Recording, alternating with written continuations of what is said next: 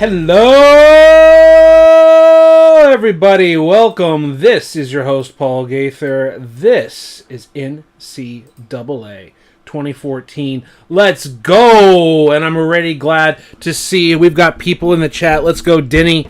Great to see you and everybody else watching either live or on the playback. I'm back. It is the 16th of November, 2024. 8 days since our last live stream. I'm going to tell you what. I saw Paul McCartney live in concert. I saw the Maca himself at the Estadio Nacional in Lima, Peru. And it's also been a little obsession of mine to play some good old Beatles rock band. I'm not going to bore you with that on camera, but I've been having fun with that. I got myself the bass guitar, the Precision Fender bass guitar, having a lot of fun playing that. But here we are. I'm back. We're back. And you know what? The other thing is, I want to make sure that I give you the best quality video I possibly can. And I lost a lot of mood and intention to play this game. And with a little bit of a break, the mood came back here. And we're going to talk about plays. We're going to talk about play booking. We're going to talk about the future of playing this potential franchise here. And I'm going to tell you what. I'm really disappointed with the plays that I have put together and the quality of quarterback play that we've seen. So we're going to show you why, we're going to demonstrate why, we're going to go look in the playbooks, we're going to have a few different things, and I'm on the border between just playing user-controlled quarterback, messing with potentially varsity settings, doing a variety of things here. We have this zone play, we're handing the ball off here. I don't care that we get tackled by Alabama. We're just looking at some animations here and setting certain things up here. So we can see here the little side step ready for the football. That's the thing. It's a lateral step going to the outside. And that's a main purpose because that sets up why. Here's the thing. In the Playbook Manager, you can press the X button and reorder plays. That's something you cannot do in Madden 12. You cannot do in Madden 14. Is reorder the plays that are actually in the playbook. So for some reason, the random coaching thing puts it in nickel, even though I'm not in a offensive set that would require or necessitate the nickel. And here we're going with the counter play.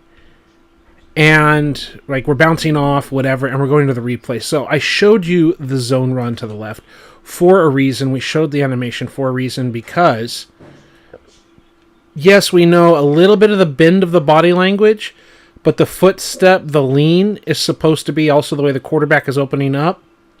Sure, the pulling guard and pulling tackle make it obvious. A lot of times as a linebacker, you're keying the back. You're not really staring at offensive linemen. Sometimes you're keying the center more than you're keying a guard. You have different keys.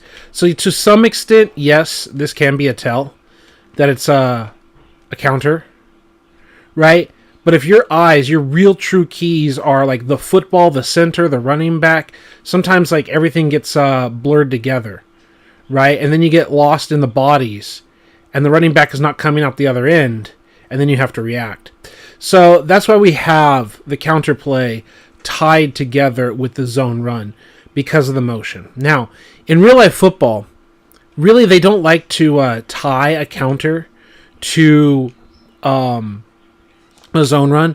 They usually like to have some kind of play action rollout, which I don't even have here for a variety of reasons, because let's go back to the zone run for just a moment here and watch what the quarterback does or doesn't do.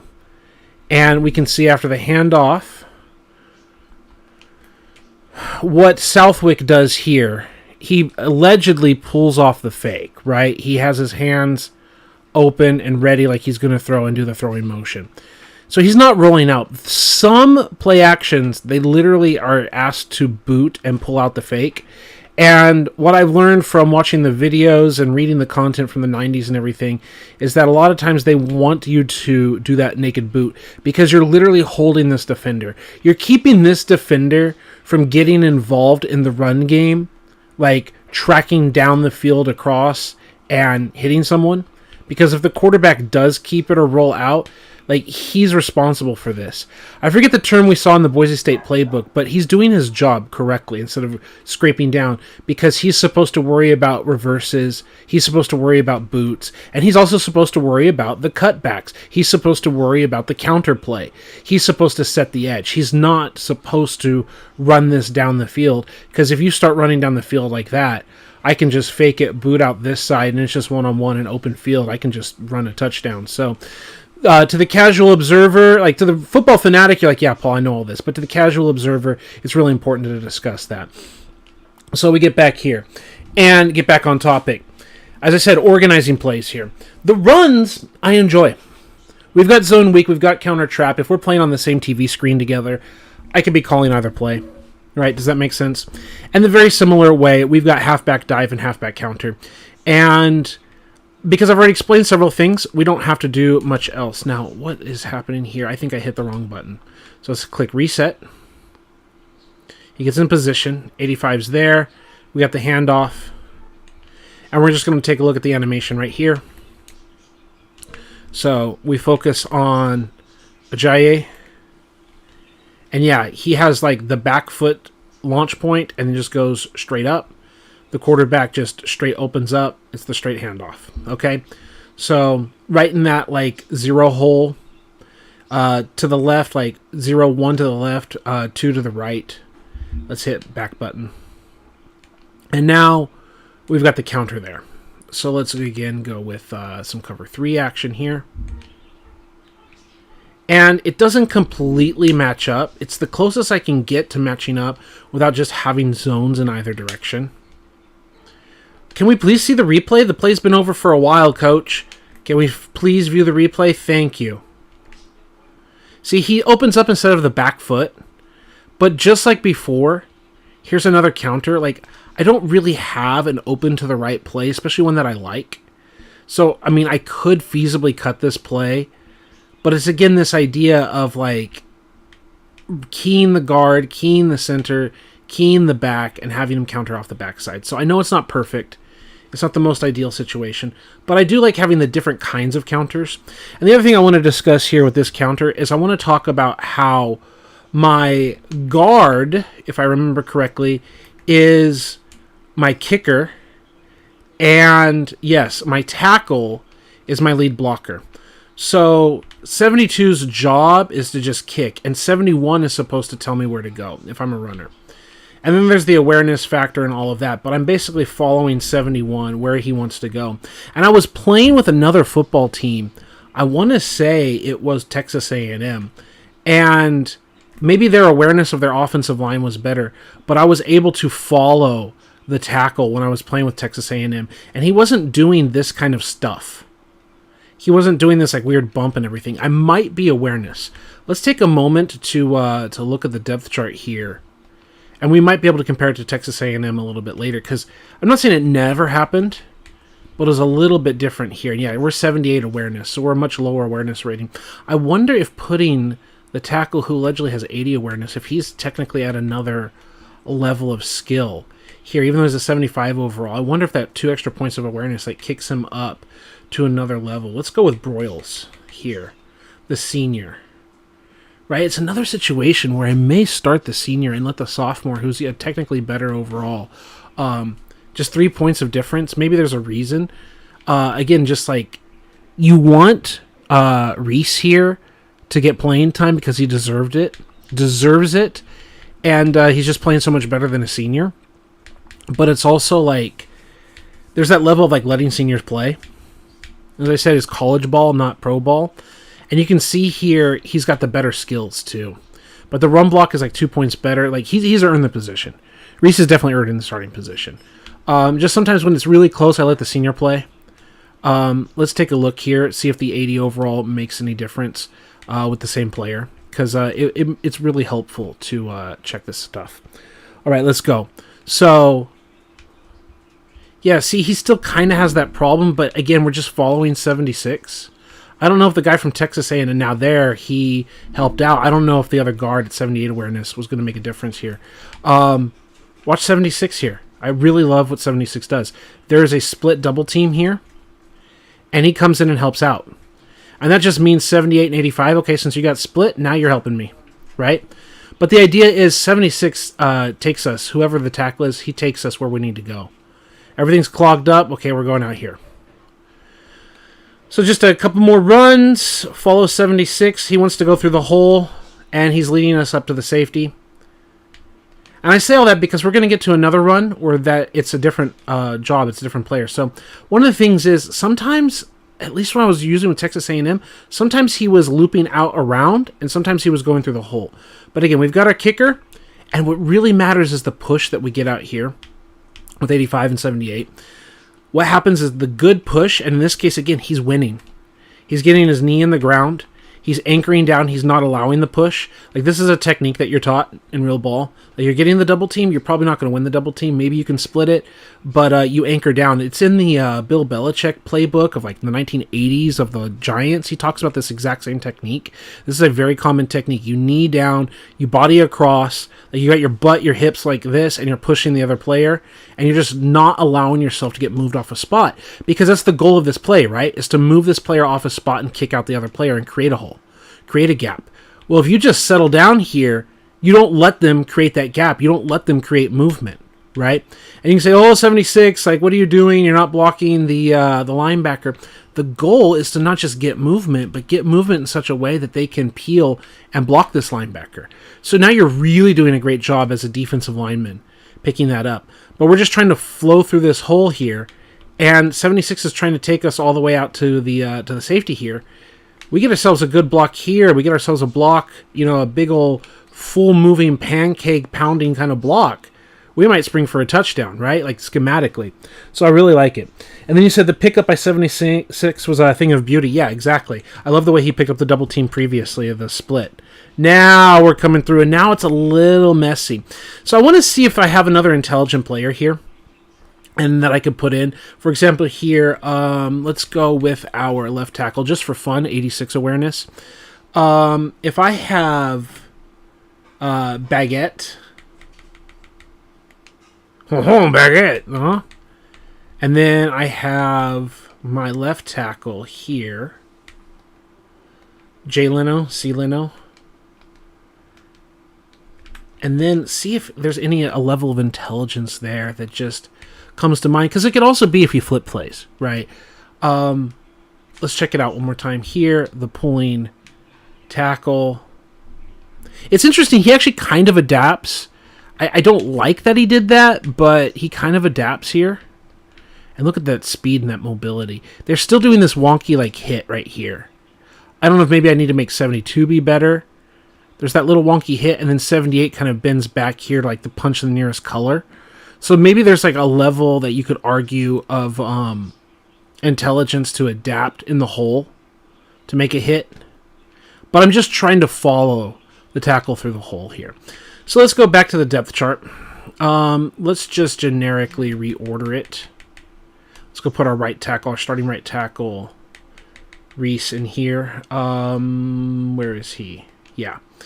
And let's go back here and replace him with Leno. Yeah, let's do that. Okay. All of this lead up, try not to bore you. We're trying to go here. We have the counter. There was another play I had. Maybe it was in the other playbook. Maybe I cut it. There was another play I was looking at where it was like the bend back. I think maybe it was here in slot or in bunch. There's H-back cutback. Here. Yeah, that's the idea. Okay, got it. So a point I was trying to make earlier is sometimes the guard is the kick out and the tackle is the puller. And other times here with the nickel and the nickel 2-4-5 cover 3 is now 72 is our lead blocker. And he picked that up so beautifully after the release of the block. See, now he changes from being just the kick out that you're not following to actually being our lead blocker here. And he takes us out here. So this is what I was talking about. Sometimes he takes us around. Sometimes he'll take us through this hole. Sometimes he'll take us around the hole. Right? He's like, if he's going to try to go around 78, then we're going to go around too. And that's what we do. We just follow his body language. We don't have to worry about reading other blocks. We just read him. He wants to go inside, we're going inside. Right? He wants to go out and around, we're going to go out and around. We need our other teammates to do things, but our primary goal on this kind of play is follow our guard. You want to go out and around? Okay, bro. I'm on you. You're making the read, right or wrong. You're making the read. You're going out and around, we're going out and around. You want to pick up that safety? Then it's the job of my teammates. It's the job of my teammates to pick up these other players. And you're leading the way, and it's really the right decision here. If our teammate picks up this flowing linebacker, which also I'm really glad the way the settings are that Alabama is doing well.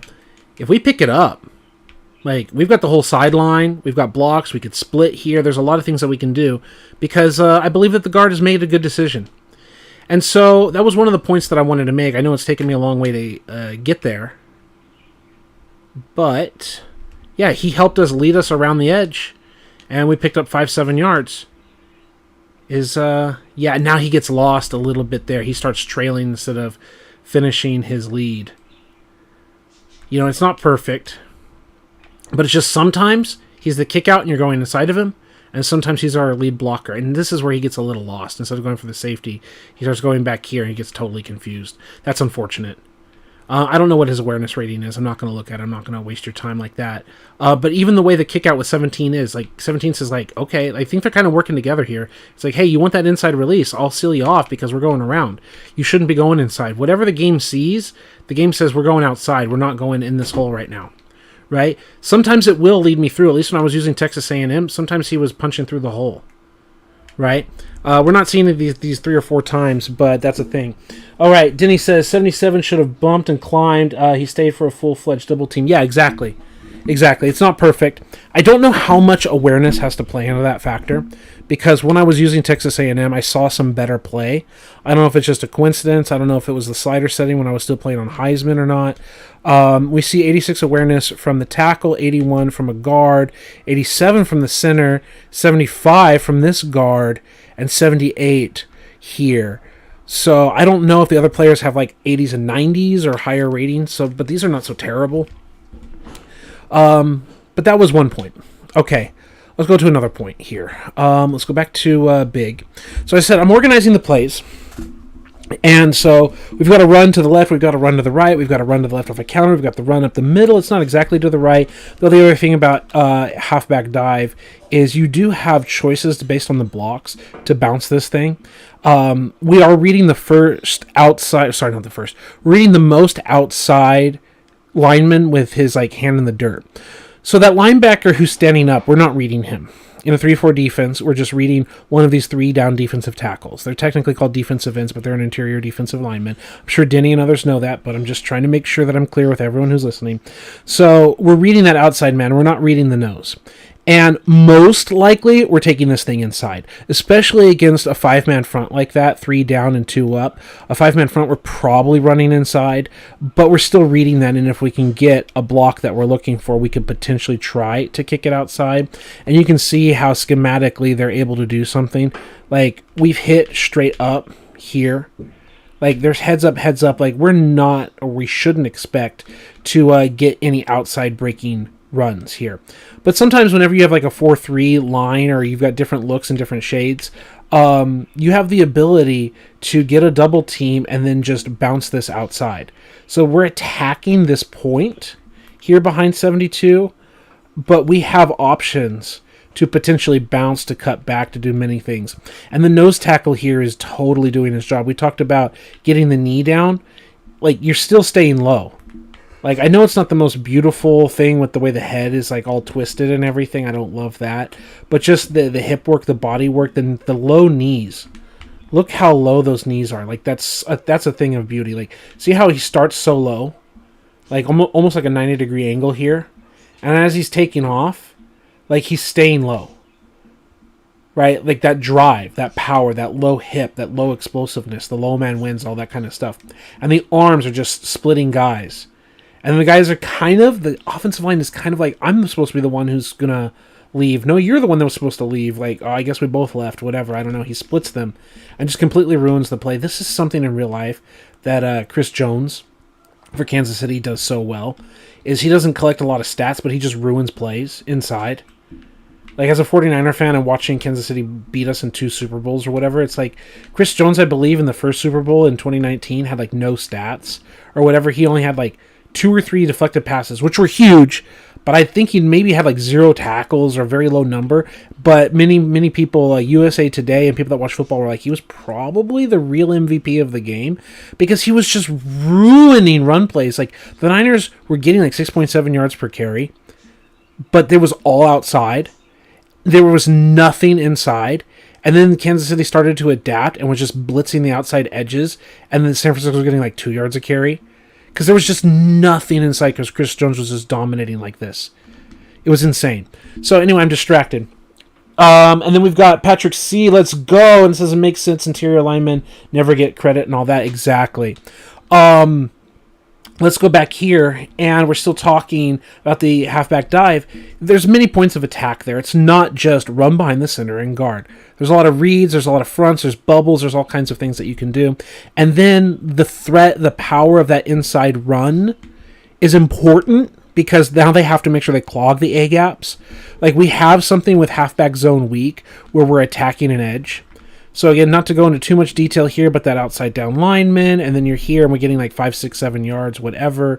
Per carry, we're splitting 85, 78. Like, we're splitting. Like, this linebacker has to protect the edge. He has to. And 78, 77, this is another problem here with these video games. It's been around since like the 06 version of the game, the 07 of the college game, but this animation happened in the Xbox 360 06 version, where he's not actually touching someone. He's like ghost blocking someone. It's like animation based, but he's not actually physically on him. It's a problem of him not physically connecting like they do with 72 and 65 here. Like, he should physically be closer, but they're trying to execute that double team animation, and you just have to use your imagination. But the idea is they're pushing him off the ball spot. And so you're just splitting 85 and 78. They go to that next level. Again, 77 is supposed to be scooping here. It's just like a ghost animation. It's unfortunate. Now he's physically blocking someone he's not actually touching, and then he gets suctioned into it a little bit. But that's what's supposed to be happening. So that 78 gets off that point, picks up here, and we're just hitting 5, 6, 7 yards wherever they want to spot the ball in his knee. The threat of that is what is supposed to open up these inside halfback dives.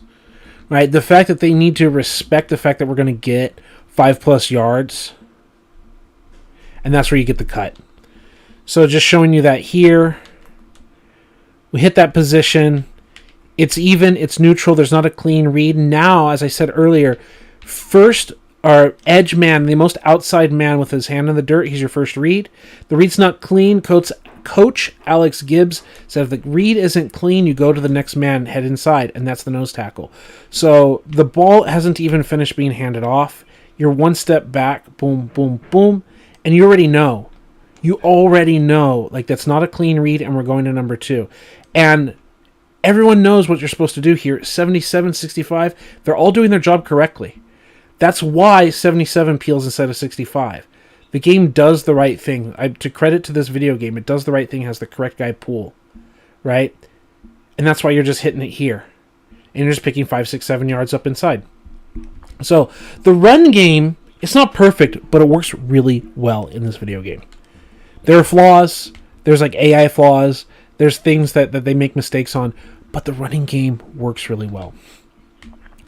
And we're going to see the same concepts again and again. The counter and the dive and the blunt and the smash. Like, you're going to see these ideas. And that's why I'm spending so much time talking about it right now. Is most of the runs are just the same thing. You're either like attacking the tackle and that defensive lineman. You're attacking inside in a double team with a guard and a center. You're having a pulling play where you've got 2 pullers here on this counter where one is the kick out and the other is the lead blocker. Or in the cutback, you just instead actually have that pulling guard as your lead blocker. It's the same thing over and over and over again. Halfback ace power, I believe here. Let's go to nickel 245, flip cover 3. So the nickel back is here. And again, you're just flowing, watching 72, and we're doing here, and we're getting in the end zone. Oh, I tried to do the L trigger plus B dive to do like the super dive. We see 72. He takes off. Can I get the camera on 72, please? Snaps to the center, it snaps to the tackle, snaps to the tight end. There we go. So he's at losing ground to gain ground, right? Left foot back, really far back. Pulling around, bucket stepping, nice clean bucket step animation, leading the way through the hole here. And as we said, he's leading the way. He wants to go inside. Okay, we've got this. He pounds it. And because the way what 65 is doing, he knows he doesn't need to worry about that linebacker. Suddenly we pick up and we're getting to the next level. Boom, boom. And 34 does the best he can to run block for us. And we're just getting around the edge. And we're just doing our best. And a nice tackle by the Alabama defensive player to save the touchdown. So it's the same thing over and over and over and over and over again. So to respect the rest of your time, we've been talking about this for nearly half an hour. It's time to talk the passing game. And that's what kept me away for the last 8 days or so. Now we've got our audience built up here. We've got at least 2 concurrent viewers, I believe Patrick and Denny here. And anyone else watching in the future. Here's the thing. We got to have the serious talk. It's both in the plays that are available and the plays I have in my book. My goal, my desire is to have coach mode. I want to have coach mode because as a human, you can just cut apart the computer. You basically nullify this idea of awareness. What is the point of having Joe Southwick at 87 awareness? It's not 90. He's not elite. What's the point of having 87 awareness and having 74 awareness or whatever? If you've got a guy who has, let's say, like super throwing power, right? Why don't just play a guy with super throwing power? Now, we don't specifically have that, and the reason to play him is his 90 accuracy. But let's just imagine we recruited some like 90-plus throwing power, whatever guy. Why wouldn't we just play him? Because we're a user, we can just make him make all the good decisions. Like, what's the point? But also, what is the point of having Johnny Manziel? Regardless of how we feel about him as a real-life football player in the NFL and his partying and blah, blah, blah, in this video game, Johnny has 99 awareness, okay? Let's just take a look at management. And let's go to, not at that. Let's go to management. Let's go to edit rosters. Let's go to all teams. Let's go to quarterback position. There are 2 99s in this game. Regardless of how you feel about them as NFL prospects, there's 2 99s. What is the point of having a 99 overall quarterback if your offense sucks? What is the point of having Mr. 99 awareness? Like, he didn't become Tom Brady. He didn't become Peyton Manning. But what is the point of having Mr. 99 awareness versus 89 awareness versus whoever if they can't play ball? That's what's really disappointing to me. Well, let's imagine you're a Texas A&M fan. I'm a Boise State fan. But, like, what's the difference of having an Andrew Luck, of having a John Elway, of having Kellen Moore, of having Johnny Manziel, whatever? Like, what's the point of that if you can't benefit from it? What's the point of recruiting Arch Manning or whoever that's supposed to be a player, right? Denny says amen. I think you know the idea here. So we get to custom playbooks. And this is tied together. This is my ADHD speaking, but since we're in this menu instead of all of that, let's talk about the playbooks. Let's talk about add remove plays. It's a multi-layered thing here. We're in the Ace Big, and you see there are 42 passes. 42 passes, I'm using 3 of them. We've talked at length about the auto motion passes, and I don't mind auto motion so long as there are runs that work with them, which there are. Like, I think we have to go to a few of these here, like in the HB or whatever. There's the motion halfback swings another pass. Where are they? I want to say they're in here. They're in some formations. Halfback misdirection motion, halfback misdirection without the motion. Okay, maybe they're not in this specific formation, but there's some formations that have it. I want to say like strong eye or whatever. Pistol, shotgun, strong, eye, normal. Let's go to the halfback stuff. Yeah, there's the motion toss, and we've talked about them getting frozen in motion. There is halfback ISO, so again, goes in motion, hand it off. And I want to say there was another one. Well, at least there's two. There should also be a counter. But, like, there's a handoff and a pitch, so there's two different runs. So I don't mind having these auto motion plays. There's even the end around. That's the one I kept, and we're going to go through that a little bit later. But I don't mind having the auto motion plays so long as they match up and they work well. And that's one of the problems here. Why is it not in my playbook? Because he shuffle steps the entire time of his auto motion. He does like the linebacker shuffle. Whereas in these F trail and these other plays, he actually runs to the left, then shuffles 2 steps and like runs the play. That's what he does in end around. He actually runs sideways and then takes the ball like on the end around. So the F trail can fake the end around or whatever. Like those are fine. And I just picked the ones that I like the most. Like the FL drive. I didn't choose the F trail because we already have drive. I really like the way this is. I mean, there's some value here because the tight end does a different route and all that. We can get into that detail a little bit later. So I have some of these auto motion plays, but I didn't keep halfback ISO because he does this weird shuffle and all that. And obviously I didn't keep the pitch. Not only does the toss, the pitch freeze, but he also does the side shuffle. It's so fucked up. But as I was saying earlier, like, what's the point of the 99, like, overall? If he doesn't play like it, if he doesn't, like, make the plays, make the reads. So I said back here with Ace Big, there are 42 pass plays. We just talked about auto motion. But start looking at some of these concepts, okay? Like, they suck, okay? Something I want to talk about when I talk about these passes is I think the 3 most common defenses you're going to see, the most bland, vanilla, core defenses you're going to see that they're going to base blitzes off and all of that, is cover 3, cover 2 man under, also known as cover 5, and the variations of cover 1 robber. Either the linebackers in robber or the safeties in robber or whatever. The cover 1 and the cover 3 can both have single high. Both of them can start out in 2 and then roll to 1 high. And then you can just start in 2 and you can roll, like, make it look like it's rolled down into a 1 and then you can roll back out, like, to the field and to the boundary. There's things that you can do, but those are the 3 core plays. If you don't have an answer for those 3 vanilla defenses in your scheme, then why are you running the play? And that's part of the problem here. Aside from the issue of the in-breaking routes and them jogging it out, like X here has like this thing in these Madden 14 and this NCAA 14 game where they jog out of their breaks, which is a problem. The other thing is, what is our solution? What is our conflict that we're doing if defensively they're running a cover 3? Okay? I know I'm off topic from the 99 awareness, but it's related.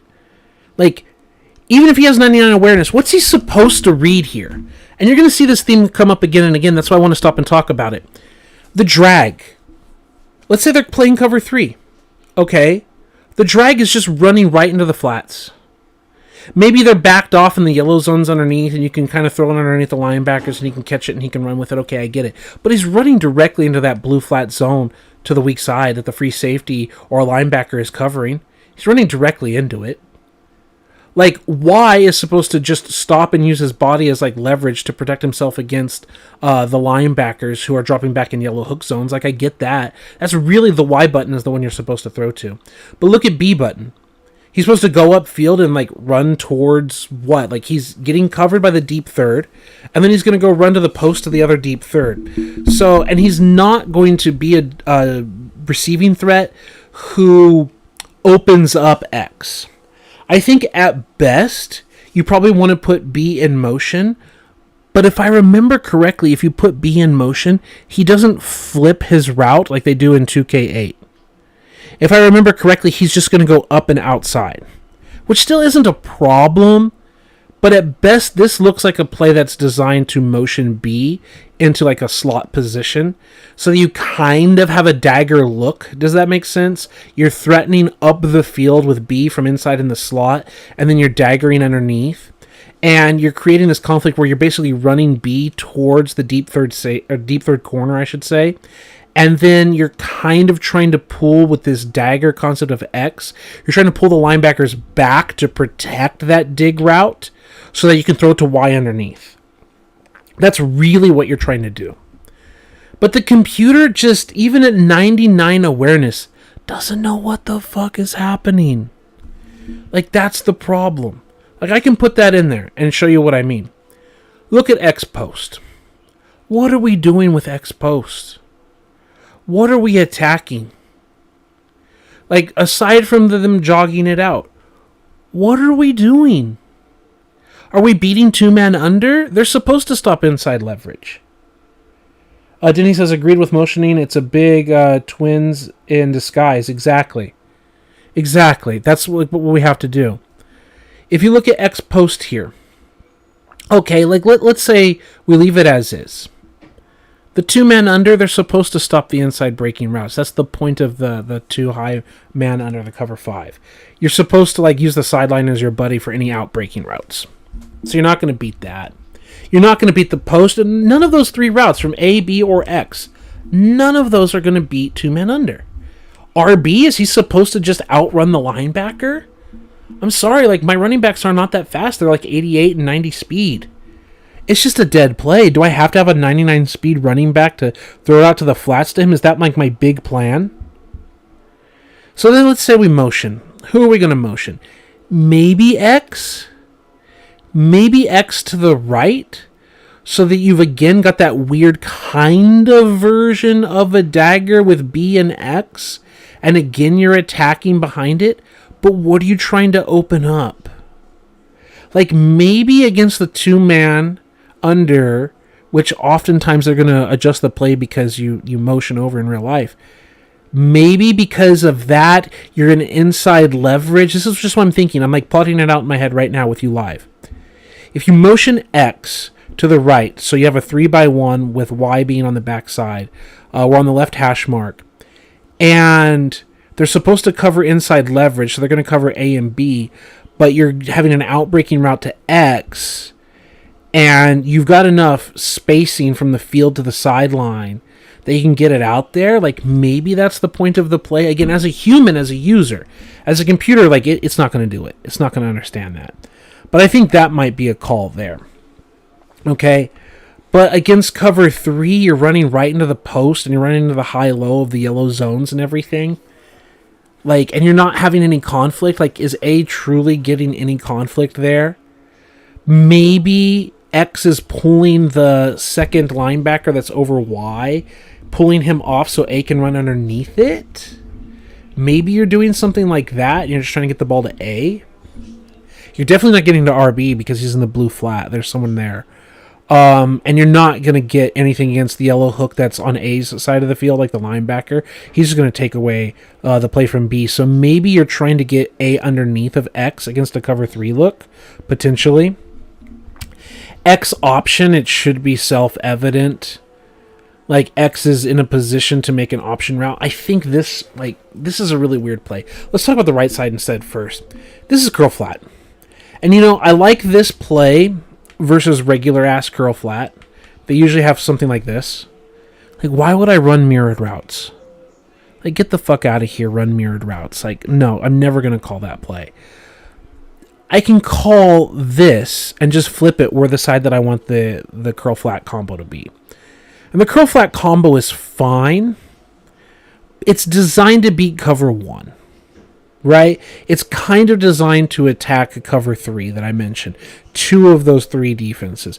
Because against cover 1, the corner is supposed to not get beat deep and you curl underneath the corner. Right? The linebacker playing against A in man coverage is going to fly out there. And then you're going to curl underneath him and you're going to have an escape pattern to get the ball to B. Correct? Against a cover 3 defense where you've got a blue flat zone, the flat is supposed to ideally take away the curl by dropping back and then driving on the flat, because as a defender you're okay with them throwing to like the 0 yard 1 yard gain out to the flat, and then as the ball is coming out you just break on that player and like only let him get like 3 yards or whatever. So it's not truly a beater. Just because you complete the pass doesn't mean it's truly a beater. That's not really designed for the cover 3 hit. Y is just literally running against the high-low of a cover 3 or against a cover 1, so you're not really attacking there. Like, that's a problem. X, if he stays in this little hitch, the blue zone is there. I could see a value in Y pulling off coverage to have X run the slant behind it. I could see the value in that. The go route, that could be a release against cover 2 man, and you're just trying to have an outside release over the top of it, and you're just trying to draw attention, and you're trying to have Y find a way of getting that inside leverage against the man coverage of the middle linebacker. You're just hoping that Y is a better route runner than the linebacker covering him, and maybe you're attacking Y so there as a user. X dig. This looks like another play where you're literally trying to motion B across the field and create the dagger concept. That's what it looks like. There's some certain things that we're trying to mess with here. I don't like the screen. I don't. Maybe we're in the left hash. We move X across the formation and we do something here. Like, there's some things that we can do with like human motioning. But you can see I only had 3 passes. I don't like mirrored routes. There's things that I can do as a human against the computer. But then you don't want to like cheese it up. I guess that's the other point like I keep getting back to. It's like when I said we're going to talk about 99 awareness. If the computer can't do it, then what's the point? And the 3 passes that I had were like the quick slants and all of that. Let me back out. Let me not save.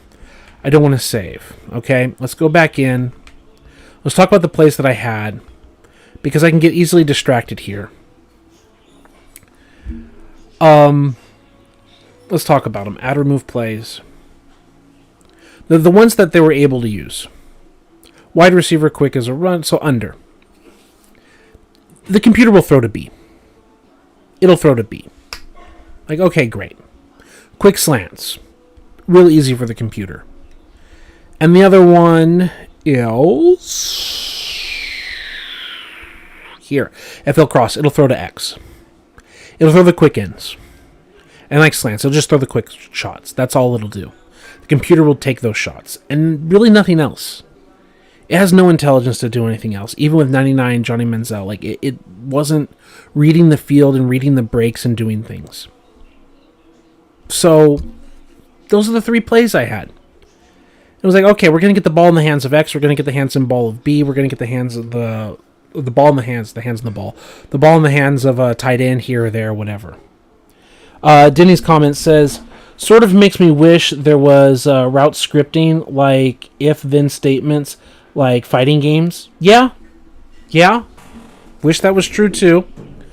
You can see these are the concepts. Let me go back into practice mode before I build like a human-based script. But let's go to practice, and let's go to Texas A&M. I think it's before that here. And let's go to Alabama and use our offense. And there was things I wanted to show off with the plays that I did have, which with their intention. It's just, I know I'm kind of rambling, but I'm really frustrated with the offense. I'm really frustrated with the lack of options. I'm really frustrated that I can't like scheme up my players. Like I talked about what's the point of having 99 awareness and a super quarterback. What's the point of recruiting him and getting him on your team? What's the point of becoming a 5-star competitive Boise State team over the course of the years and finding the next Andrew Luck or whoever? What's the point if they don't perform? If we're just going to throw a bunch of slants and drags or whatever, and that's our entire offense. Like, that really demotivated me from making more videos for a few days, and I just had to, like, cool off my steam. But let's take a look at it. Here with FL Cross, one of the reasons I had this plays together like this is you see what X is doing, and then you see an under. He has an inside breaking route. So let's just do a random play here. Let's just do cover 4, whatever. And you can see X, he starts inside like he would, and I'm just user throwing this here. So if the drag happens, if you get the drag to work, because that's what he's kind of faking right here. He takes off, and he's going to drag across the field, right? Oops, actually, no, he's not. He's going to whip out, and he's going to do that Julian Edelman against the Seahawks in the Super Bowl, like, route. Right? So if I start completing that little under route, that little drag route, I can hit him with one of these and feel like I'm at least doing something as a coach. In a similar way, the tight end here is going upfield and he's breaking on this route. And, oh, wait, he bent it back. Right? That's the idea. So he's got a little double move, and we got a little double move there because FL Cross is just a classic flag route with a drag, and X under fakes the drag and flakes the flag route. Fakes the flag route.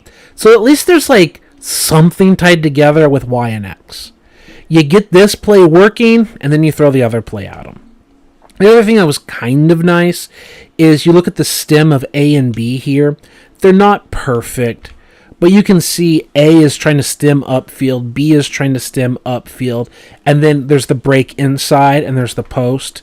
There's the possibility of breaking the tight end off here, and it's not the same exact as a Mills. I don't think they have the smart route in this game like they do in Madden. No, they don't. It's not exactly Mills. He's not going deep enough for Mills, but it's kind of a Mills concept. And I'm looking here in the comments, and it says, if they couldn't program the AI, they shouldn't have let the user do it. There's only so much that we can do. I don't know what you mean by that, Denny. Like, I'm not going to disagree. I think that they should be able to program the AI to do it, but I don't know what you wanted them to hinder the human for. Because here's the one thing I will say. These games are intended for you versus me, human versus human play. And computer versus computer or computer versus human play is an afterthought. The awareness rating is at least there to pretend that the computer can be good. I feel that people have talked about Robo QB in the past because it, like, even I told you with Chad Henne, we called him Chad Hennington, right? Because Chad Pennington had like 90-something awareness and could carve you up and was like a good, accurate underneath thrower. And I want to say it was Madden 11 or one of those games where Henne with the Dolphins, because it was Pennington joined Miami because they brought Brett Favre in to the Jets. And so he went to Miami, and I believe they had Henne and Pennington on the same team for like a year. Because what was that? 2009 with the Madden 9 is the 2008 season. So I want to say it was like Madden 10 or Madden 11, where Henne and Pennington were on the same team, and it was like you couldn't tell the difference. You had like 90-something, 92 awareness Pennington, and you had like 78 awareness Henne. And we called him Chad Hennington because he played the same awareness. It was just Robo QB cutting you apart. And it was like the opposite problem, right? Like Robo QB just knew where to throw everyone all the time, even with like 78 awareness, and it was like, oh, come on. But I think EA had like a rubber band reaction, and they went overboard, and they just dumbed down the quarterbacks. I felt like they could attack the seams and do all kinds of things like in the Madden 10, Madden 11 range, and just cut you apart. And they just like dialed it back where now they're just all dumb because people complained about Robo QB and just having like 400, 500 yards thrown on them. Which is a whole other problem and other solutions I could suggest, but the main point is these games are really designed of a you versus me experience. They wanted that Call of Duty numbers of getting online players, playing football video games, 5-minute quarters, have fun with your buddies. Like that's what the game is designed for. But I'm one of the few, and I know Denny and other people in the audience are like sim heads. And we like try to get the best sim experience out of the system that we're provided with. Now, as you made your other comment while I was talking, said not hinder the user. to dictate how you want the receiver to react to cover X. Build-in system hot calls without user spamming. Yeah, that's also part of the thing, Denny, if I understand you correctly. It's like, I think it was Madden 05 that invented the option routes. And they made it like awareness-based. Because the video game, they explained to me when I was at EA that one of the things in their coding is that the computer knows your play call. Like, it does. It knows what you call, not just because it's a computer and you put the input, but like they don't have like a hard wall of like tendencies or whatever. Like, yeah, the computer knows your call, you push the button, right? But there should be like a defensive like separation, a compartmentalized like awareness or whatever. No, it knows your call because that's on both sides. It knows for the pass protection, it knows the blitz call. So it knows how to pick up the blitzes. That's a problem in that versus the 2K games that I believe compartmentalize things. And they actually try to block based on who's coming and the alignment, which is why you can actually get overload blitzes and you can get zone blitzes to work in 2K because they actually do it correctly. And EA just couldn't be bothered enough to actually reprogram the entire game from the ground up to do it like 2K, which is a whole other issue that I had conversations with Scantleberry at Central Gameplay about and all that, and it's just the world we live in. But they know your plays. They literally know your plays. And so there's like a whole part of that where there's a reason why the certain animations fire off the way they do.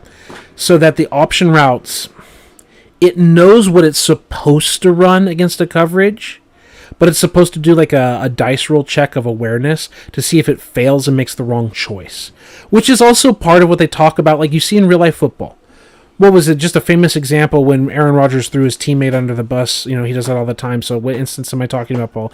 When a few weeks ago, 3-4 weeks ago, a month ago, whatever, where he said that the guy was supposed to be running down the red line on an interception, and he wasn't running down the red line, and he was breaking it inside, and he tried to adjust the play, and blah, blah, blah.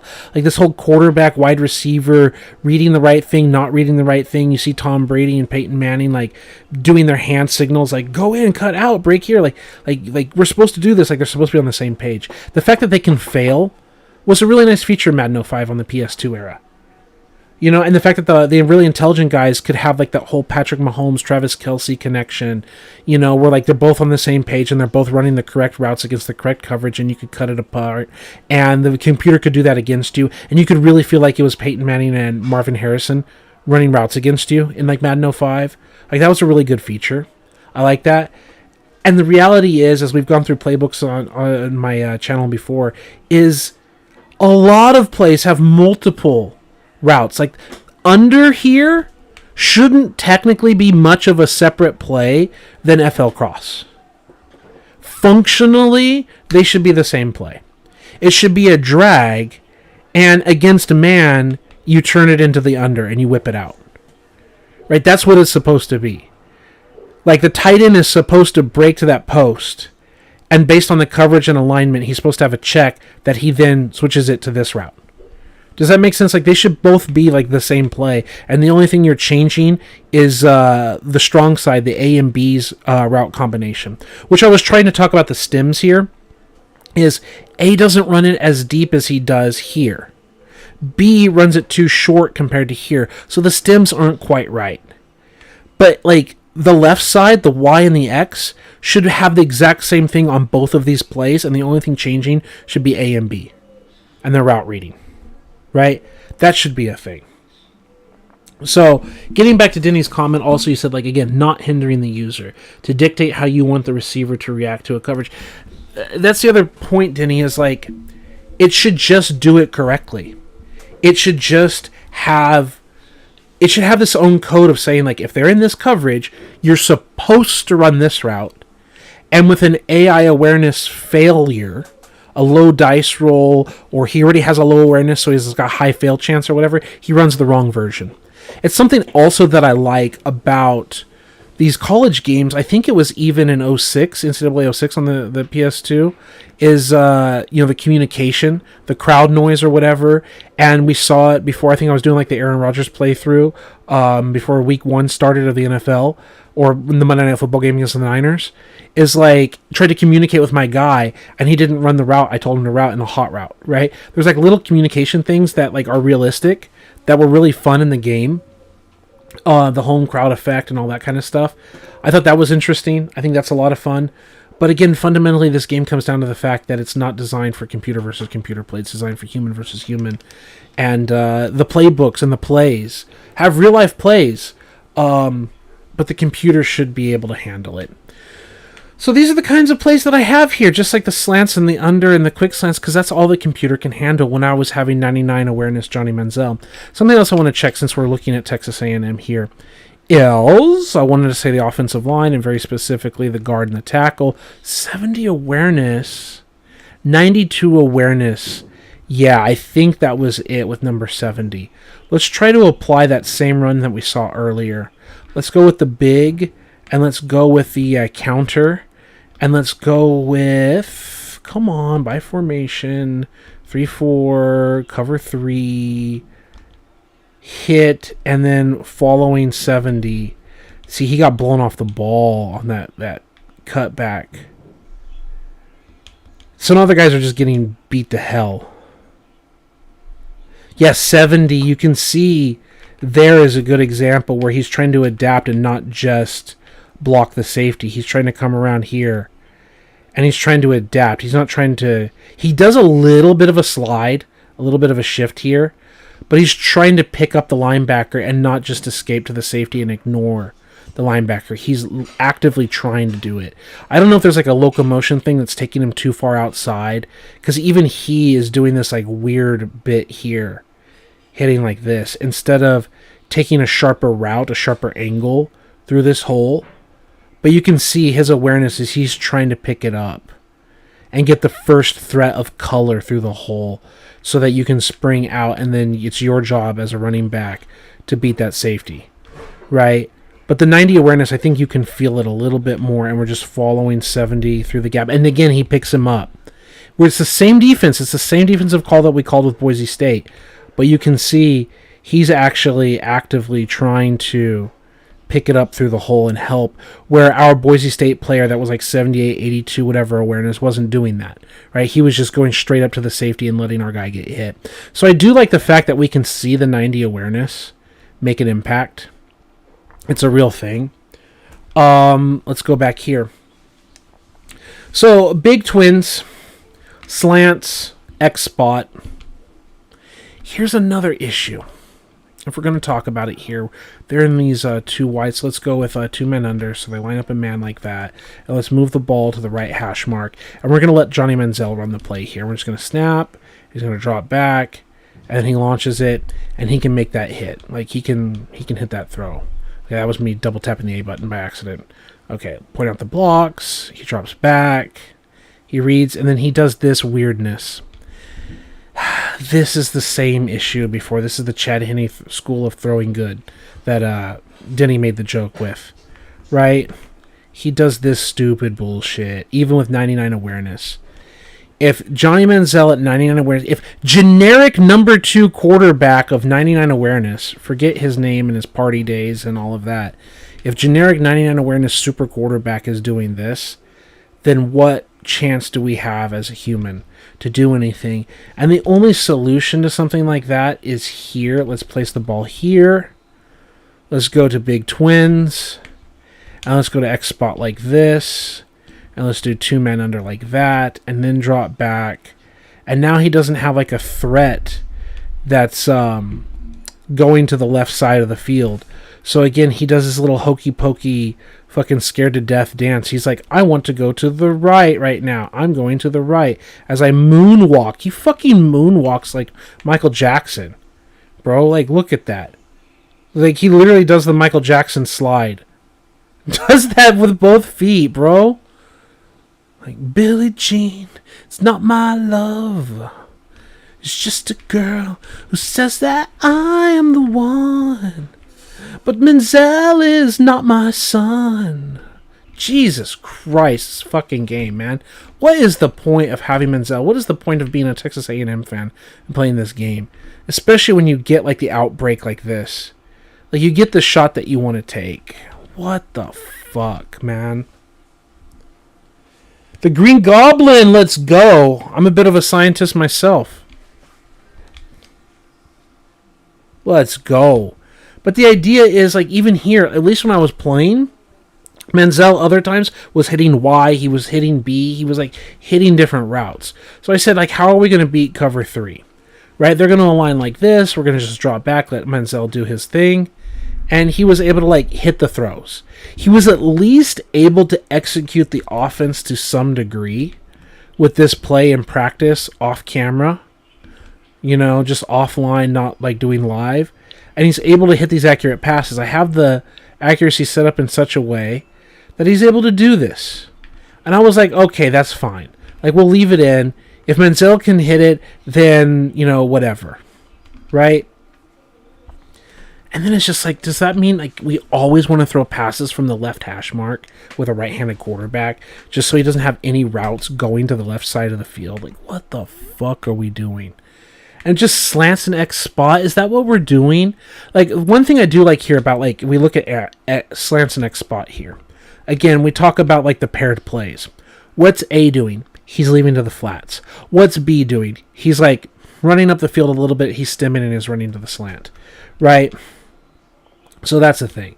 So then what about Z spot?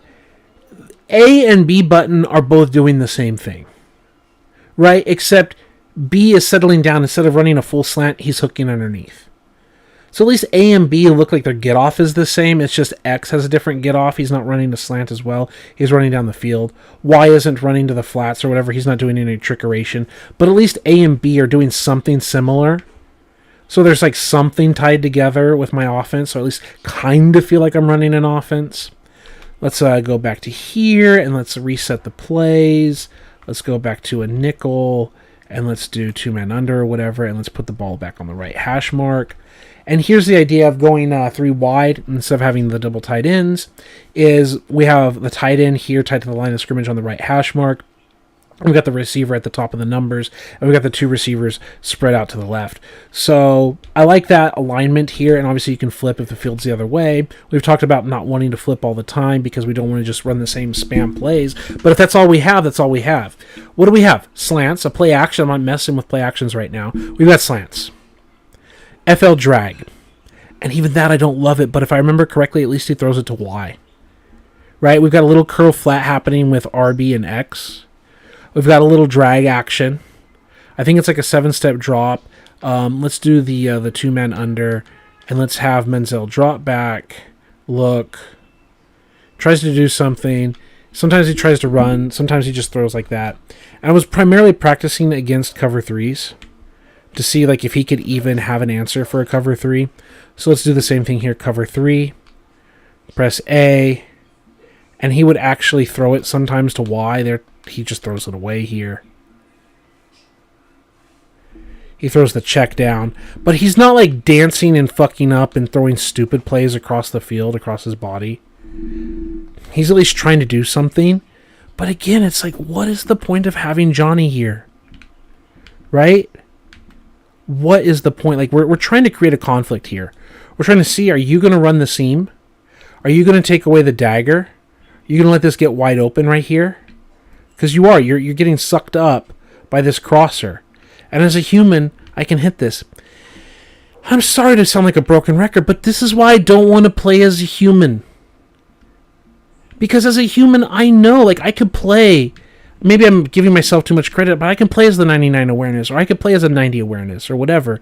Because it's not that hard to just drop back, see the body language, watch him drive down, and just hold the B button and throw it to that drag route, right? The dig route, sorry, not the drag route. Throw it to the dig, right? Oh, we're just going to draw it back, and then I'm going to dance here.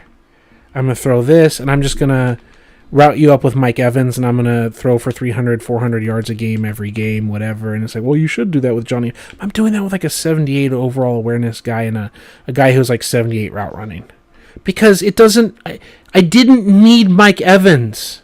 I didn't need Johnny Menzel to make this play. Okay? I don't need them. That's the point. I'm not, like... Kenny Hill. Kenny Hill, get in here. You're my starter now. We're playing against Alabama. Okay? Sabian Holmes, 70 awareness guy. You're in. We're playing against Alabama. Okay? That's the play right now. Let's go, boys. FL Dagger. Cover 3. Drop back. Hill. Boop, boop, boop. Okay, got to catch that. But I didn't need it. Like, boom, boom, boom. Okay, you got to actually throw a good pass here. I got to physically control the human player. Otherwise, he'll auto-throw. That's why I messed up that last one. But it's like, okay, I have to physically move him. So I have to move the timing. And then just throw it. Oh my god, I needed Johnny Manziel and I needed Mike Evans, this elite receiver quarterback combination, NFL players to... No, I didn't. It's scheme, right? I don't need these guys. Am I just going to route up and scheme up and go win a national championship with Boise State first year in just because the computer can't fucking handle it, right? You see why I get frustrated with it? And then Denny says Kareem Abdul-Menzel with the skyhook. Yeah, exactly. Love it. Love the comment, Denny. You see why I don't want to play as a human? See why it's so frustrating? So the other reason I have Flanker Dagger here is because of what Y is doing. He's on this drag, and then you see the whip unders. Right? At least I'm getting Y to do one play and then another.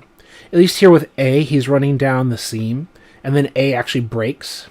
Okay? I have Flanker Dagger where X curls underneath, and then whip unders, he actually runs an in route. So he's either curling or he's an in route. Y is having a 2 moves. A has a break. Only B is has the obvious tell where he's just dragging immediately.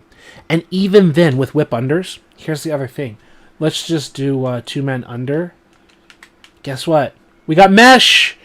We got mesh, folks. You just drop back and you're just here's mesh.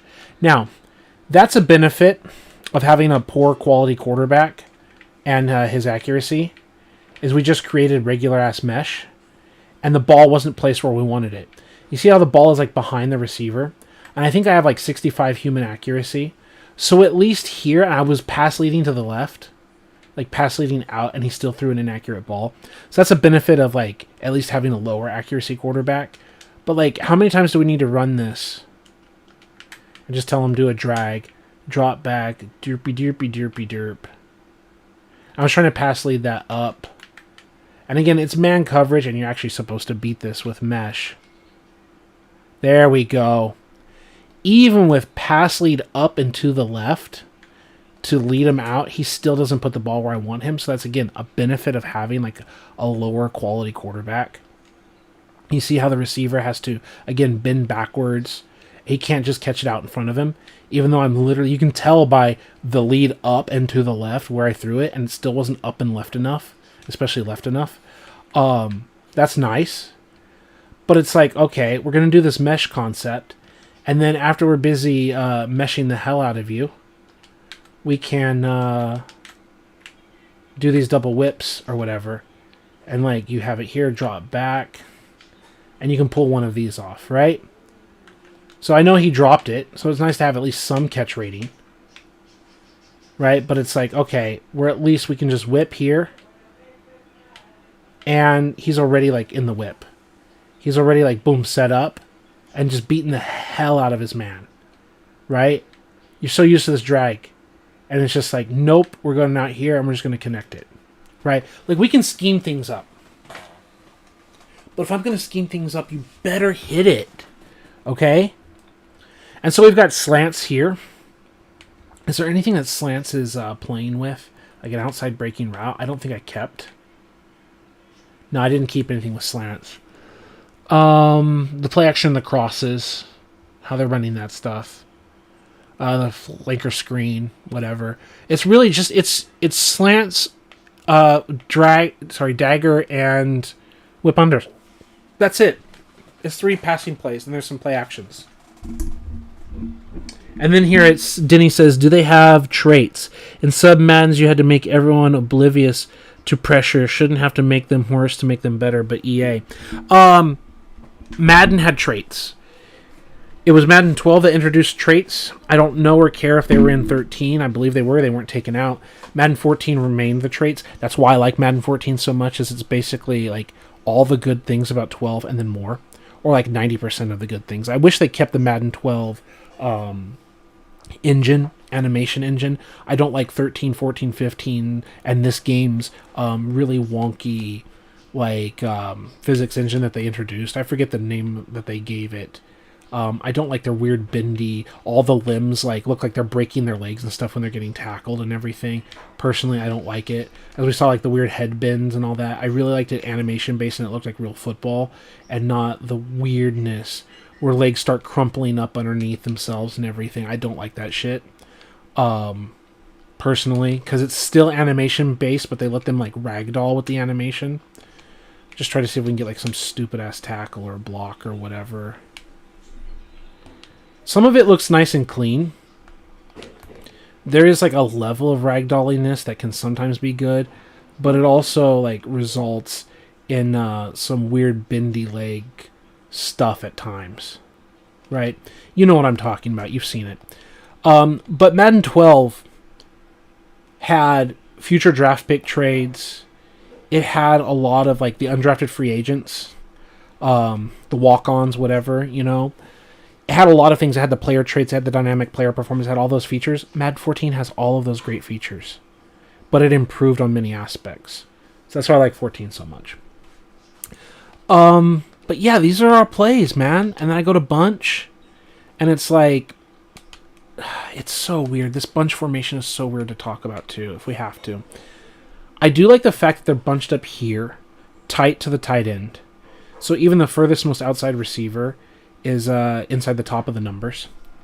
And then the other receiver is spread out wide to the left. So I like this a lot as a right hash mark play. The computer was at least throwing to Kennedy. Again, I'm not going to type anything here. I'm just going to let him run the play. And he does the same thing. That's the issue. I keep coming back to it. Okay, he's doing his job. Great. Manziel or Hill, they roll out, they see the open guy, and they throw it. I'm still not feeling a difference between having a shit quarterback and having 99 awareness quarterback. They all play the same. That's the problem. They all play the same. They run the same routes. So, I was restricted to just run the play that the computer can operate. Because there's a lot of plays the computer can't even operate. Let's do Z-spot. Let's do man under. He drops back. And, Manziel wouldn't have done it any better here. Right? I'm just user doing this. Yeah, it's man coverage, and it's, really a brutal play. It doesn't really have an answer for man. That's the accuracy and the chugging out as he bends back and changes his route. No, he doesn't chug it out, but that is definitely not awareness. That's accuracy. Right? I'm just so frustrated with the offense. I don't see a difference with him and Manziel other than the physical accuracy. But the mobility, trying to make a play, trying to make a read, trying to find the open guy, they perform the same.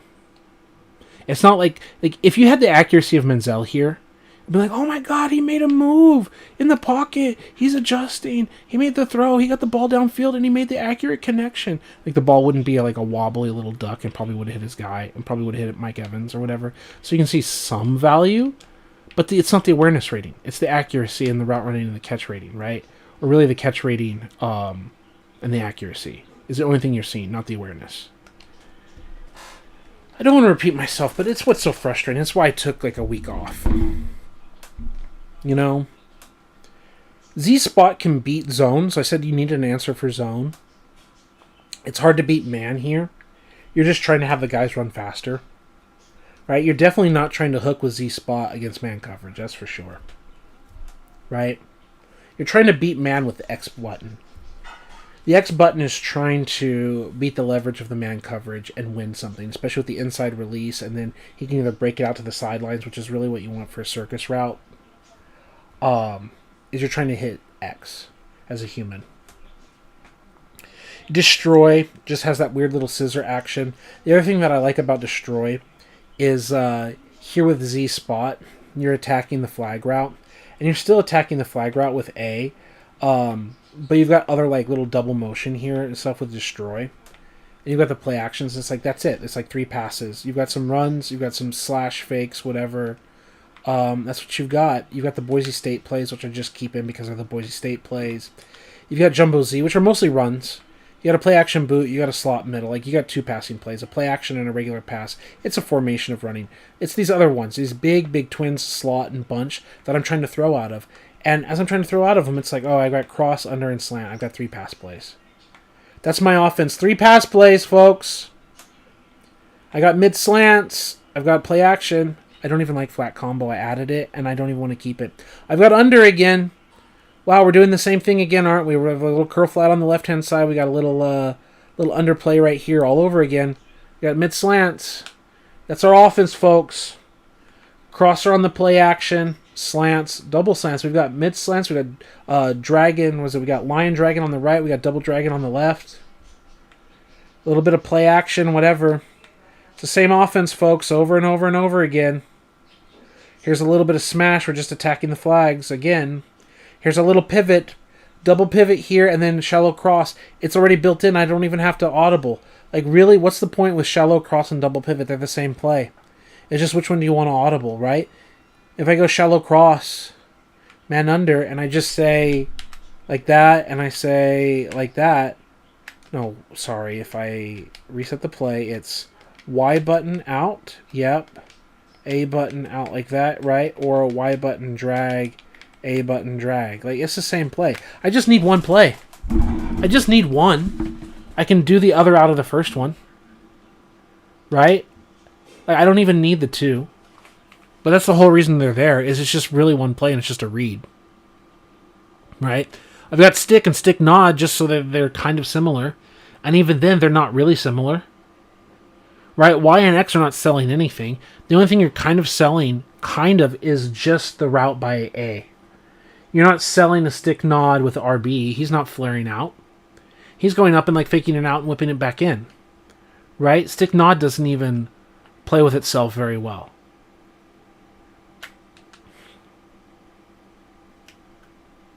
Yeah, that's just an accuracy issue right there. He's not flaring out immediately. He's like running upfield and looking like he's running that regular whip route before he gets back in.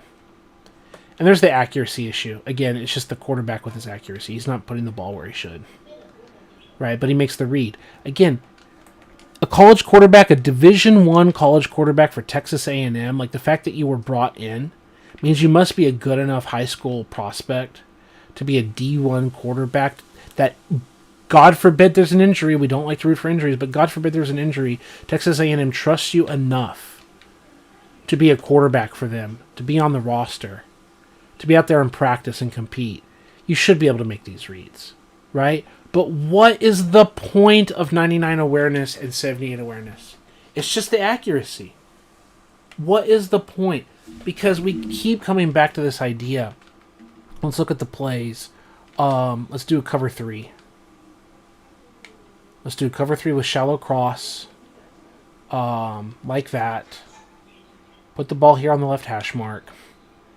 Like, is he going to attack Walker? Because I can drop back, I can wait, and then I can hit B.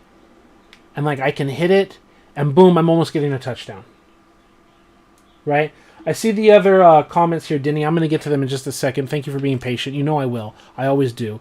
As a human, like, I'm going to deliver this ball. And we're about to score, folks. But the computer doesn't have the balls to make this play. Right? You got this little crosser. You got a little single high. You're putting... Like, I'm throwing the ball before he's even starting his break. The ball is, like, so far in the air before he even starts his break. The corner's looking at it. And this isn't even Mike Evans, and he's making a better play on the ball than the corner who sees it coming. Cornerback's dropping back. He sees the pass play. I can say I can adjust the interception rate, whatever. But he's not even acting like the receiver is out there in his break, right? We could say that we need to adjust the computer defenses, right? But I can do that, and the computer just doesn't have the guts to make the throw. We drop back, we're letting the computer do a throw, and he's just like, okay, I'm just going to throw the drag. You drop back, and you're waiting. There, finally, they make the pick, right? But it's like, okay, here's the comeback. and I can pass lead it down. That's the other thing. I can buy time, drop back, buy time, drift to the right, pass lead down. Like, I'm already throwing before he's made his cut. I've already decided as a human that I'm making this throw, and I'm pressing pass lead down, so that, like, it helps keep the corner off the football, right? Like, I can do that as a human, but Johnny Manziel can't do that. Right? Jameis Winston or whoever it was, like, isn't going to do that. What's the point? That's why I don't want to play as a human, because I can make Hill and fucking nobody beat Alabama. Right? Like, if I can beat the 99, super 99, 99, all three areas super team with, like, a basic-ass play, with a basic-ass quarterback and nearly score. If I can just cut apart Alabama, then don't I compete for national championships? Where's the reward? Where's the value of my recruiting and building a great team? What's the fucking point? Let's go to the comments. Okay, it says, message deleted. Wow, retracted. Wonder if custom playbooks affect the AI. I don't know, but I share your frustration. Stick nod, that Y button should be zigging out. I agree plays should be based off of each other. Never worry about my comment. I'm a rambler. Bro, I'm rambling. I'm live and rambling to my 3 viewers, and the stick is just going crazy. I don't want to bring you negativity on my channel. I really don't want to be Mr. Negative, but the game makes me feel negative. It does, and I want to go to the next stage. I think I've made a really good point in an hour and a half of showing all of this off. I hope that doesn't mess with the depth chart when it saves it. I'm going to have to check Texas A&M. I hope it doesn't save that as a permanent change to the depth chart. I don't think it does, but when they autosave like that, it really freaking makes me worry that they do these weird, stupid stuff. Let's go to depth chart. Let's go to Texas A&M, and let's just double check. I don't think it did. But every time it does that autosave shit, it makes me worried. Texas A&M. Okay, great. Manziel is in his position, and so is Evans. So I want to go to this next layer. I want to talk about this. And what turns me off about it is, even then, what plays do we possibly want? Do we just want to cut the computer apart even more? Right? I take this, and we've already discussed some of these plays. We discussed like the auto motion of shallow post and all that stuff. Wide receiver comebacks, it's a mirrored route. I don't like the mirrored routes personally. Some of this is just like, I would never even put these plays in my playbook to begin with. Like, I can't blame the computer, right? Here, this is fine. This is kind of like trying to fake like verticals, like 4 verts, except Y curls underneath, and then like A can make an adaptation. He can adjust the route, an adjustment. Right? You're threatening verticals, but they don't know. And you can flip the play. It doesn't affect anything, but you can literally click flip so that it's now the A button that's curling underneath, and it's Y that's attacking the stem. So at least here, and also as a human, you can tell like X or B to run the comeback, right? If you're on the left hash, just let X run deep. Make B run the comeback because he's further away from the quarterback, so you're not like threatening the arm strength. Or if you just want to run them, you want to make the corners tired and run them all the way down the field. Like, that's a thing you can do as well. But you're really attacking with the tight ends. You're running players off. And so the next thing I wanted to talk about is, even if let's imagine that I have decided I'm going to user control the quarterback. You know, I was thinking to myself, let's do some house rules. Let's say, along with ChatGPT to help me like formulate my ideas and all that stuff. I really like doing that. I like feeding stuff in it and getting its ideas as a sounding board. It's a lot of fun, even if it has stupid ideas. What they say is you can edit stupid ideas, but coming up with ideas to begin with, right? Some of the things I was thinking to myself is like, what if I had like a tier list of like house rules, just for fun, for flavor, because that's what I want to do on my channel. I want to have fun, right? Let's say we came up with a set of house rules and we said, 99 awareness or 95 to 99 awareness, anything goes. If I'm user controlling Johnny Manziel, then I am just balls to the wall, full on, no limits, human control, make exciting shit happen, fucking run around, do whatever the fuck I want, go full Johnny Manziel. That's the point. But I'm not allowed to do that with other quarterbacks. right? If they have mobility, I'm allowed to do things. But let's make our own set of tier list. It doesn't have to be right now in the moment, but like let's make a tier list of like if they are 99 or 95 or 90 plus awareness, like we can make hot routes. We can make certain audibles or whatever. Like maybe you have to have like some house rules of like if you're at 78 awareness or whatever, you're not allowed to adjust any of the plays. You have to run them as they're called by the coach because the coach doesn't have confidence and permission for you to change the plays on the fly, right? So like if you're Mr. 78 awareness and you're out there, you run the play exactly as coach says. You do not make anything else, right? You don't hot route a damn thing. You don't audible down to a run. You don't kill to a run. Like coach called this in the huddle, and you don't have the trust and authority to make adjustments, right? If you're below 80, if you're at 80, maybe you can like make the kill to a run or something, but maybe no hot routes or something. Like maybe you got to do that. And what if we had like house rules of like what you're allowed to read? Like let's just imagine like 95, 99, whatever. Again, anything goes. What about 90 to 95 or whatever says like you're allowed like the full read of the field or something?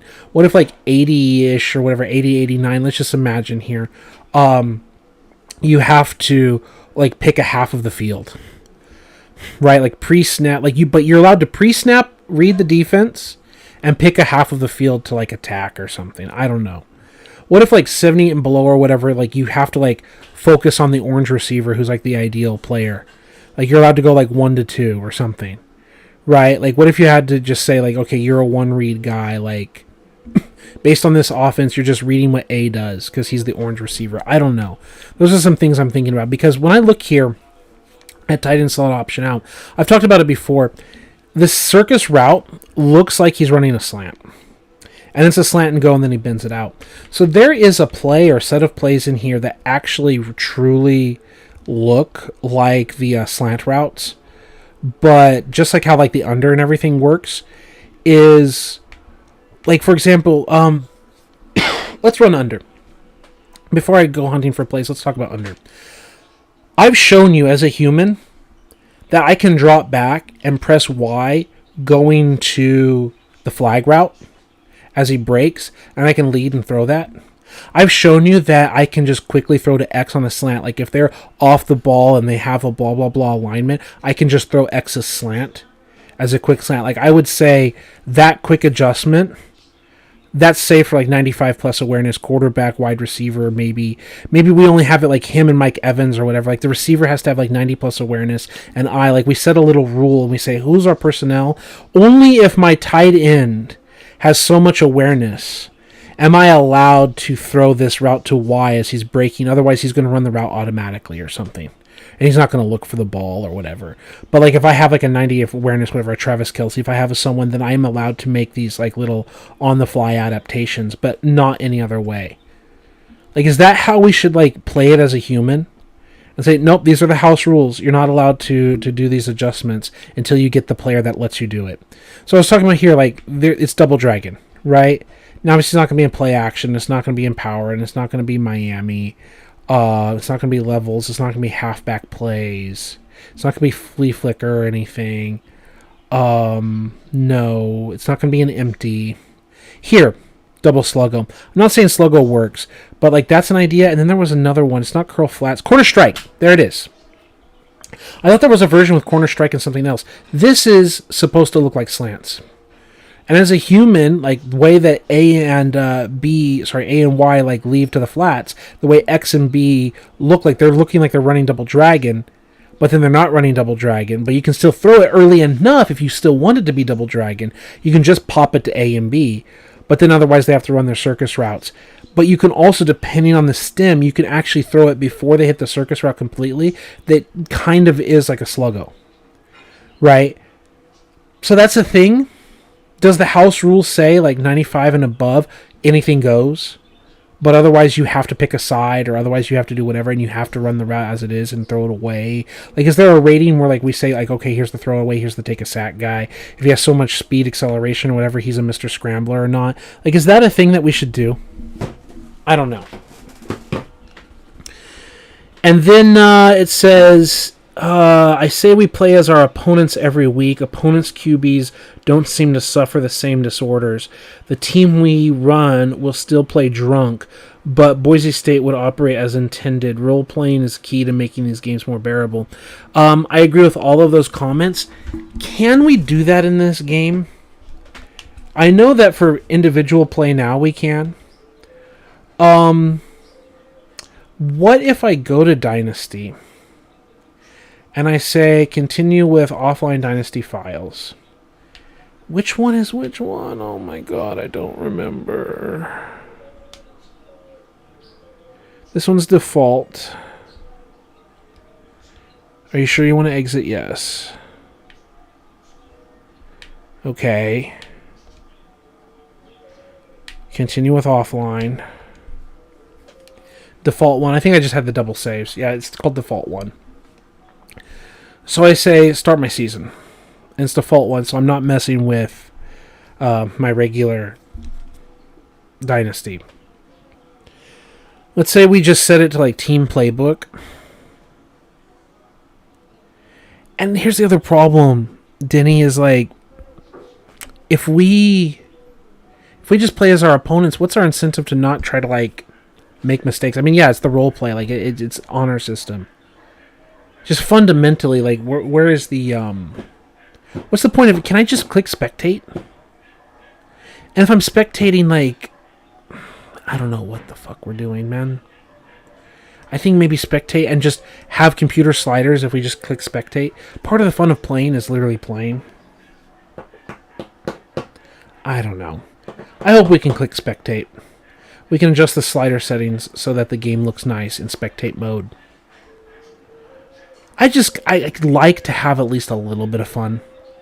I like to feel like I'm setting plays up and I'm calling plays.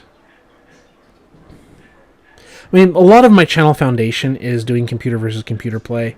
My most success in my first franchise was the 7-season 49ers, where it was literally just watch the computer play, spectate, and that was fun in its own right. But some fun is like literally operating it, right? Wow, find a bus, find a gem. Cool. Takes so long to simulate this. An autosave is in progress. Here we go. Play the game. We got crushed by Washington, so let's play the game. Okay, that's interesting. Uniform options. They keep their default uniforms. I believe they were like this. I think they were all white when they came to play. And then let's just go here. No controllers. Watch a CPU versus CPU game. We could do it. You said you've played rookie QBs with house rules of sticking to primary routes and checking down. Year 2, add a second read. Year 3, exactly. That can be fun. It can be fun, Denny. I think that really is the solution. I mean, I'm not the one who invent roleplay. You're not the one who invent roleplay. We've seen the roleplay. I've seen it for years. I think that's really the way to go for computer versus human play is to roleplay. I agree with you. I think that's what you have to do.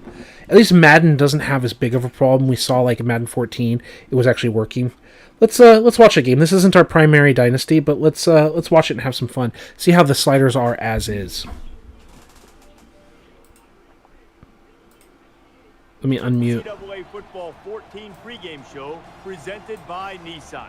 Innovation that excites. When Washington is bringing it, Husky Stadium is rocking. Literally, you can feel the vibrations in the stands.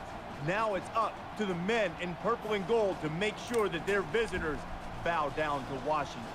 Thanks for joining us here on the NCAA College Football pregame show. Now let's send it out to Brad and Kirk for all the action. We'll see you at the half.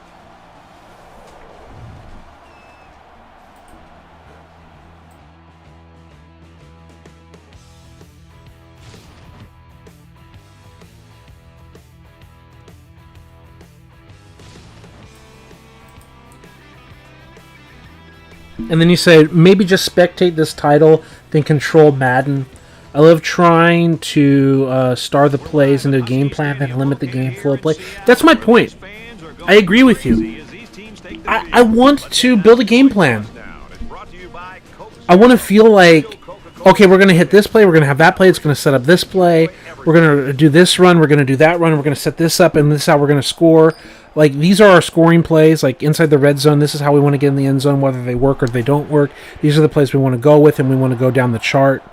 Like, I like doing that. In a spectator play, you can't do that. One of the things I didn't get to, and I don't want to mute this, but I want to turn it down so we're not talking over each other, the game and everything, but without muting it. One of the things I didn't even get to so far in today's video is Boise State has like 2 players that have like 90-plus route running. I think one is like 90 and the other is 93 or whatever route running. It's like, I want to show those guys off. If you're at 90-plus route running, like, I want some routes, like some double moves or whatever, drags or whatever, and then that's what we saw with the whip or whatever. Like, first hit them with one route and then, like, route them up against another play or whatever. I want to have those kinds of plays and set things up and reward having those kinds of players.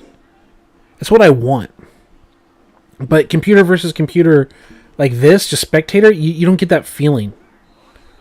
Right?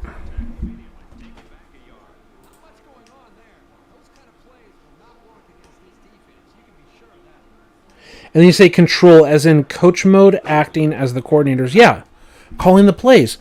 But that's what gets so burnt for me, is you call auto pass, right? That's the point of auto pass. What a great throwing catch.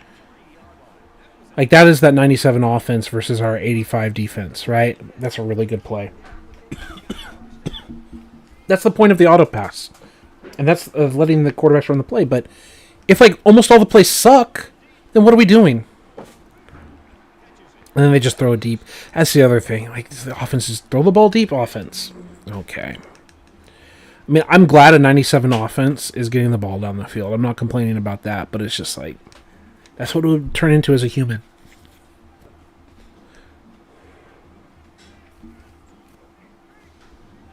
I'm glad that they had like a third down, they converted it, and then they got down the field. The benefit here of spectating is it still feels like you get to watch your players out there on the field. You get to watch them execute and perform. Maybe by spectating here with the default Boise playbook, you actually get to see them run different plays, whether they work or not. Oh, wow. What a great move. I wonder what my settings, having like offenses All-American and defenses Heisman, what effect that has on computer versus computer play, if any. I think I have like generic simulation or whatever set to Heisman, if that's a feature. I think it's human versus human or whatever set to Heisman. That was a really nice touchdown like move by the computer controlled quarterback.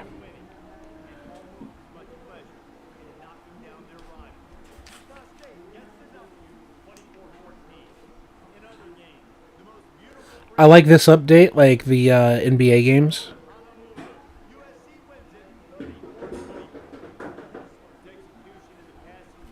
Wow, Rutgers upset Fresno State. What's up? A top 25 ranked team, a 20 ranked team. Rutgers took them out, huh? Unranked team takes out the ranked team. At least it'll be fun if you can see the value in like your players developing and having good players and bad players. That's what all of it comes down to for me. Do the star players feel like stars? Do the studs feel like studs? Do the duds feel like duds? The fact is our quarterback is not in the 90 awareness range. I don't know what their quarterback is rated.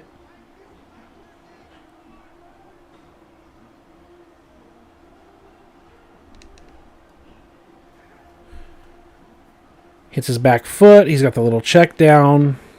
Great. It says, and they should be running your playbook, obviously not as you would call it, but sort of close. I haven't set, remember I set the spectator mode, so they should not be running my playbook, my custom one yet. They should be running the default Boise one, which again, I would be fine with, because that was what I was using as a base foundation. If they can run my playbook, then I'll actually put a playbook together, set it up, and then switch to spectator mode. I wouldn't mind doing that, like actually building an offense, at least what the intention of the plays are.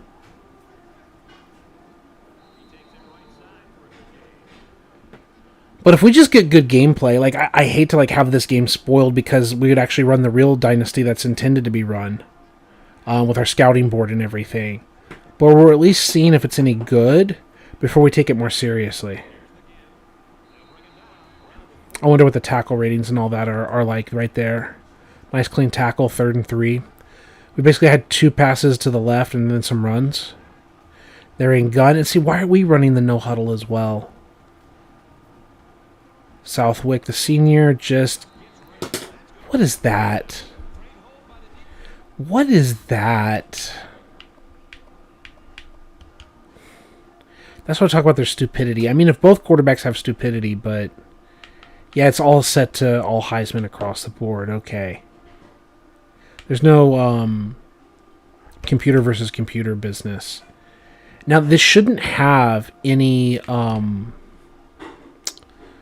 human influence. It should just be 85, the 5. Like this should be the settings, computer versus computer, like this across the board. And you'd have to set these up so you get fair play, computer versus computer. You have to make those adjustments. But what the fuck was that play? He drops back. He's got a wide open target underneath, and he picks throw the ball away button. He didn't miss him. He picked throw it away, like intentional grounding. Which also, how does he not get a flag? Because he didn't leave the pocket. He didn't leave the tackle box. Like, how is that not just considered a throwaway? I don't know.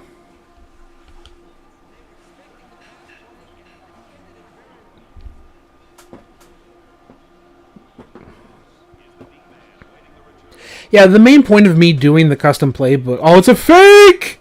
Excitement! He just stands there doing nothing and throws it to nowhere. Wow, the boring excitement. Interesting.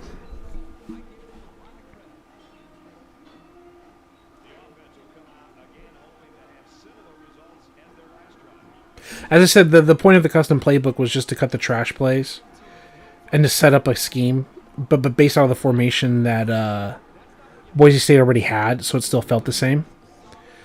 That was really good to see Lawrence be a star player and have an impact there. Get off the block and impact the play.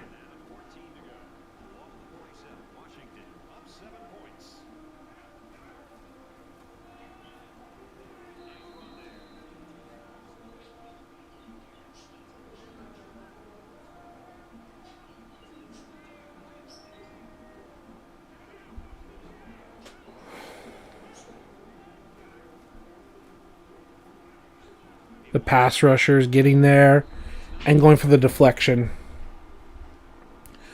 Love seeing them celebrate. Love looking at some of these plays and see what really happens here. Here's the pass protection.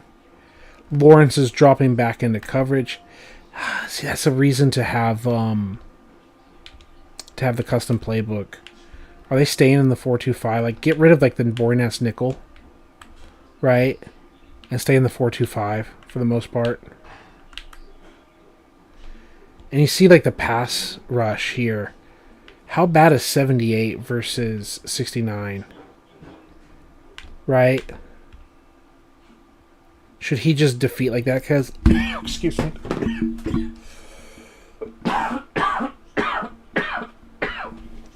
Oh, because it looks like there's like a lot of pass rush winnings here. 43, 69, 13, 48. Like they all win. And I think the reason they all win is because some of these settings are not designed for computer versus computer. Right? Let's go to custom AI. And yeah, the pass blocking is set to 5.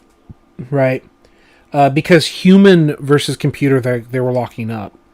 So what if we do something like 40? 45, whatever. Something like that. That's definitely something we're going to have to adjust.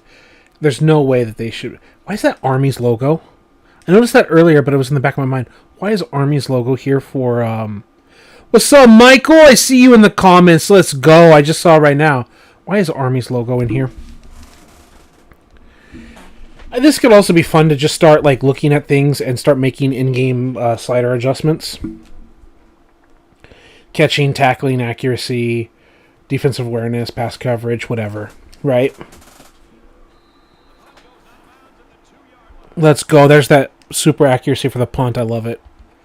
Coffin corner that. Love seeing a coffin corner, not just a regular ass, touchback. He rolls out. He makes the read, makes a throw. Hey, and that's the other thing. It feels like the quarterback is a little bit smarter whenever it's not on the human team, right? That's the thing Denny and I, we were talking about before in the comments of a video, is like, what about playing on varsity or junior varsity? Will they actually run the plays smarter than on All-American or Heisman? Broken tackle, but it's a corner versus a big old tight end. I think a linebacker or a safety came up, made the play. I'm sorry to cough on camera or on microphone, but sometimes it's really bad. Hey, that's better with the pass rush, huh? There's like a fight. There's some battling. It's the corner that comes up. I believe it's the corner. Or is it the safety? It's a linebacker? No, it's the nickel corner. I'm sure that's a nickel corner. And he goes, no, get out of my face. And the other corner gets washed down by 34. So who's the tackler? It's an actual linebacker, yeah. It's one of the nickel linebackers. He comes up, he reads the play really well, and he's the one that closes it up. There you go. That's a good play, huh? It says, now you're talking. Set up the computer AI to spectate. I'm with my friend, and he's right here with me. Let's go. You're with your friend, and he's with you. Fantastic. Hello, friend. Don't know who friend is, but welcome. Glad to have you here. And this is not going to be official, but we should set up the sliders in such a way, not that I'm guaranteeing a Washington victory, but Washington should beat our team. They kicked our ass in real life. They outrank us in the game's ratings. We should try to at least fight. But, yeah, our offense versus their defense is much tighter than their offense versus our defense. And we see the pass rusher here. Yeah, the way they pick it up, I'm just kind of watching the coverage here. They love to throw these kinds of passes. I still do like the 85. Maybe I'll drop it down to 80 accuracy, but you're a Division I football player. You should be able to go up here and do something. And it got knocked out. That's what I like as well. It could be broken up. Nice. And then Alter's here. Let's go, Alter. The team is lining up. It says Sub Paul, and I know you was laughing at the memes of the Nick Bosa Baker Mayfield play. Yeah, let's go, bro. Like, yeah, waving the flag around and everything else. Like, come on. Love it. There's the quick pressure. Let's look at the breakdown because I didn't even watch the play live. I was looking at Alter's comments. This is what I don't like. I think I need to go at least one more click up for pass blocking. I don't like it when my 90 overall tackle doesn't even lay a finger on the pass rusher. I get the sack, but I don't like that. I don't want to crank it up so much, but if it was for Washington with Lawrence, I still wouldn't like the fact that he didn't even try to lay a finger on him. Let's try 45. 95 catch. 95 catch, folks, and he dropped the ball, the deep shot, remember? Fine with that. I'm not complaining. He can still drop the ball with 95 catch. I like it. Maybe we do a little bit of that. Pass coverage seems okay. The interception at a 95 and he didn't get the pick. The tackling seemed fine at dead-ass 50, right? And there was that punt accuracy showing off. Let's go. I still think we have relatively good sliders to begin with. Like, I don't think we need a ton of adjustment. Michael says, he also knows a bit about college football, so hearing you makes me excited, and tomorrow I plan on doing the next episode of the podcast. Have you done a third episode? Because you haven't told me. It's been a week since, it's been 8 days, whatever. It was the 8th and now the 16th, since I last went live here, so I don't know if you've had a new podcast since then. I have my notifications on, but I don't always get everything notified. Like Patrick C., I don't know if he's still here, but Patrick C. goes live, and I only get it in my Facebook feed. I don't get it in my little notification bell thing. You know, it only shows me like, oh, he went live, or it tells me after the video's over, like, oh, Patrick C. posted this like 8 hours ago. But it doesn't say like, Patrick C. is going live. You might want to watch this. It's so weird about that. Like, it won't tell me everyone. Like, I try my best to support The people that support my channel, along with the people that I already have that are outside my channel, you know? And then you say it's because you've been sick. Yeah, okay, I get it. I know you were sick before. I just thought you told me that you were feeling better since then. Those are some good like run plays. I'm going to read the chat and I'm going to watch this instant replay here. Just a second. Instant replay. You see the big formation. You see the double team gets a push. The strength has always been fine. You've got the power run play with the pulling guard, leading it through the hole like that. I think the Heisman that we have it set to is just fine. Is there it's not a misdirection. So since it's not a misdirection, it's not about him being so smart and reading it perfectly. Like if he read this perfectly off a misdirection or a counter, I'd have a problem. But he just flows correctly, reads, and then he gets run over with the 50 tackling. Right, he gets blown up and blasted through. I wonder what the strength rating is here, but they just get blown up. Okay, let's go back to the comments. It says, we got to lock in and clean up our mistakes because we got the Chiefs up next. Yep, it's going to be a long season, bro. I see you, Alter. It's a long season, bro. And Michael says, oh yeah, because it's sick, and says, I plan on it once I get home. Don't have my phone on me. Left it at the aunts by accident because I got woken up at 2 a.m. Hey, man. At least you know where the phone is. You didn't leave it in a taxi or something, right? So that's a good thing. You didn't leave it in your pocket and have your pants washed and ruin the phone, right? I mean, that's a good thing. At least it's just at your aunt's. It's not a big deal, right? You get the feeling you see your friend's like phone, and then it's like you want to call them and tell them like, hey, you forgot your phone, but you know, you're just gonna call the phone that you're holding. You're like, damn, I can't even tell my friend that I got their phone because I got their phone.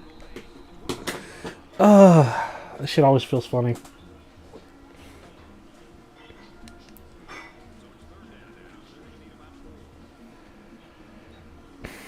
So far, this game feels fine. Priority score alert? That's interesting. They're actually giving you a score alert on the bottom that Duke got a score. That's really cool. And then they simulated the extra point. I like that. That was really nice, folks. Did you see that? It gave us priority score alert. It showed a score, and then it simulated the extra point. That was awesome. And they're showing games at different stages, not just completed games, but how much time there is. But it's not having the ticking clock. There's an interception. There's an Artard quarterback moment. We might set it to All-American. See if that makes a difference. I love seeing a pick six. Longest interception return in NCAA record. I doubt that. I doubt that. Press X to doubt.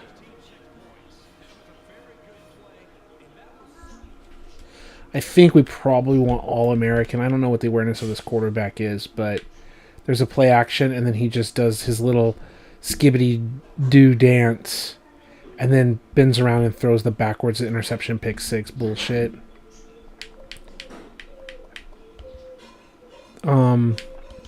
Let's go house rules. Let's set it from Heisman to All-American offense. Let's just set it to All-American. Let's keep the defense at Heisman. Let's even consider varsity. You know, I found a lot of computer experience to be good on varsity. But keep the defense honest like that. Let's hit quit game.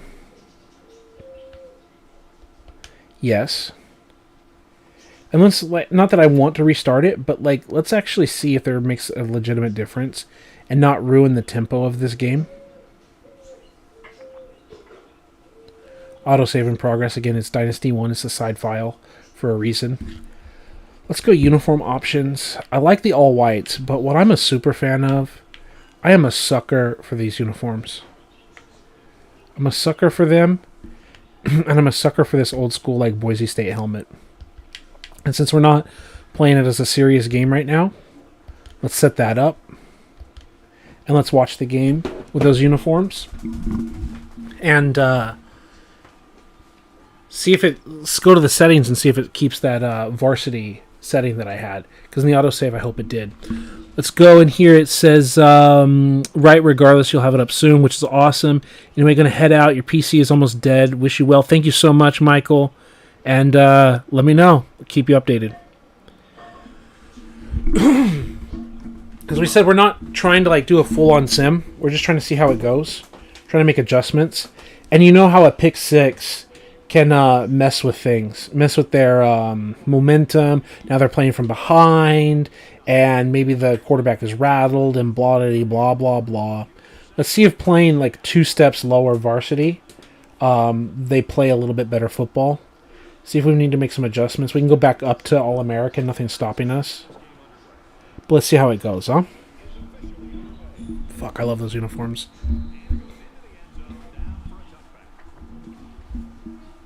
I wish they also had the retro Broncos helmet, like the 2000, like the 90s into 2000, with the word Broncos in cursive. I saw this year they actually wore that helmet.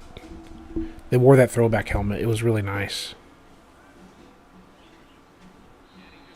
That's just, that's 80 accuracy, and that's what he threw, huh? Looks like he's throwing that ball away, though.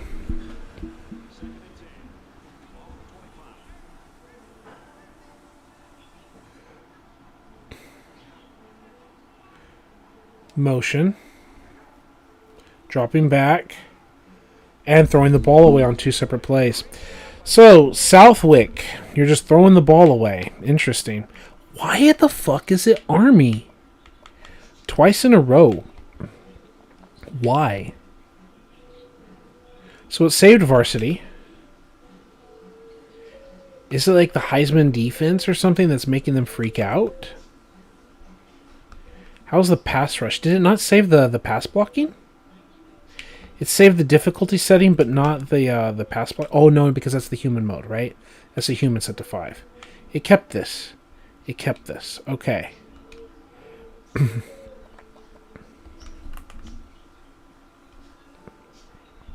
I'm just wondering because, like, look at this coverage, right?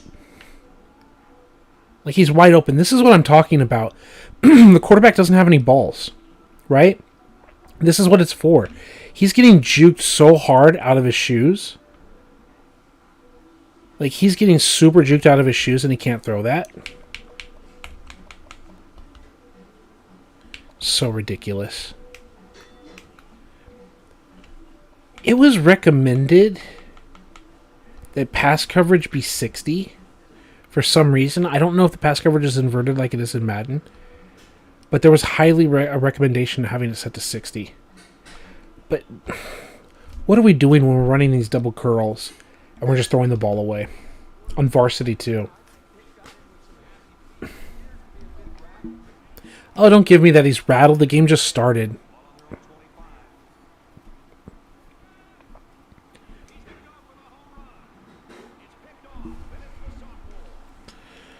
Alright, you want a reason why we need to go to 85 accuracy? What the fuck is that? It's not even letting me replay? What? What? The replay is... There it is. What was the deal here? He's got the guy down the field, and he just... I understand, like, the lack of throwing power.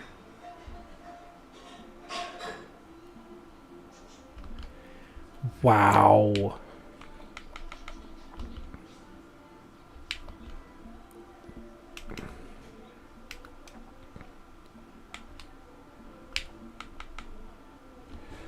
Wow.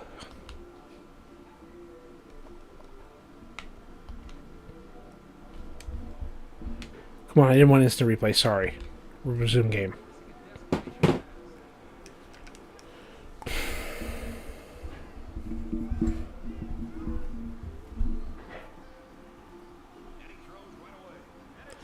And they throw a pick too.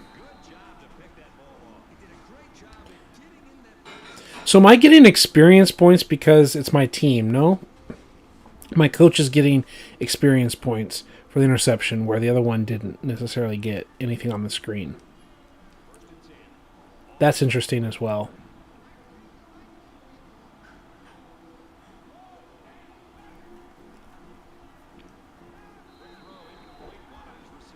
Shit, throw 0 for 4.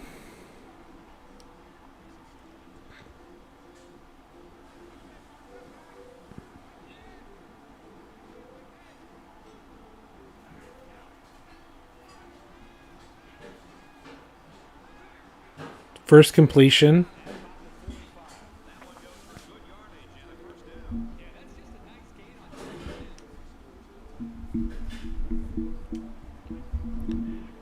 Yeah, either role-playing or doing this is going to be the way to play this Dynasty.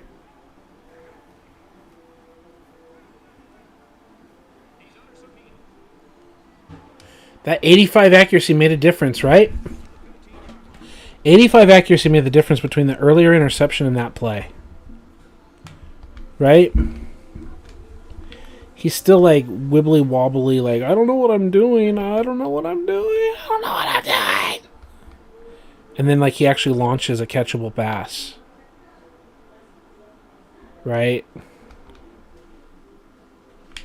That's so weird. Okay. I wonder.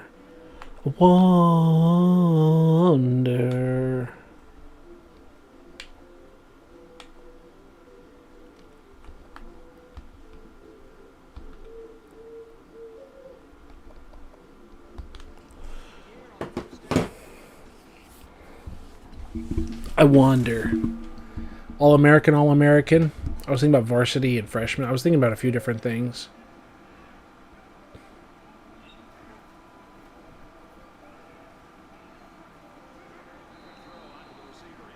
.95 catch and he still dropped it. There you go. 2 of 7 passing with a pick. Not a good game.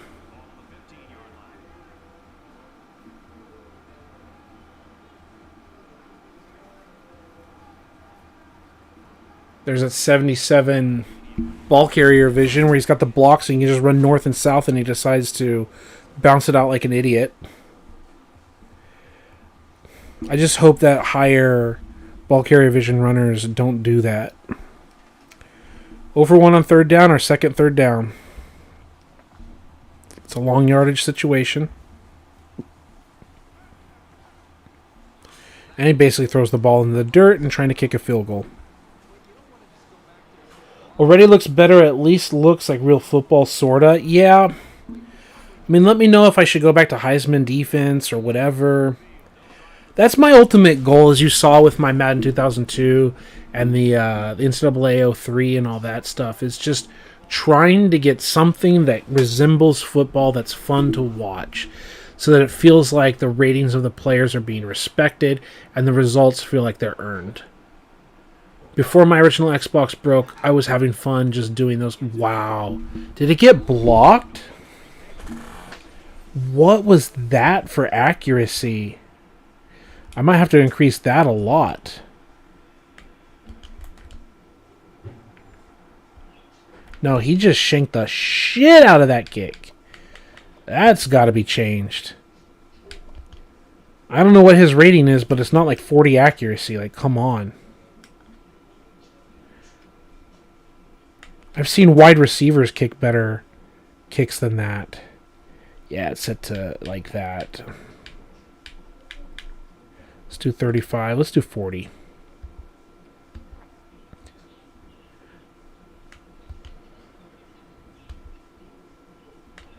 Resume the game.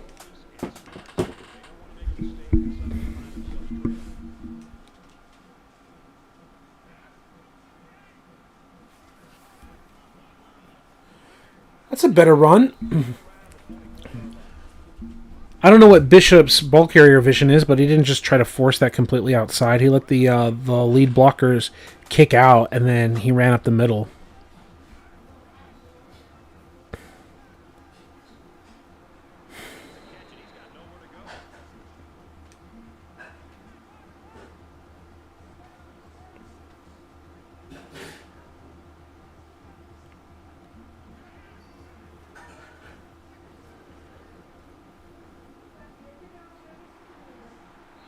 I like that. I like a lot of that. There's a lot happening there that I really like. I like the fact that the pass rush was getting neutralized by several players. The fact that Here, he actually tries to touch the defender. He doesn't just let him slide on by like we saw earlier. He actually tries to. I don't like the fact that 76 just stands here, but he's also kind of like wait to get sucked into an animation. I like the fact that Lawrence here comes up, puts the hand in the face to push.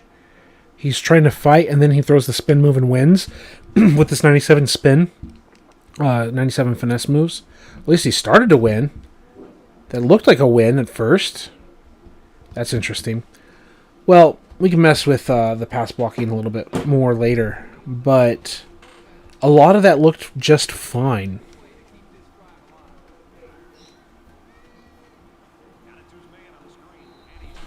And then as Denny said, yeah, as long as it's fun to watch and the scores and stats don't go intergalactic. That's the thing, Denny. I agree with you, but what does intergalactic mean here? It's college football. You watch these teams put up like 65 fucking points in a game, and it's considered normal. Right? Like, Boise State shouldn't be putting 65 on Washington. I think they only put up like 8 or some weird low number in real life. And they won almost every other game of the season. But let's actually look at that, because it's so weird. It's college football. 2013 Boise State season football. They were 8-5. I thought they won more games.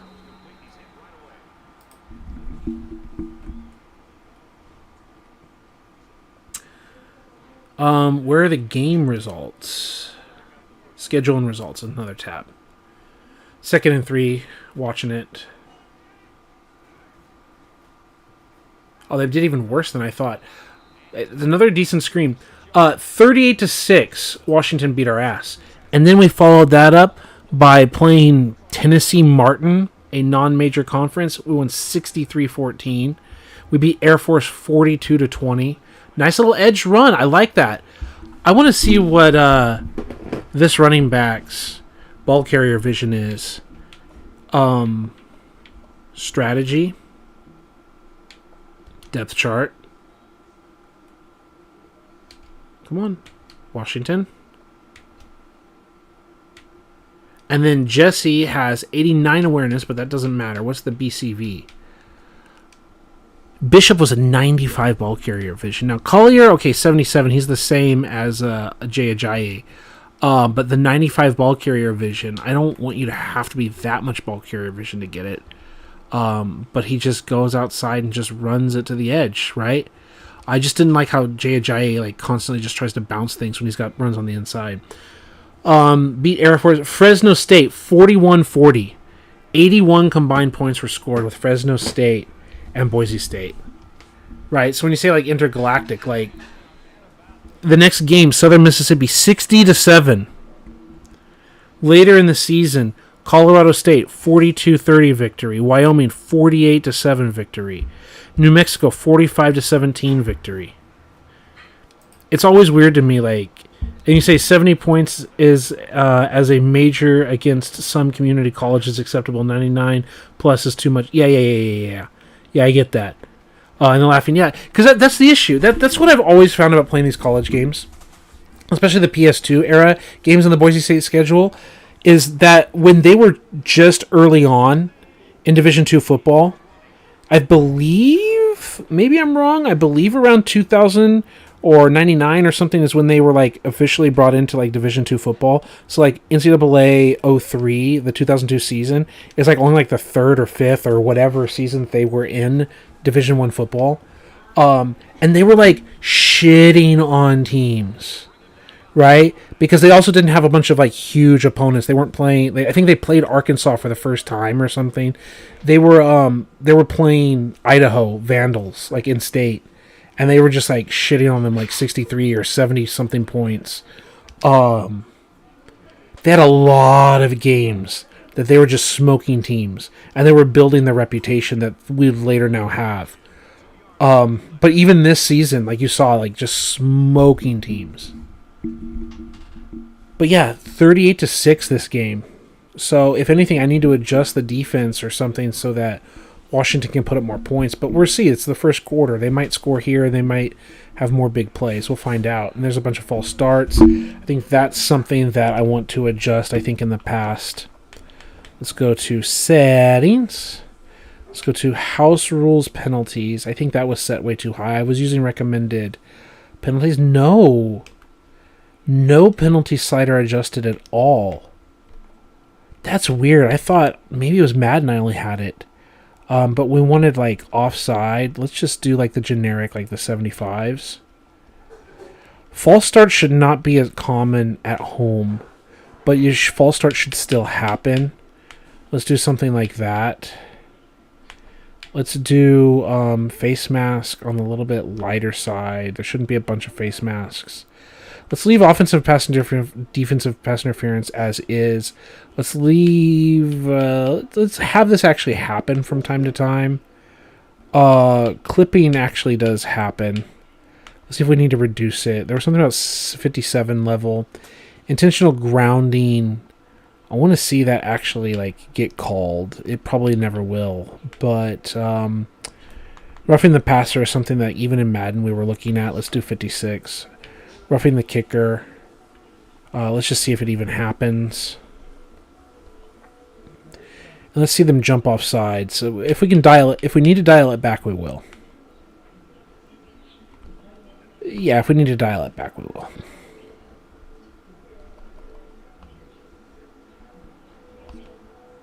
But you shouldn't be at home getting a false start in the red zone with like 3 guys jumping. That was almost an everyone but the center call, which is real life, but that's a drive killer.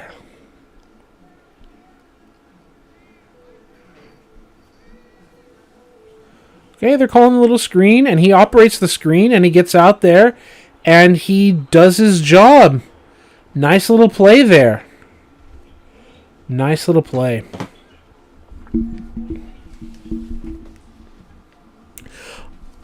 I'm going to watch this drive play out, and then I'm going to take a restroom break and be right back. The little option, hey, he runs it well. Hey, he runs it properly. Gives it to the back. I like it, I like it.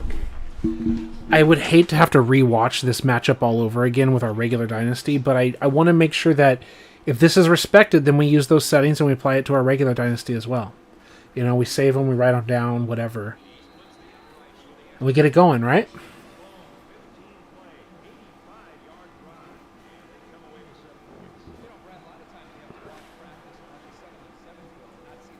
All right. Restroom break. Mute my microphone. Come back on the other side. See how it goes. Tell me if anything cool happens while I'm gone. You never like to have to play from behind, but a deficit this manageable shouldn't be in the front of their minds. They just need to go out there and play.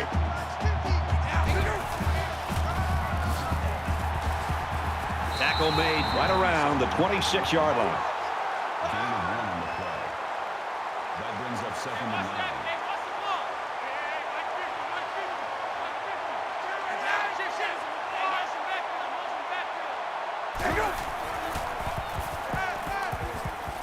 Under heavy pressure, and he's sacked. Absolutely perfect call by the defensive coordinator. He brought just the right amount of pressure from the right direction, and it seemed to confuse the offense. It's 3rd down and 14 yards to go now after that setback by the sack.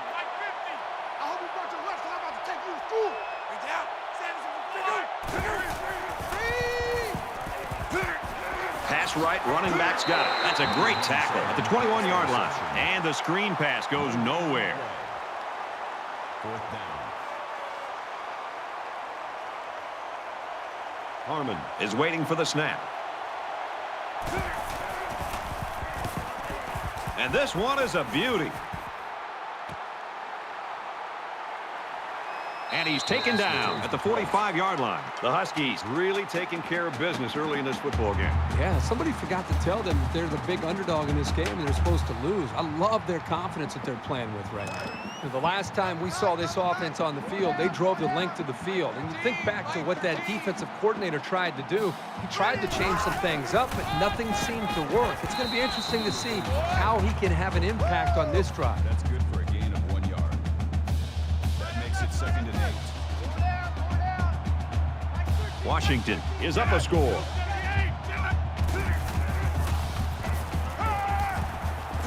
And they get the sack. You can't take sacks like that as a quarterback. You just can't.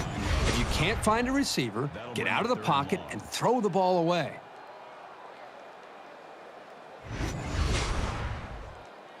So the sack makes this 3rd and very long. 4 down. Mike 13. Mike 13. Set up. Blue 78. Fires to his tight end. Nothing doing. All right. I'm back. Anything? Reading.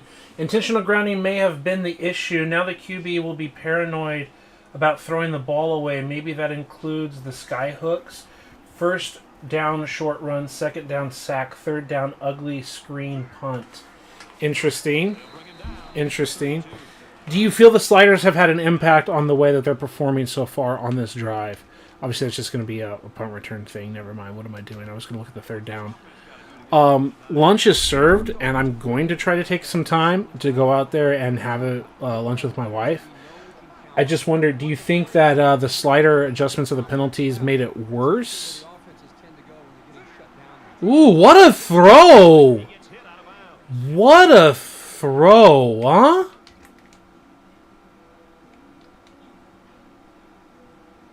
He kind of like herk and jerks around, but he actually tried to throw that comeback route. He didn't throw it with anticipation, but he actually tried to throw it. And he got it with that little sideline catch. I like the fact that with 95 catch, there's still like drop passes and everything. We saw that already. What a play, huh? Should have been like a first down, so it was like a late throw, a delayed one, but at least he tried to throw it, huh? Oh, hey, he pulls it. And he tries to play real football, like actually engaging for contact instead of sliding. A tight, low-scoring game in that first 15 minutes. Let's see if things open up in the second quarter. 7-0. Boise only put up 2 field goals or a touchdown without the extra point. I don't know. 6 points. You don't want them just like crushing Washington's defense, but might have something. What are your thoughts? With the jumbo, he's dropping back, he's looking, he's firing, swatted away though. Tried to find it. I know that the safety makes a good play here, but as a receiver, you got to get in there and play some defense. He's lucky that one wasn't intercepted. So it's 2nd and 10. Ball on the 48. He's going to try and scramble. Okay, that was pretty dumb. Drops back, looks. He wants to scramble. He's got like some wide open targets. Like he's got a wide open target here. He's got a wide open target there. And he's like, I'm going to run right into the defensive tackle. Let's split the double team and everything when I've got places to throw. It's pretty dumb. For another sack here on 3rd and long.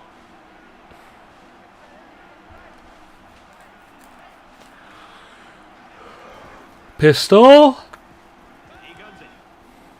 And throws an interception. Really impressed with this guy's closing speed on the ball. He's got the kind of jets you need. I'm wondering. Give them their interception.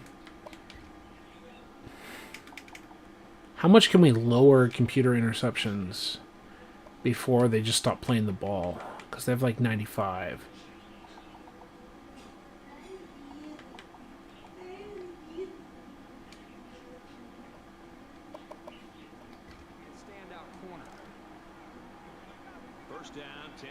I especially don't mind lowering it so that it worsens Boise State's defense out there. And he just throws it away. Well, so much for the intentional grounding stuff.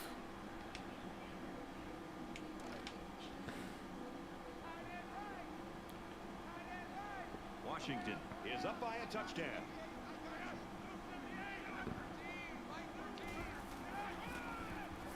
He's tackled at the 46. Okay, it is what it is. Ah, I got a phone call on your back. That makes sense, Denny. A few times I was looking for your feedback, but you're on the phone call. I got it.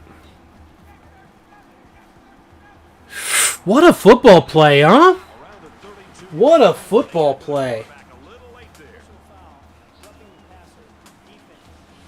So as I said, we don't want too many of these roughing the passers. But as I said about Madden, not trying to repeat myself too much, at least it makes up for the fact that you're never going to get defensive holding, illegal contact downfield, like all of like the pass interference kind of like you almost never see pass interference in general, but you don't get like illegal contact downfield and the blah blah blahs, right? Where's the line of scrimmage here? So obviously, like this contact is not this contact right here is not illegal. It's like at the line of scrimmage, let alone 5 yards. Like I get that, but at least with the roughing the passer, we can adjust it a point here, a point there, if it looks too ridiculous. Yeah, that's pretty ridiculous. I think we might change it by 1 point. But the purpose of what it was to extend drives so that you even get penalties on interceptions and everything that extend drives. And then you had the average number of penalties per game. So roughing the passer, let's just do a 55. 55, 56, I think in Madden is like the difference between like never seeing it and seeing it all the time. I'd rather play 56 and have like 4 or 5 in a game than none at all.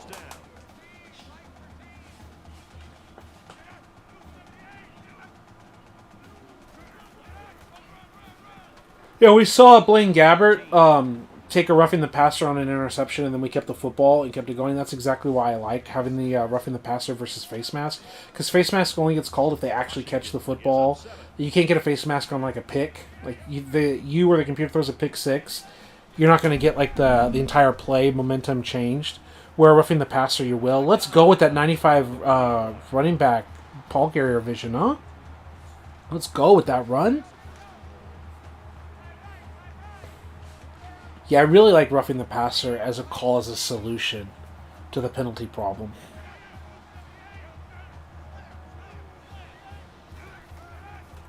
And then clipping in the run game, because you don't get clipping on passing plays. So you have like offensive clipping more than worry about holding, because they'll call holding like when the quarterback is dropping back to throw. But get some clipping on some run plays occasionally. And plus the other thing with clipping is I think sometimes like they'll do the animation without the flag being thrown.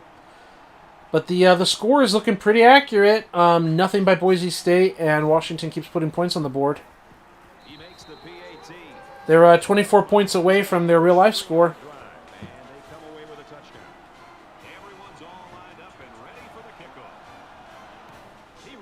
I think we're getting somewhere. I think we already had a good sliders in general. And I think we're finding a set with our modern adjustments and our knowledge of the game already.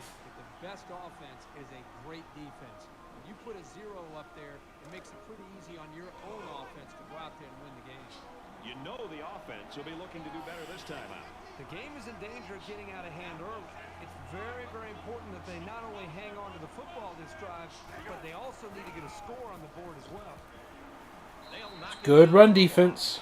You know, as a running back, you've got to get upfield north and south. That time, he just seemed to wait and kind of delay his reaction and just got to be able to make a read, get upfield as quickly as possible. In college football, especially up in the NFL, the more you're dancing around waiting for a big play, the more time you're giving an athletic defense a chance to come and make a play in the backfield against you. Another pick. Which means we can lower interceptions too because he's still catching it, right? I just don't see the quarterback throwing a shitload of interceptions. I don't know what his real count in the real game was, but I gotta keep remembering that it's here. Okay. Coverage, accuracy, catching. The run defense is 0, and they're still stacking run plays. That's nice, though. But run blocking is also a 0. Let's do something like a 15 or a 10. I don't know if that's going to be too powerful.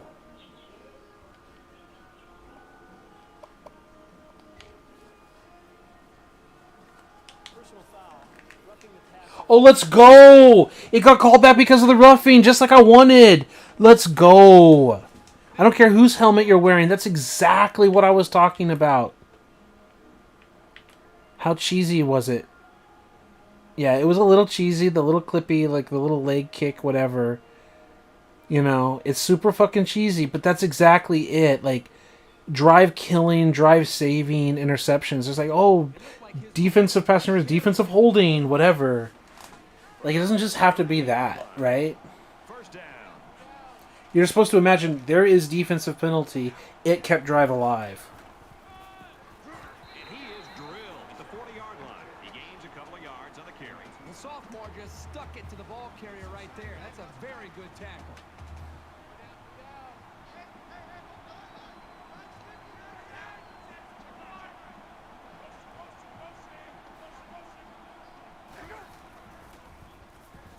Let's it go. That's What? incomplete. 95 catch and he doesn't catch that? He got away with one there. And it's not letting me view the replay again. Okay, maybe it will in a few moments.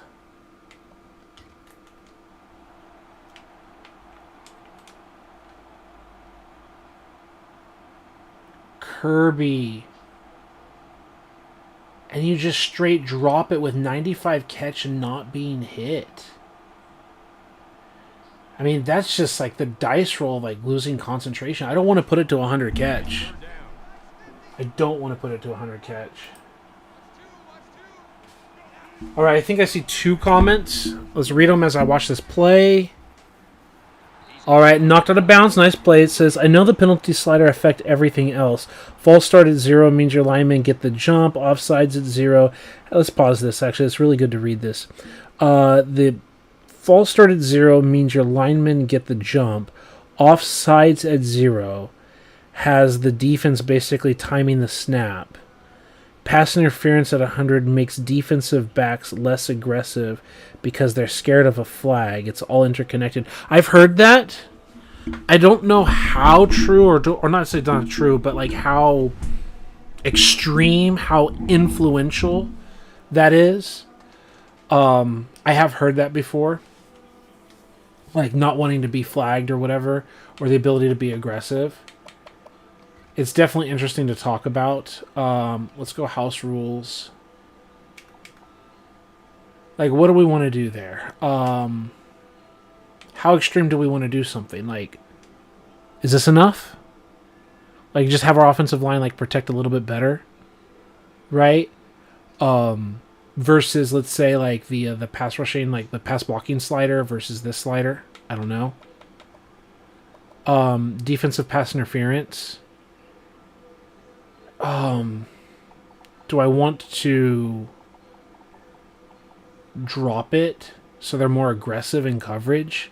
Because I really hate how they just get completely burned out of their shoes like on a curl. Right? But also, how dumb is the quarterback, right? Like, is the quarterback going to play better because he doesn't want to get the ball thrown away and he's like looking for something? Is it better if I have like intentional grounding at 0? I don't know. Like, don't worry about it. He's just going to throw the ball out of bounds all the time. He's not going to get called for it. Like, what do you think we should do, Denny? And then you said less aggressive because they're scared of the flag. It says it's tough to quantify because of the slider compressions. Yeah. But, like, do you think we should play with, like, a low intentional grounding and see what that does? Do you think we should, like, keep it at the 90 intentional grounding? Because we've seen some really good plays. Right? I think we saw some good quarterback plays here. Some good reads. So I think that's a pretty good idea. Maybe 56 here. Leave it 55 here.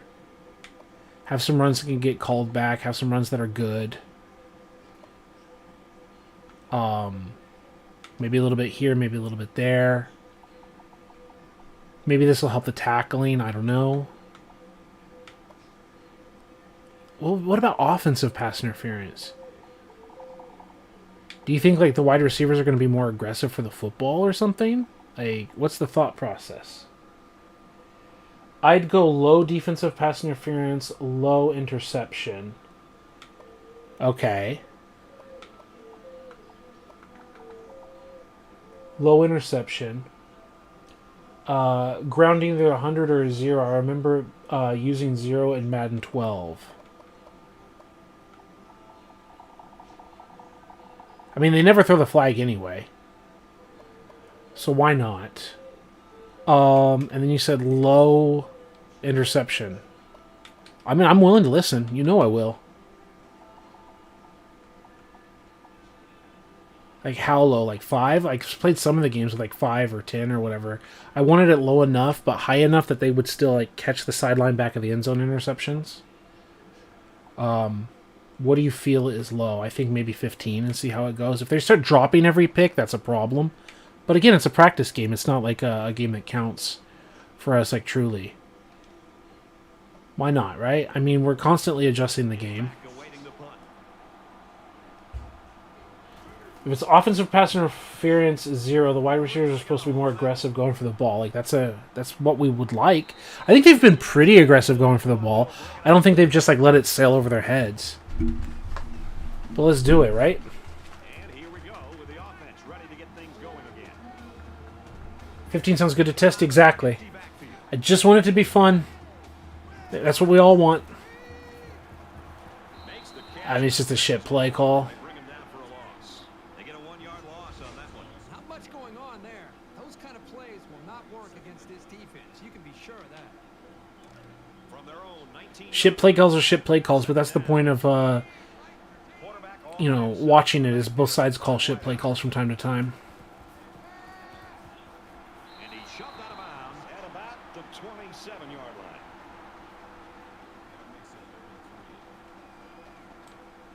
It's interesting. Interesting play to see.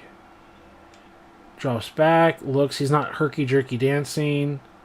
The fact that he ran an out route... I'm so sorry. Oh my god.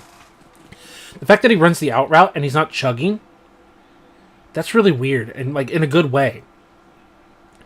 He's not chugging. Oh, no, he is. He is chugging a bit there. You can actually see it. Okay. But the accuracy was there that he still got it to him. That's interesting. He did chug. You can see it right there. But we're actually able to complete that throw. That's an important part. And I do like seeing here Horn, he's like, that's just a good pass rush move. That's a good pass rush move here. I think I still want to increase pass blocking, though. We don't have good pass rushers. We have one player with like 97 ability, and the other guys were like 78, remember? Like, they had like low abilities.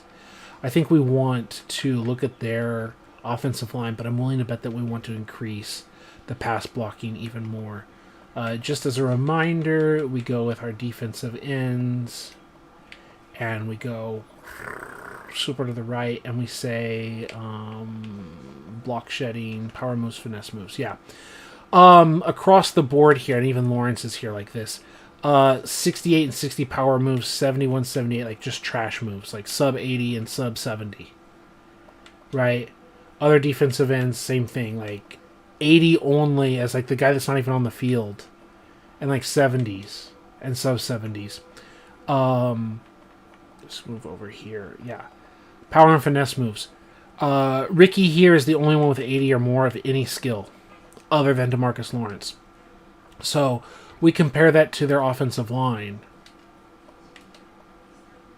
And we go to the left tackle. And then pass block, run block. Great. 87. 82 is still better than... Like, I think Ricky might go up against the left guard, and it might be a battle. 86. 86. 85. Like, we should not be getting this kind of a pass rush.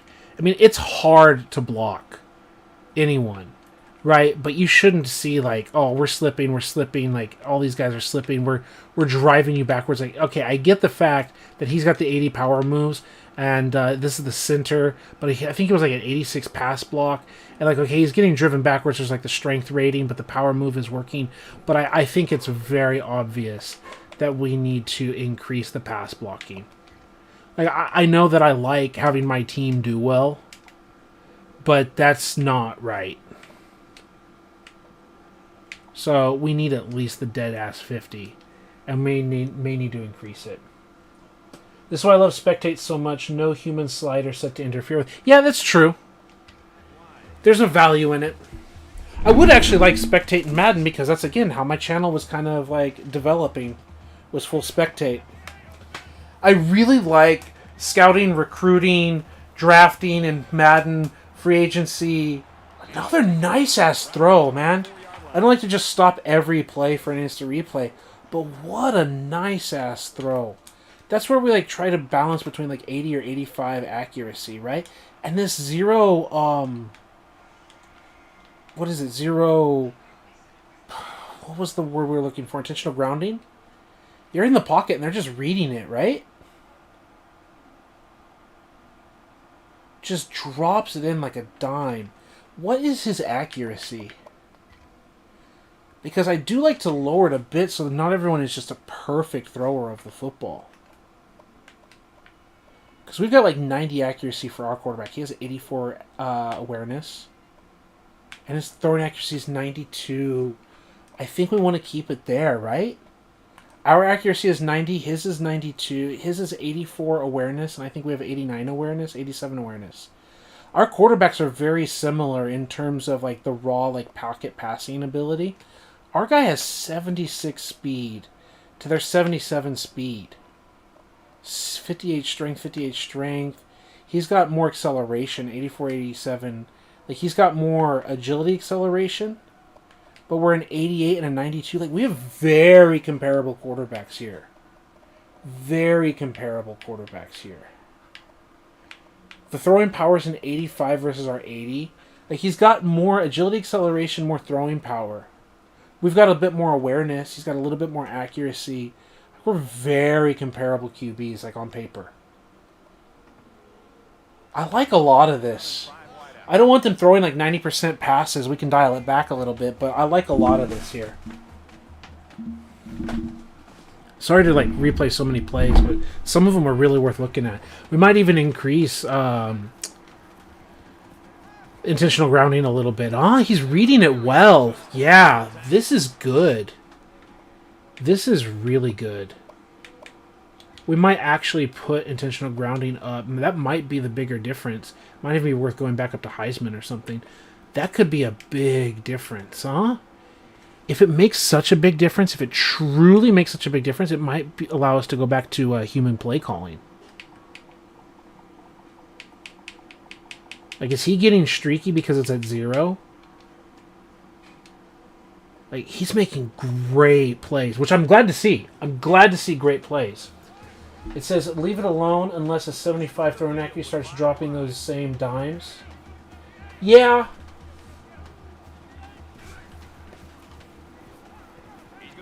Yeah, but see, now he's scrambling. He's using his mobility. I think that with the little herky-jerky like stuff that they do is them trying to like buy time in the pocket. I do like the fact that they're willing to run. I still want to increase the pass blocking. I don't want to see a guy who's in the 70s. We saw him. He was in the 70s. And the other guy's in the 80s. And we're winning. I do like this. Yeah, see, I think we need to do one more point of pass blocking. But, like, he's not herky-jerky bouncing. He actually made a decision to run. It might be the right call. 25 might be a good call. We're going to leave it at 25 for a while. If we have to dial it back down, we will. But I really like the fact that he took off.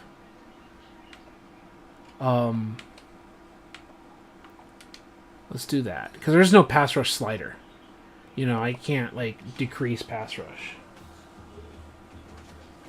One play. I get it. But we're tuning. We've seen an increase in a series of plays, a string of plays, since we decreased intentional grounding from both quarterbacks. A nice strike. I don't want to change sliders here. I just want to, like, look at that play. Look at that play from the All-22 cam. Let's just run it. Nice play, huh? Good ball placement. 92 accuracy, right in front of the wide receiver. He just drops back. Whoop! Let's go.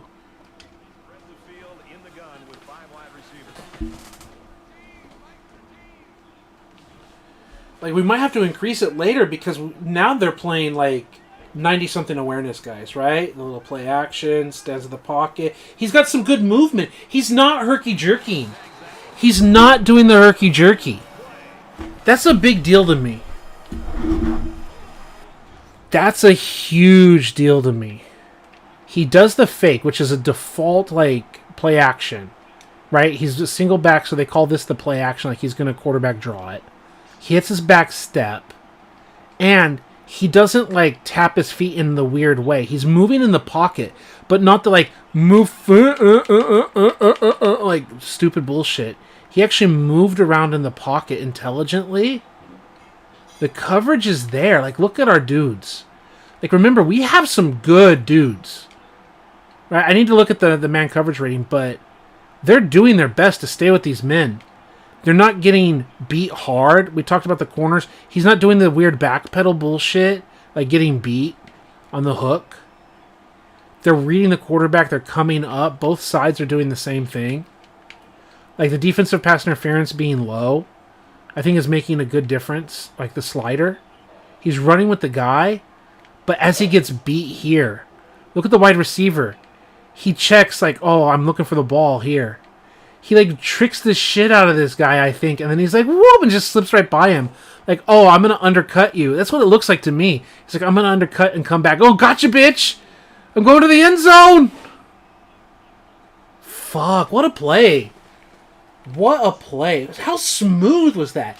That's the other thing I want to point out. How smooth were these animations? These were not the stupid herky-jerky animations. The jumping around weirdness. Everything was just smooth in the routes. He just kind of went, whoop, gotcha. Even he didn't do like the weird stand around bullshit. He just hit the spot and was like, you got me, but I'm going to trail. He didn't like have like a 10-yard separation because he jumped into the sidelines or whatever. Fuck, that was smooth as fuck, man. That was smooth. And then you say the lower the holding slider, the longer the offensive line holds the block. I get that. I don't know how much I want to mess with that. I want the good pass rushers to pass rush well.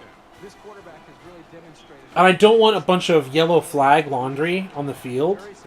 Are you suggesting, I'm just asking, are you suggesting that potentially, tell me in the chat, we can let it happen, maybe we lower the holding slider, but we also decrease the pass blocking rating? Because here's my one issue we saw with the pass blocking was when the pass blocking was low enough, the awareness is he would just slide and wouldn't even engage with the block.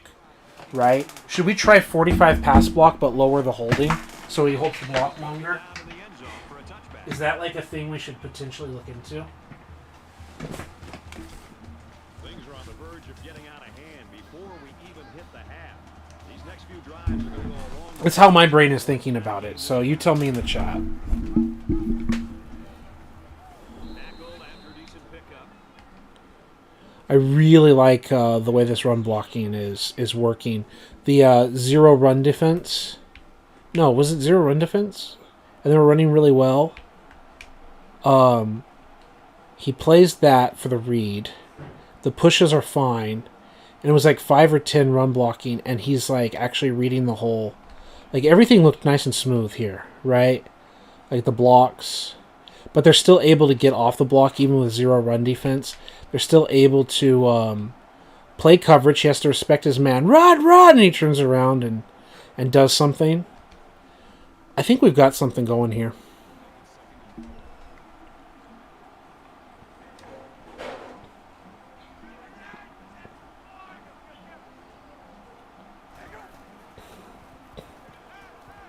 Oh, I love it. I love how the screen actually got blocked up. He's shedding tackles, but I know we have the tackle rating really well. If I remember, Kirby, some players had like a really high block. Oh, no, it was Mike Evans has like 94 break tackle. I think Kirby also has a decent break tackle. He's got really high route running, really high catch in traffic, and really high break tackle, if I remember correctly. What the fuck? The fucking center kept the ball? What the fuck? He snapped it to himself. That's just a penalty. You can't just do that in football. Folks, we just saw this. Oh my god, you want a screenshot?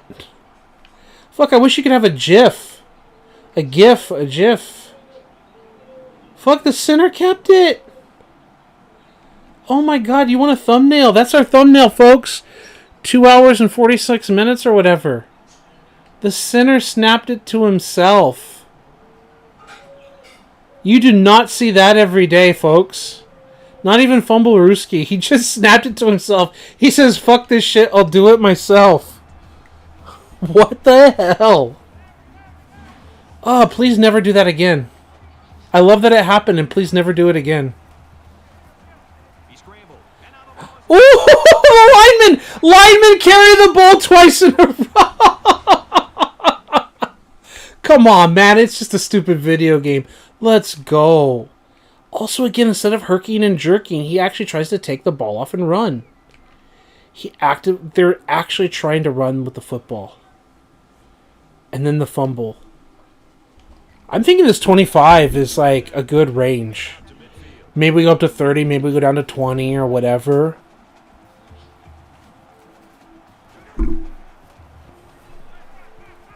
He's not herky-jerky either there.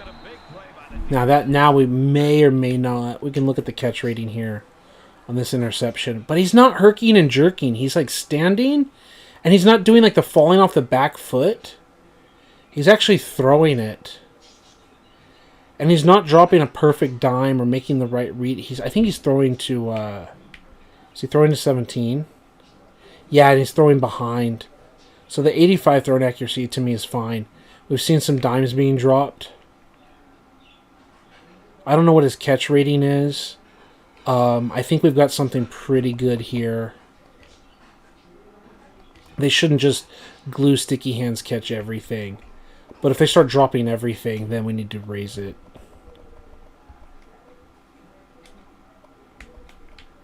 I don't care about which player it was specifically. Let's just look at the catch rating. Spec and spectacular catch and all that. If it wasn't number 6 with 71 catch.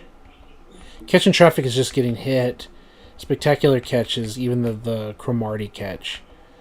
But 66 and 71 are so-so.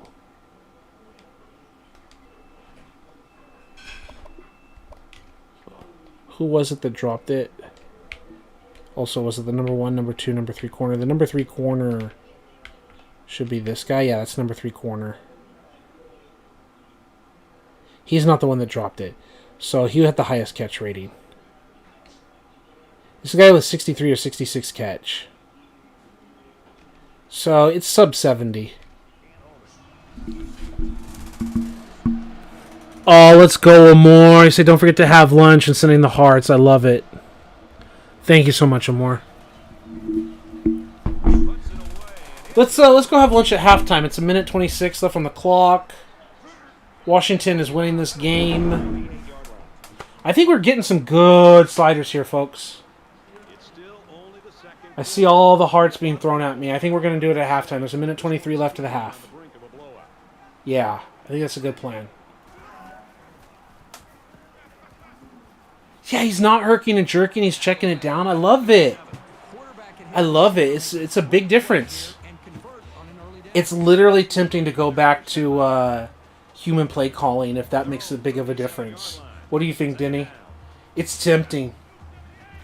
Both spectator and this, it's tempting. No herky-jerky, but he throws it out of bounds. Is that going to be a... Okay, there's no intentional grounding throw there. The drive is allowed to continue. How cheesy was it? How cheesy was it? See, he's not herky. A little herky-jerk, a little bit, but he throws the ball. Right? And he runs right into him. Maybe we drop it by a point.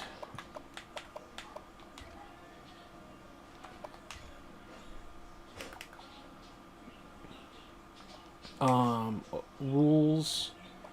Roughing the passer, 54. Maybe we raise it back up. read the comments. Had another call, looking great. Man, if I were you, rewind it. It's looking really good. I give human control another try. If the sky hooks come back, just spectate. Yeah, that's what I'm thinking about. I think as we get to halftime, I'm going to eat when it gets to halftime and let the third quarter and all that run through and see how this game plays out as a final score, as some statistics. I just kind of casually watch it on mute, turn the volume up. What a great throw, too. Another great read. Not doing the herky jerk. But I'm going to tell you something. This young man is really getting better at running his routes, which is a truly underrated quality these days. From the 36-yard line. I really like what we see here. I really do like it. That play was going nowhere. And the fact that they're able to run multiple plays here, huh? Pass and swarming to the receiver. The Huskies are going to call their second timeout. 5 wide.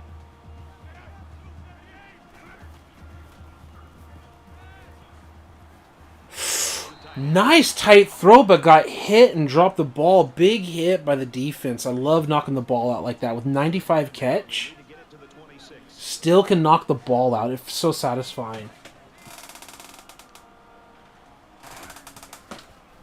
One timeout, 56 seconds to play. Again, he's not herky-jerky. He's throwing the ball down the field, 92 accuracy, and connects. They're almost going to score too many points here, huh? We need to find a way to make the defense a little bit better. They're just giving up points, especially down the field. He's had absolutely no problem finding the end zone. We might want to decrease defensive pass interference just to increase the coverage rating, right? And again, it's weird. Can I look at the replay? Okay, it's being weird. Now can I look at the replay? Okay, I mean, it's a good football. He just gets beat. He's on the press without help over the top. He's just getting beat. There's no, like, defensive coverage that's going to be better unless we want to talk about, like, a safety play, right? And he's being threatened down the seam over the top. And he's just trying to react. What a great ball placement. That's exactly the kind of ball placement we're looking for. Right? If anything, we would want to put minus 1 point. Not 1 point, but from 85 to 80, because you can't do it down to like 83 accuracy. But this 92 accuracy guy, that's what you want out of a 92 accuracy guy, isn't it? Like, he's in the 90s. He's got elite accuracy. I think that's just what we want. They're going to kick this, and they're still going to have 10 points away from their final score. This is like looking like more of a blowout than real life, but also close to real life. Brad, how about the guys up front? The offensive line giving the quarterback plenty of time to be able to read the defense and make the right throw. He sends this one deep. Yeah, okay, Denny, I get you. You got to go run an errand. I got to have lunch. I think we're just going to let this thing run with the microphone off and just check how the game runs the second half without any changes. I think that's a good plan for both of us. I'll just go to lunch right now. Let's do this thing. Do your errand. I'll see you on the other side of this game. And he's tackled right around the 34. Boise State's going to take their first time out of the half. Second down and around 1 yard to go. Ball on the 34.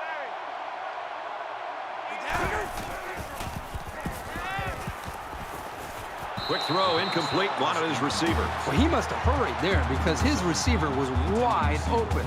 There was no need to rush that one at all.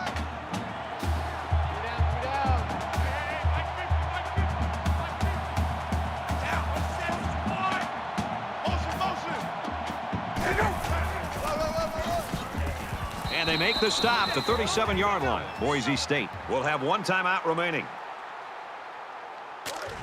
First and 10. Ball on the 37-yard line.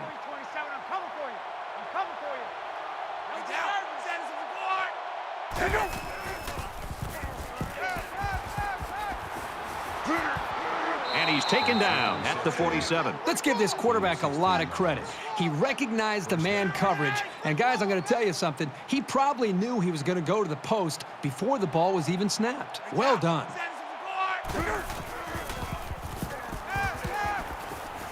Fires out quickly, incomplete. Number 17 was the intended receiver on the play. That makes it second and 10. From the 47-yard line, it's second down.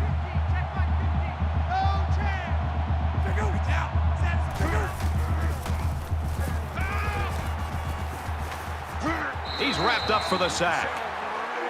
Loss of 5 yards on the play. That makes it 3rd and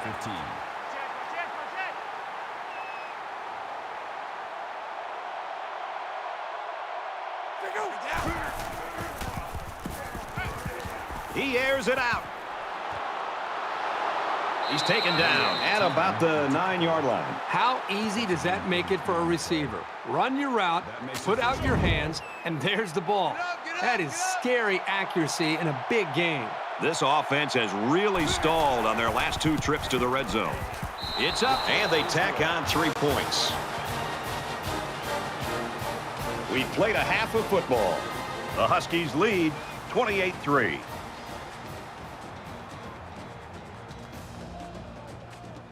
Glad to have you with us in the studio for the EA Sports NCAA Football 14 halftime show presented by Nissan. Innovation that excites.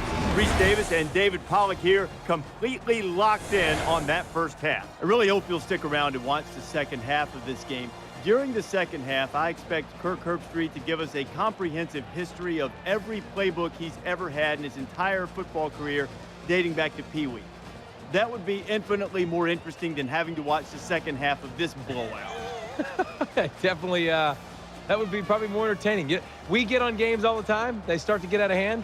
You got to empty the bucket. So, guys, back to you. Have some fun. Tell me something I don't know. These teams are pretty boring.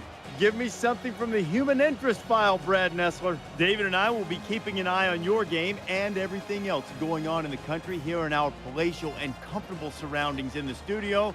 The best seat in the house belongs to Brad Nessler and Kirk Herbstreit.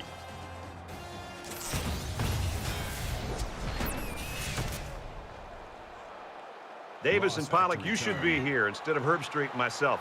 Second half just about ready to begin. Sends it sailing downfield.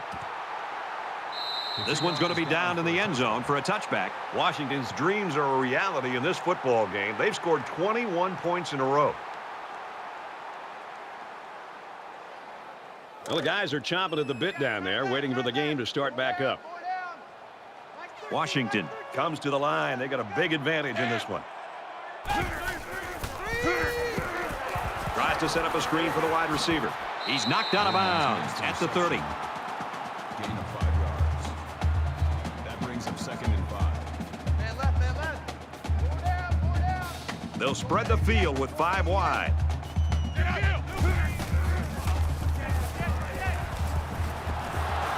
Quick pass, and he's right there to knock it away. Drops the intended receiver on the play. That'll make it 3rd and 5. From their own 30-yard line. 3rd down. Mike 13, Mike 13. It's coming.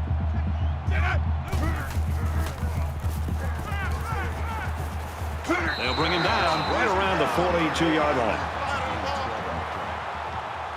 That makes it 1st and 10. Four down. Mike 13, Mike 13.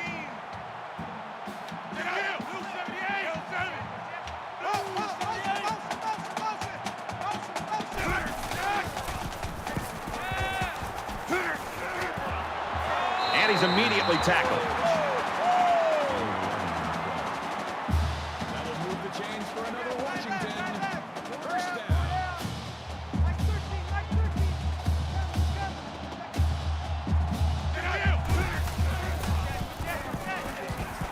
They'll wrestle him down in the backfield.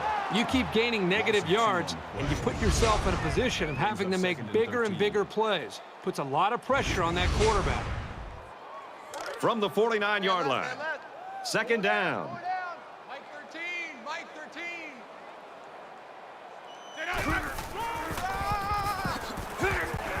Run play, and he'll lose yards. So the halfback loses about 2 on the run. I'm sure this running back will be looking around for that guy the next time he takes a handoff.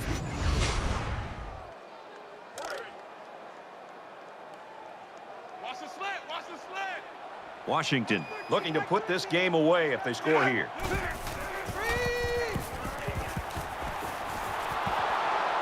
Caught him, but they're going to lose yards. He was tackled immediately. Number 10 makes the tackle at the 48-yard line. That brings up 4th and 15.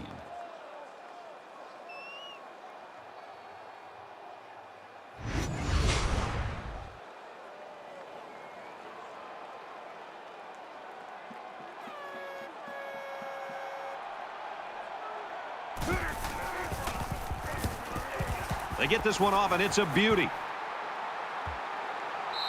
Little too much leg into that punt. They'll bring it out to the 20. I hope they show some fight here and try to stay competitive. If you're going to get blown out, you at least want to go down swinging. They come out in a 5-wide set.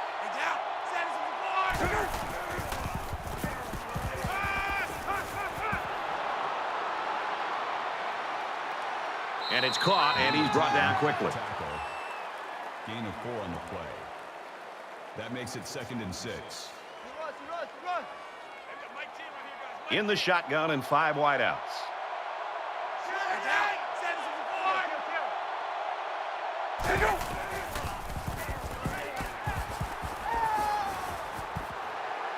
Now he's flushed, and they got him. Absolutely perfect call by the defensive coordinator. He brought just the right amount of pressure from the right direction, and it seemed to confuse the offense.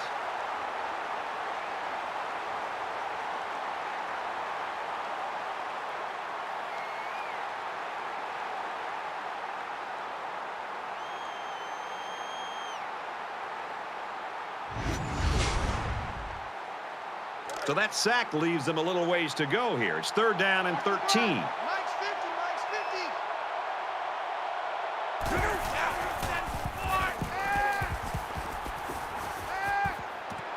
He gets hit out of bounds around the 27-yard line. That was a good pass and catch there, but still not enough for the first down. That's not an easy conversion here on 3rd down for the offense. All the defense has to do is stay back, keep everything in front of them, come up and make a tackle.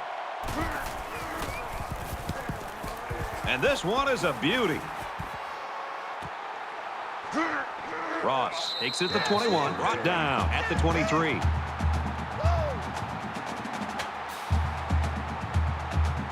The offense is looking to be a little bit more successful with this drive as they had to punt the ball away the last time they had it. Washington looking to add to this big lead here. Nice run, and he's brought down. Gain of 4 yards. That makes it 2nd and 6. Four down. Mike's 30. Blue 78. Blue 70. Check Blue 78. Throws it to the halfback on the screen. And down he goes around the 36-yard line. Number 45 on the tackle at the 36-yard line. That's good enough for another Washington. First down. Mike 13.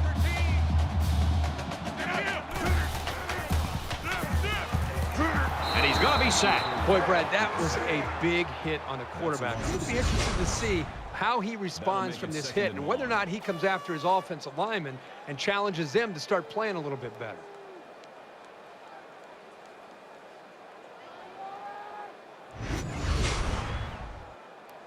They find themselves in a hole here after that sack. It's 2nd and long. Four down. Mike 13. Mike 13. He's coming. Sit up. Blue 78. Sit up. Sit up.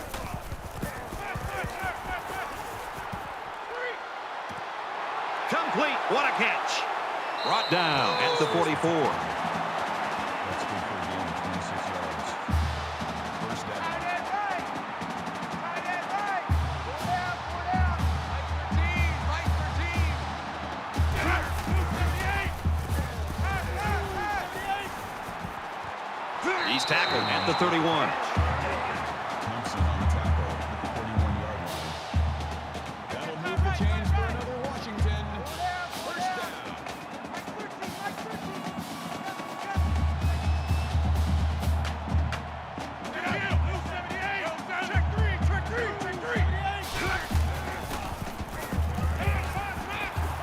Quick throw. He's at the 20. First down. Washington up big right now in this one.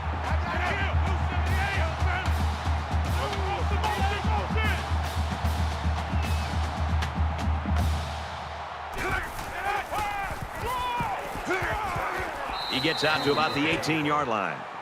No gain on the play. That makes it 2nd and 10. Tight end left. Four down. Mike 13. He's coming.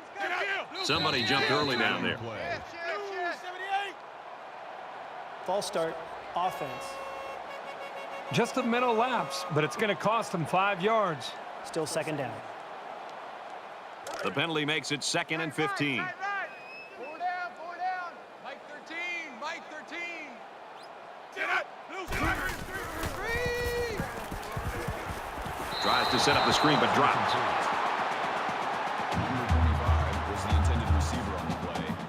And this is the 9th play of the current drive. Four down. Mike 13. Sit up. He launches one for the end zone. Missed him. Brad, I just think this quarterback's got to do a much better job of being able to read that defense and make quicker decisions. And especially when the defense starts to get pressure, you've got to either get rid of that football or check it down or take off and run with it. The kick is up, and it is good.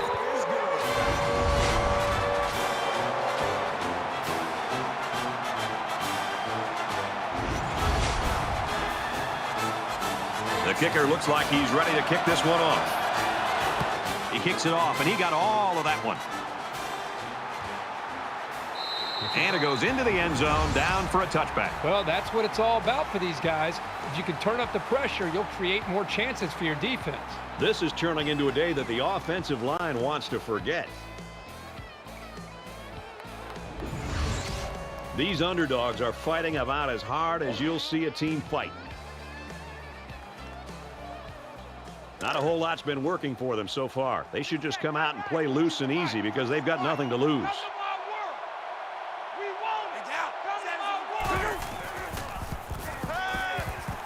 Wants to throw outside.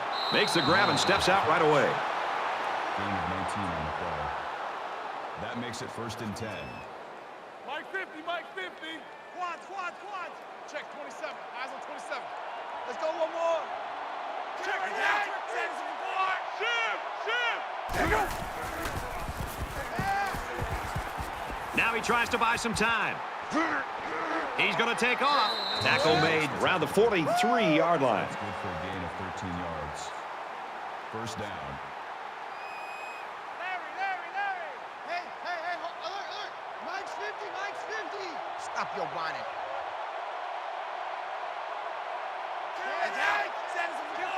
Check 26.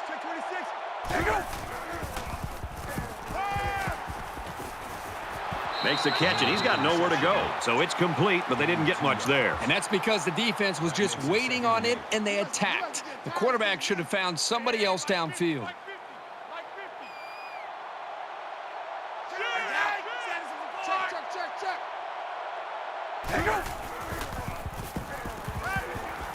He's under some heat. Quick pass. Tackle around the 28-yard line. Reception. Number 41 brings him down at the 28-yard line. 1st down.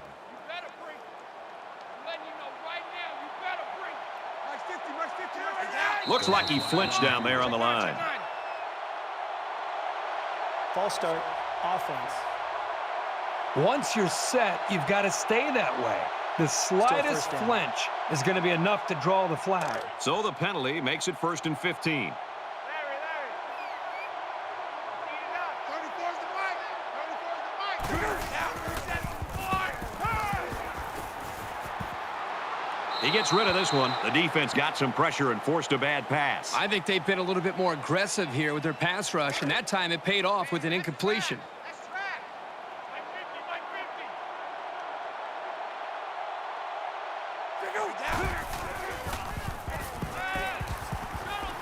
Quick throw out to the receiver, and he's hit immediately. That play was going nowhere. Yeah, give a lot of credit to the defense here, recognizing pass and swarming to the receiver.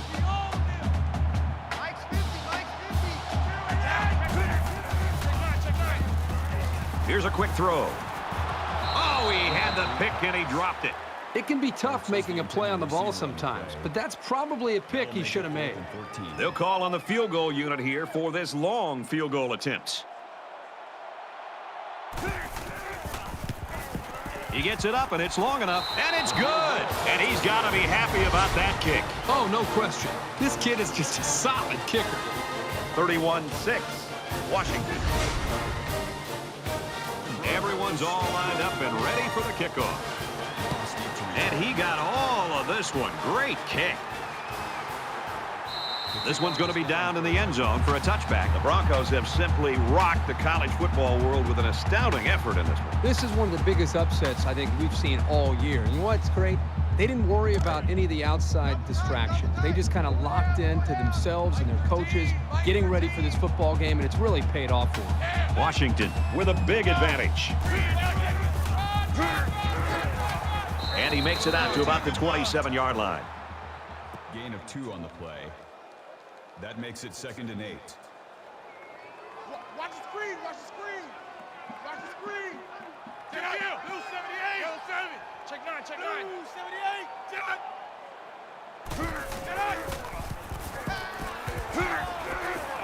Complete, brought down, nothing doing. That's a gain of 1 on the play. That makes it 3rd and 7. Roger. Mike 13. Mike 13. Right. Right. Get out. Blue 78. Kill. Blue 78. Get out. Screen pass, and he can't hold on. Let's see if the momentum from that defensive stand carries over to their offense. That brings up 4th and 7.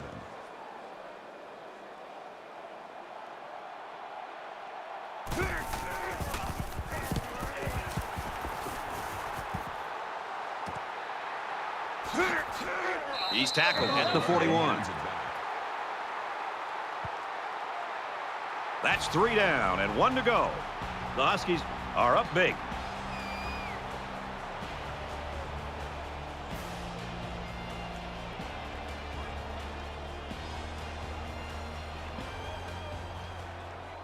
Not sure there's any hope for a comeback here in the 4th quarter, but Kirk and I are praying. I don't expect any once-in-a-lifetime rallies here, but that being said, we could still see some exciting plays. It's the tailback, and he tackles him hard at the 44-yard line. That's a gain of 3 on the play. That'll make it 2nd and 7.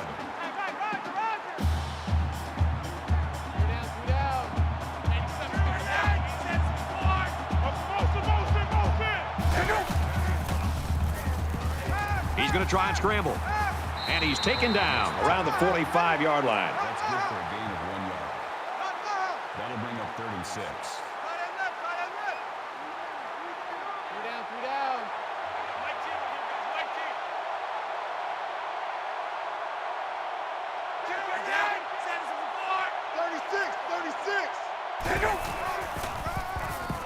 36. They'll go Brown. Tackled after a decent run up the gut. Called a gain of 6 yards. That makes it 4th and inches. So it's 4th down, and the offense is still on the field. Three down. Mike 50. Might have been some early movement up front. False start, offense. Sometimes what happens on a false start is a lineman will see movement on the other side of the ball and be coaxed into jumping early. Tens the mic. Keep it up, defense. Keep it up, guys. Throws it in a hurry, and he's tackled around the 48-yard line. Wallace on the tackle at the 48-yard line. That makes it 1st and 10. Let's go. Mike 10. Mike 10.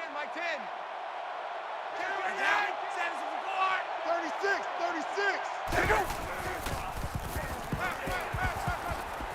Just throws this one away.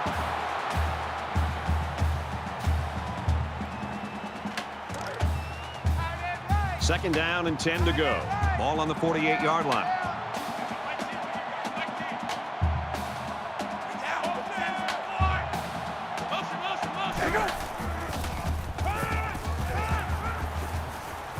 Zipped it out, and that was almost picked off. Number 18 breaks it up. That brings up 3rd and 10. Here we go, D. Here I come. 50. Mike's 50.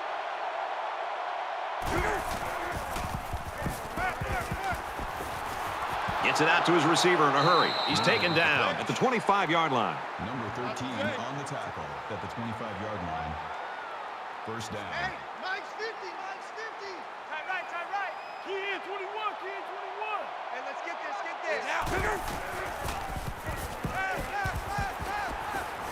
He gets rid of this one. Even though they didn't sack him, the pressure was still enough to force a bad pass. If you can get in there and disrupt the pocket, then the quarterback is going to have a tougher time getting the ball to his playmakers. From the 25-yard line, it's second down. Caught in a big hit. He stopped in his tracks. Everything about that play was crisp. The route, the throw, the catch, that's fun to see.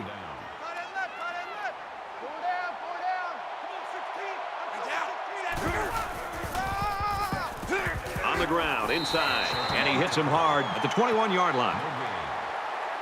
That'll make it 4th and 6. Fourth down, and it looks like they're going to go for it again. Worked for him last time. Offense lines up in a 5-wide set, and the defense anticipating pass here. Got him. They tried to throw for it, but ended up getting sacked. And so now the ball's turned over on downs. That's a big-time stop here by the defense. I know we're only in week 1, but this defense looks like they're in mid-season form. Both teams are playing out the stretch here. You want to get experience for guys who normally don't get in the game and try to avoid injuries. Washington looking to build on this commanding lead here. And he throws it away. You know, when you feel pressure like that, the worst thing you want to do is just to throw the ball into coverage. He got away with one right there. He's very fortunate. Next time, he should just throw it away out of bounds. From their own 29-yard line, second down. Run right and hit in the backfield. Well, these days, you've got safeties playing up close to the line of scrimmage, almost like a fourth linebacker. The only way that you can keep them from cheating up is to take some chances downfield. Tight right. 4 down. Mike 13. He's coming. Check it. Blue 78.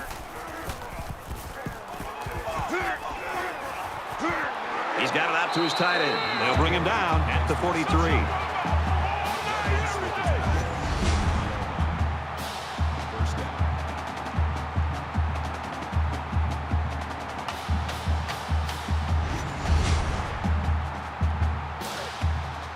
From their own 43-yard line, first down.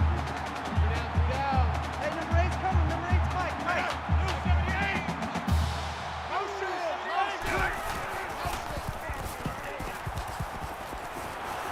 And he's shoved out of bounds right around the 48-yard line. Gain of 5 yards. That brings up 2nd and 5.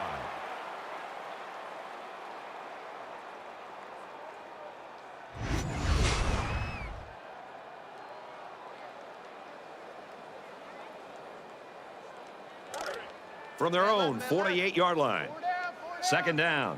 Mike 13. He's coming. Check in. Sit up. Blue 78. Blue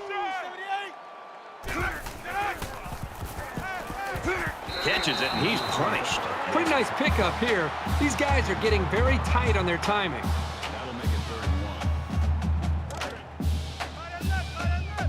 1. 4 down. Mike 13. Washington looking to put this game away if they score here.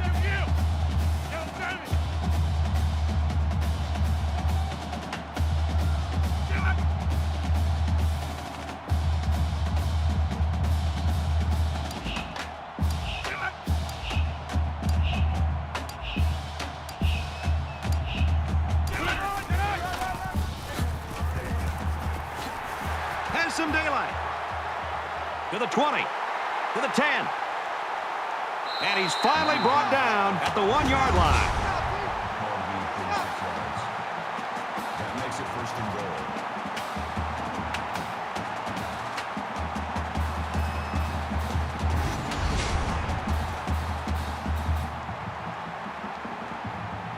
goal. It's first down.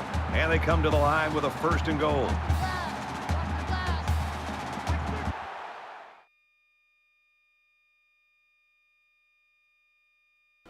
I want to take a moment to talk about that run. Anyone that's watching this and get on the playback, A hell of a run. Hell of a set of blocks. Remember, he's got like 95 ball carrier vision. I don't know what his speed rating is. We're going to check all that out. The pursuit rating is all a thing.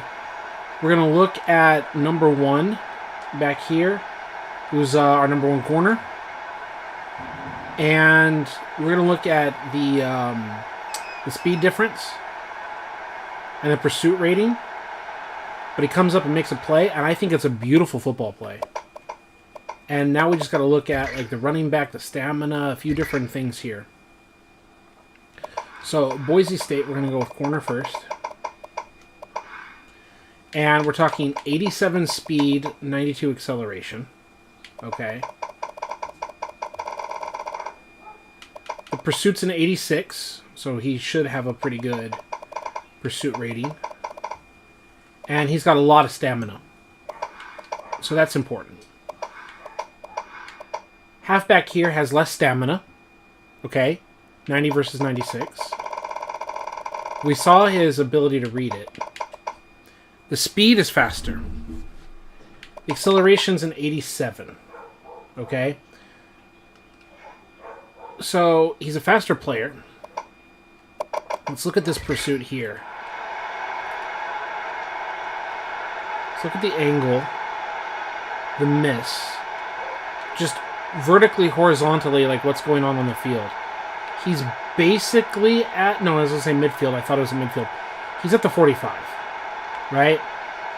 And our other player is 33 and a half, not quite 34-yard line. Basically, back foot on the 34, but the front of his body on the 33. Right?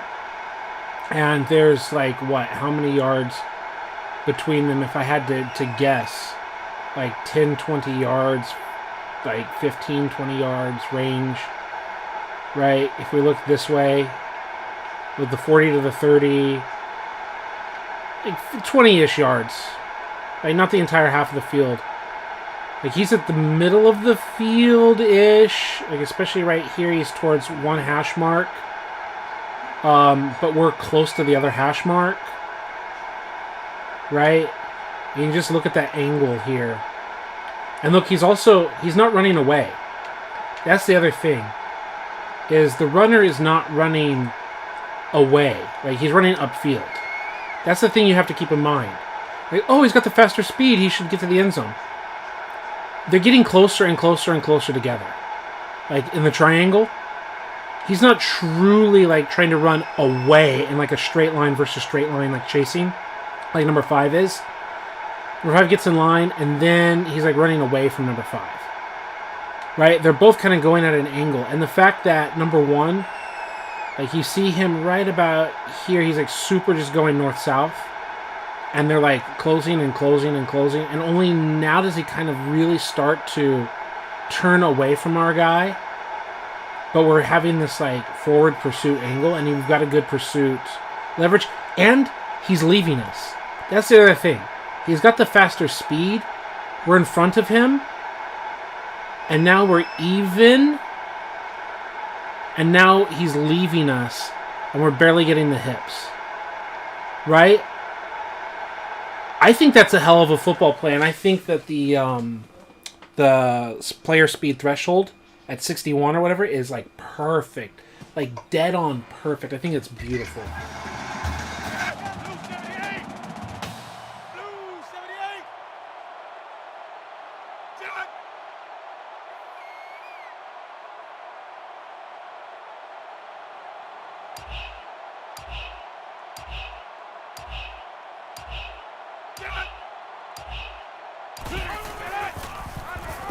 He's in, another touchdown.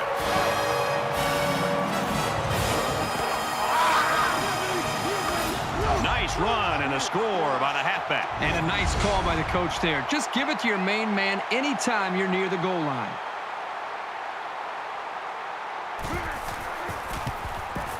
And he hits the PAT. A 7-play, 71-yard drive. And they come away with 7 points. Brad, I thought that was a textbook drive. I thought they did a really good job of showing balance, mixing the play calling with the run and the pass. Just an overall well-executed touchdown drive.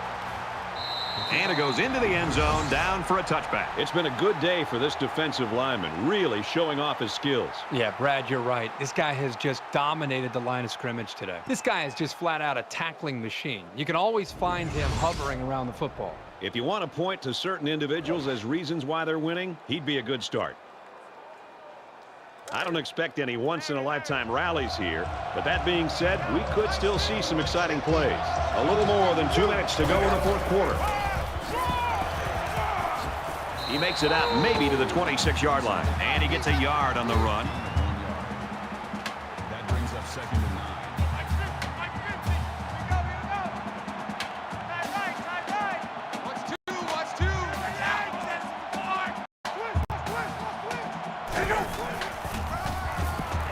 Straight ahead on the give, and there's nowhere to run. Loss of 3 yards. That brings up 3rd and 12.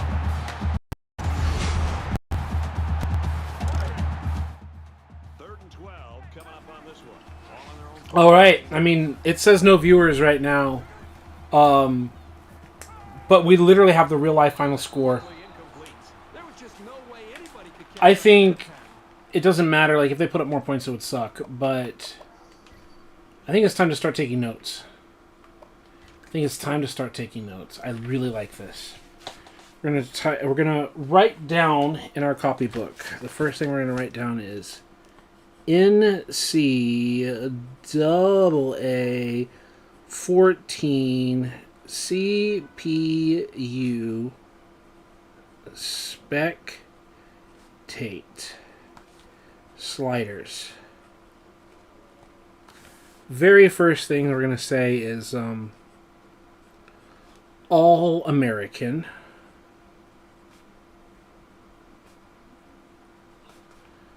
Offensive skill. So there's an offensive/defensive skill.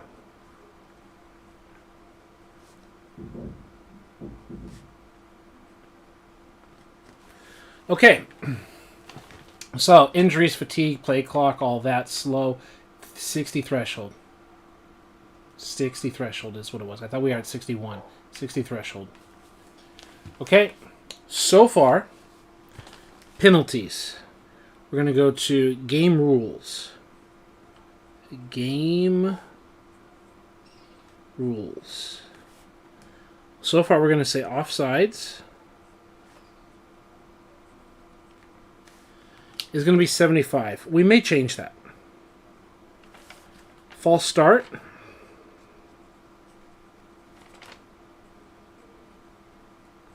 We still saw a false start at 45, especially by the away team. Holding 54.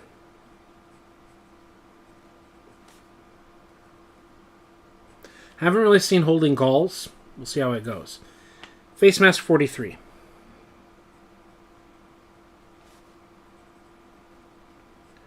Haven't seen a single face mask.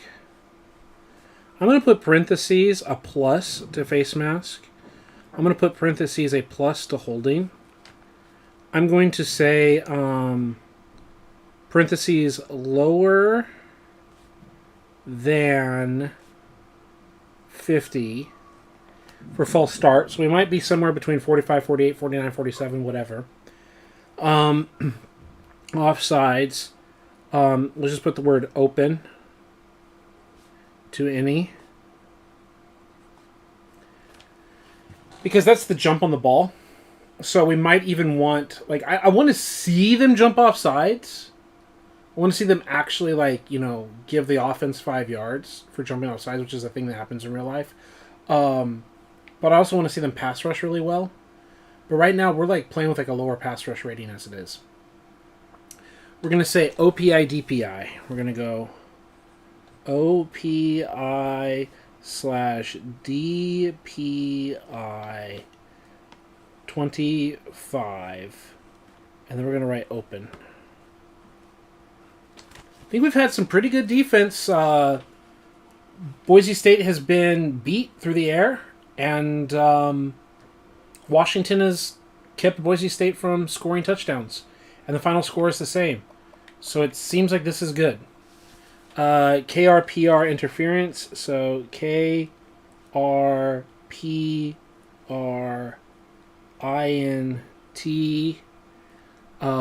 55. Parentheses, we're willing to go higher. I have not seen an interference with a fair catch, though you don't see a lot in real life football. They do happen. Too high, they happen all the time. Clipping. We're going to put that at 56. And we're going to parentheses, a plus note. There have not been any calls. Now this is the big one.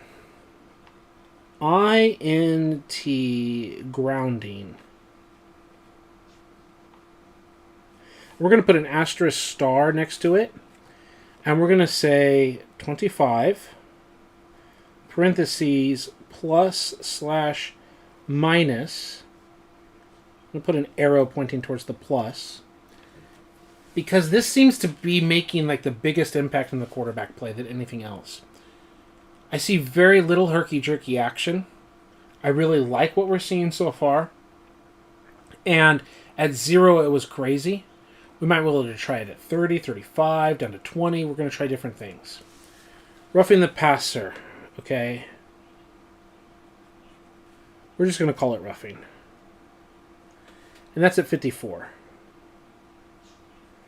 And we are going to put a note in parentheses as high as 56. We saw some, not very many. We might like to see a little bit more. There's only so many penalties per game. I think it's like between 4 to 7 penalties. Like some teams just get penalized more; they're less disciplined. Some penalties get. Some teams are penalized less; and they're more disciplined, like across the board, statistically speaking. But somewhere in that 54 to 56 range is going to have the average penalties per game. Now that's not the only cause of a penalty, but it's a common cause of a penalty. Roughing the kicker, we haven't seen anything else. R, lowercase t, capital K, 60. And it says roughing the kicker versus punter or whatever. We're going to put plus. We're willing to really go up higher with that. Remember, we're taking notes because this is our like side set of rules. So we're just going to mess with this. We're going to write sliders. And then QBA. QBA is 85. And I really like 85. They can throw some good passes right on target while they're not perfect. PB is 55. And I'm putting parentheses a minus sign because we might still drop that down. I'm going to put another parentheses above 35. Because 35 we saw stupidity. So 40 to 50 range, 40 to 55 range. I'm going to put 40 to 50 question mark. WRC. Capital W, capital R, C, 95. We see drops, we see good catches. We might be willing to drop to 90. We'll put a question mark. The running back coming out of the backfield and stuff, some people made some incredible catches. I don't know if we want to lower it, but I really like it at 95. RBA, 50. And I don't think there's any reason to change that. RB10. Run RB lowercase L K. Just straight up 10. P, then C, lowercase v, pass coverage, 60. INT 15, capital I, lowercase nt, 15, parentheses, plus. Might be willing to go to 20 or something. We saw some dropped picks. Several drops. Dropped picks. Okay. Because we saw it before, it was like way too high. Rush D. I don't have a problem with the run defense right now. It's set to 0. They can still play run defense really well. TAK. We see broken tackles. We see good tackles. 50 dead even seems just fine.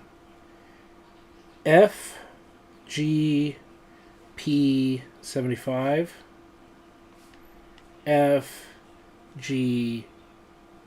FGACC is 40. And Boise kicked both field goals that they attempted. 35 might be the lower, but I think 40 is the right place. PNTPOW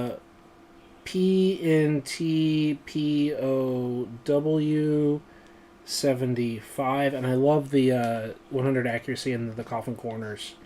I don't care what the rating of the punter is. I just love seeing some good punts out of the video game, and I don't care about changing that at all. I think we like it. I think we like it a lot. I see there's a chat rate in here. It says, I'm back. Miss anything? Roughing the kicker at 0 will get you occasional blocks. Okay. Let's do that then. I believe you, Denny. Let's do this thing.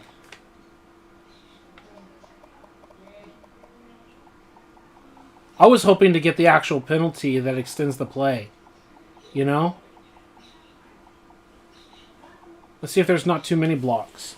So I'll go back to the penalty, roughing the kicker, and then I'll put 0, question mark, double underline. I'm going to scratch out 60. Yeah, I wanted to see the guys actually go for it and then run into the kicker and then like run into the punter and then extend drives. That's what I wanted to see. That's not what's up. So, Denny, you're back, and I'm glad to have you. And if you're still watching as of this moment, I've just written down all these notes for a specific reason. Final score, I'm saying final score, there's like Washington's going to get the ball back or whatever. 38-6, just like real life. 38-6, just like real life. Let's take a look at some statistics. I know it still has a little bit of room to go. Player stats. 18 of 36. 50% passing. Want to see a little bit better passing out of him. Also, the defense is really good, but over 200 yards. It's been sacked 6 times. I don't know what the real-life sack number should be, but compared to the other guys, he only got 2 sacks. Right, so the offensive line, defensive line situation there. 32 of 42. 76%. Right, a little bit on the high end. A little bit on the high end, but it's not outrageous. It's not 80, 90 something. And also, here's the other thing. Southwick in real life, I believe later in the season, I can't remember which team he played against when he did it, but he had something like 24 of 26 or 26 of 28 or whatever. Like, he had some school record of efficiency. Like, he completed almost every single pass, and he broke a record of Kellen Moore and all of that. And so the fact that the video game can have good passing abilities, whether it's Southwick or not, is nice. And it wasn't against like a high-end team. Rushing, 5.5 yards per carry with a big run. Right, the long was 47. So if I just open up my calculator on my computer, and oh god, that's really bad. He only had 20 yards on 11 carries. 20 divided by 11 carries is just like 1.18 yards per carry. His long run was 47 out of his 67 yards rushing. That's why he has like a 5.6. It's 1.6 here, right? Like even that with the run blocking, like there's no running game, right? Ajayi has 1.4 average. Like, they're not running the ball. If anything, I wanna increase that. Let's we saw a big time play. I think in our settings, we might want to mess with run blocking a bit, even with that 0 run defense. 1 point something yards per carry is just atrocious.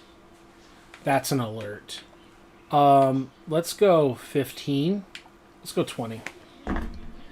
So run block. Let's cross it out. Let's say 20 question mark.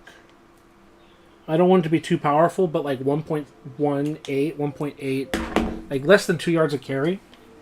That for both running backs, for everything except for the one big run. That's pretty atrocious. Denny says it's awesome. I like where the sliders are setting. So do I. So we can get the running game going for both sides. And I like writing this down because this is like the side franchise. Right? It's the side chick franchise. So let's get in there.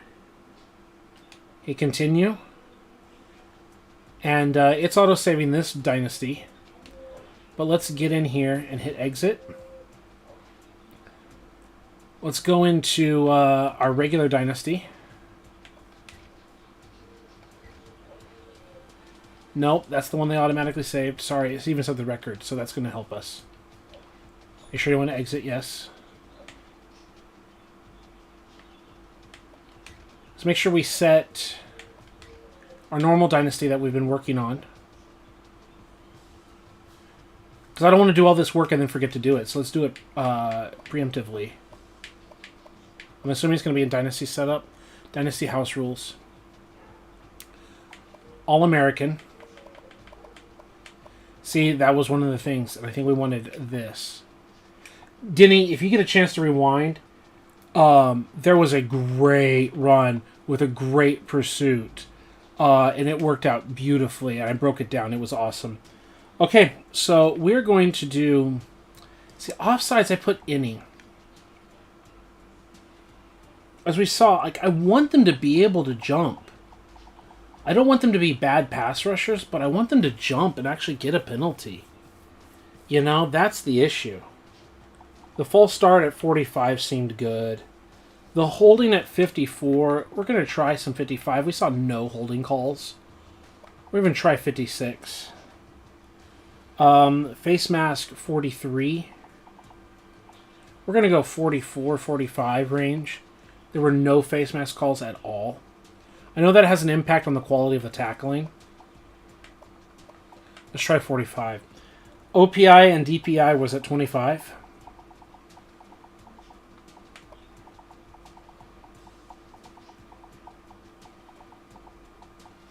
I think I'm willing to try 20 and 20.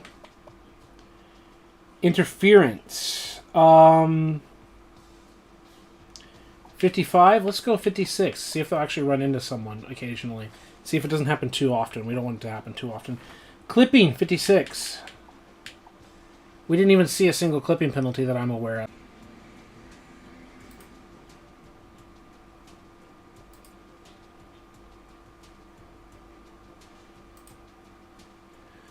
All right. There was lost connection. I got the warning. So I'm glad you were able to hang out with everything. And it said it was reconnected. It said it was OBS. Okay. So we're going to try the roughing the kicker at 0. See if we get some blocks. See how it goes. We're going to do custom AI. We're going to have to do this all over again. I know. But we're going to do pass blocking was at 55. Sorry. Let's do both. I don't care. Pass blocking 55. And then I said I was willing to try other ratings, especially with the holding slider and all of that kind of stuff. I'm trying to just have dead-ass 50. Wide receiver catching, we were happy at the 95, no change needed. Running back ability, dead-ass 50. Run blocking, we were going to try 20. Pass coverage was going to be 60 for both sides. That was the one that was recommended to me. And it's been working out pretty well. Interceptions, we had it down to 15. I'm going to try it at 20. There were several drops. And that was the point, if they start dropping like all of them. And then we can go back to 15, because remember, they only have like 60-something catch. Right? If they start catching everything at 20, we go back down to 15. They shouldn't catch things like wide receivers all the time. Run defense, there's no reason to increase it. In fact, the point is it's too powerful as it is. The tackling, dead-ass 50 across the board for both. Field goal accuracy. We had it set to 40. I'm willing to kick it down to 35. I like seeing misses. Let's go to 75, like it was. I like to see misses. So where was the accuracy? 35. And we'll just increase it to 40 if they just start shanking them all the time, right? And the 75, 100... and the 55 kick power. Yeah, the 55 kick power is really nice. We're good there. You say the higher the holding slider, the less time the blocker holds onto his blocks in fear of a flag. I agree, though, there should be a happy medium to allow flags. Yeah, that's the issue, Denny, with holding. Is holding occurs on run plays, right? I know it occurs on passing plays. I get it. That's why I need to like consider clipping more than holding. And that's the idea. It's like you see the wide receivers, you see the fullbacks, you see the tight ends, like they yank around the jersey, like they have a special holding animation, right? So that's the issue. Is you'll get good runs and you'll automatically see it, and it's a real life penalty. I mean, like it's a real life penalty, but it's a real life animation for that kind of penalty. They literally grab on and all of that. So I'm willing to try something like 45 holding, right? Pass blocking a little bit lower. We saw like at 35, they were like brain dead. They weren't picking it up. This game might even be like dead ass 50, straight on. But I like the fact that like you can have pass rushing moves. You can have DeMarcus Lawrence and all that like make a move. I don't like getting stonewalled all the time. So I like having like a happy medium between the two. And I would rather have like the pass blocking increase but also have holding calls being called. If that makes sense, though, I usually see holding as a run play issue. I don't usually see flags being thrown for like offensive holding in like the pocket. If that makes sense. So I'm willing to try 50 but higher penalty. I don't know what to do. 45 lower their skills just a little bit. But then penalty 45 they can hold on longer.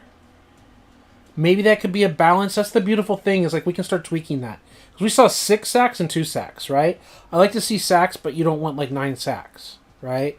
You want sacks from like overload blitzes or whatever. You want sacks because they tried to block but missed or whatever. I think we're in like a good place, right?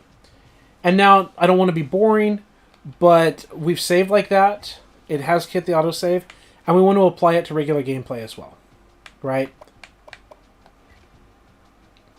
So let's again go to house rules.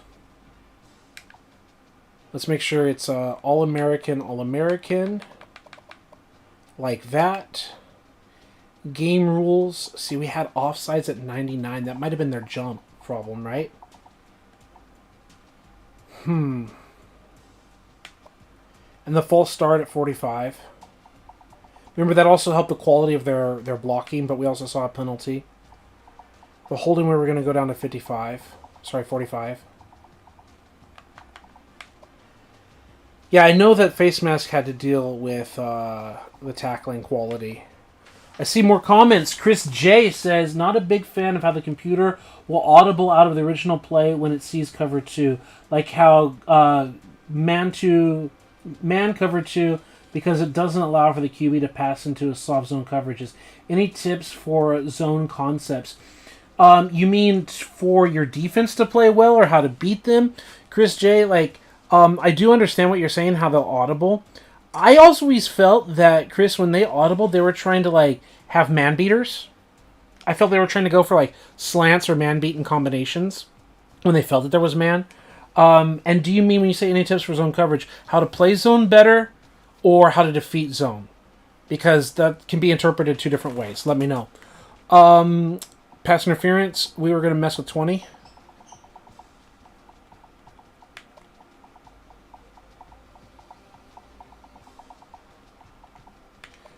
Kick catch interference, we were going to, what was it, interference 55. I'm fine with 7, 6, whatever, what was. Clipping, 56. Yeah, 56. Intentional grounding, that's the one we had, and they were like freaking the fuck out, right? Okay, roughing the passer. That's what we're going to have it at 56. Roughing the kicker, we're going to have it at 0. Okay. Custom AI, we were going to say 85. We were going to say 45. We were going to say 95. Let's reset it for the computer as well. 85. 45. 95. Running back ability, deadass 50. Okay. Run blocking, we were going to try 20. It's already 20 here. Pass coverage 60 and 60. Interceptions, we're going to try 20. All right, Chris J says, playing zone better. You like to mix coverages, but spread and air raid systems are difficult. So, Chris, to help answer that question while I try to set everything else up, there really isn't a quick and easy answer to that. If you're playing against another person, you're playing against another human, the video game is incredibly limited. The video game does not make real-life adjustments. If you're playing against another human and he's just cutting you apart with the air raid, like, you have to remember that college football, the video game, plays like JV high school or something, or Texas high school football, like, or not even Texas. I'm just trying to dog on them.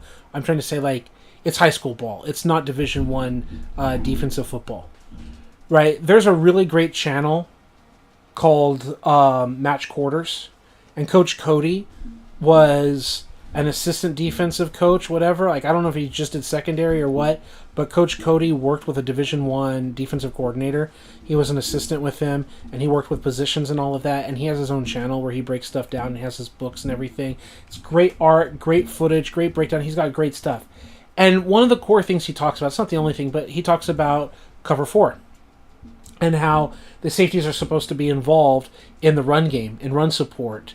That you can have 7 in the box, you can have 2 high, your corners can play off or whatever, and you can play run defense with the safeties, and that you can pinch the A gaps, the B gaps, all that, the C gaps with the linebackers or the defensive linemen, and then those D gaps are going to be covered by the safeties. The video game doesn't play like that. Not College Football 25, from what I've seen. It has a lot of problems like that. Some basic football doesn't do that.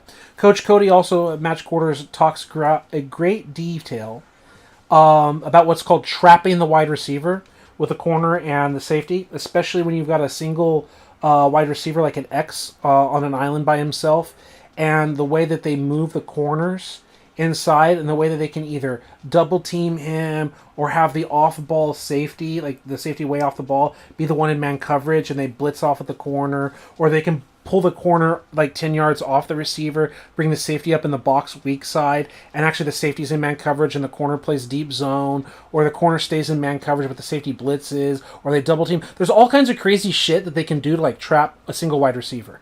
And I know you're asking about like zone coverage. I know you're asking about air raid. It's just an example. There are things that you do in real life college football that you ask these college athletes to do that you don't even touch in these fucking video games. So there's limitations, man. The best things that I really recommend with zone defense is it really is just call the cover 3s that have the purple buzz zones, right? Call the regular cover 3s with the blue flats and then audible them to the buzz zones. So you're just staying off the ball and you're just pass rushing. It really helps if you're playing the computer to have it set so like your pass rushers can actually rush the quarterback. It's one of the things that we're doing here on my channel is we're trying to adjust the slider settings so that we get a pass rush, but it's not too powerful. And right now, this last game that we saw that we've been adjusting is we're actually decreasing the potency of the pass rush because we were getting too powerful of a pass rush. We had guys with sub 80 skill, and in some cases sub 60 skill. Not sub 60, sub 70 skill. They were like 68, whatever pass rushing moves, and they were beating the blocks of guys who had like 80 pass blocking. And so we were getting too much of a pass rush, too efficient of a pass rush on the quarterback, and we're actually trying to like pull it back so they can pass block better.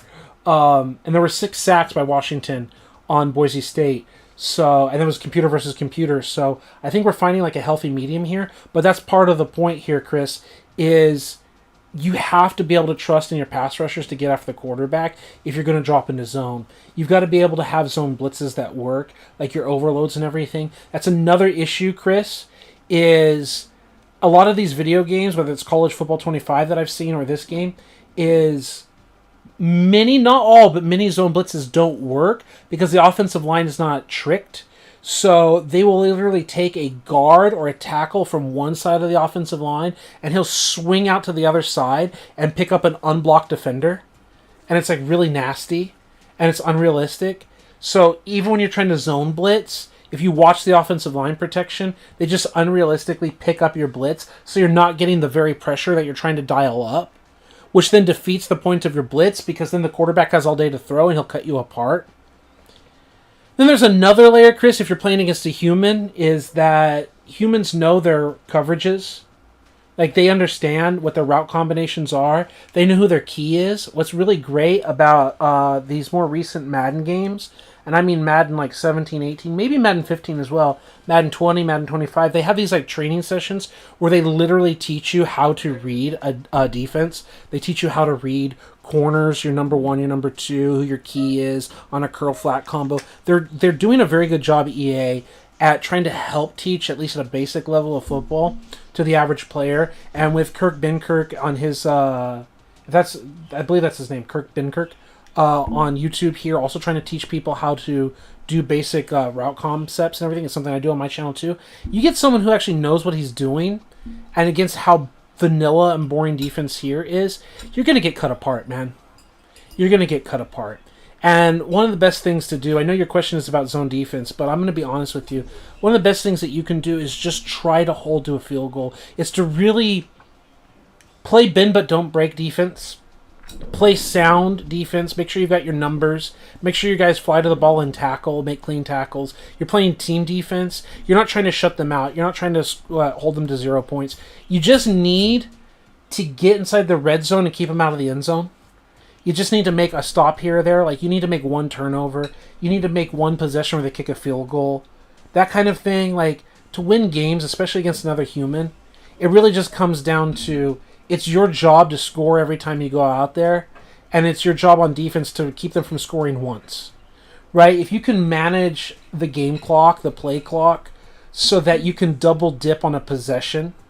Let's say you win the coin toss and you elect to defer so you get the ball in the second half, or you win the coin toss or you lose the coin toss and they want to get the ball.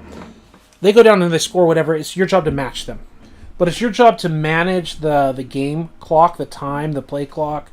So you want to be in a situation where you're the last person to touch the ball in the first half, and you get in the end zone to tie the game. Like, let's say your defense, you just give it up.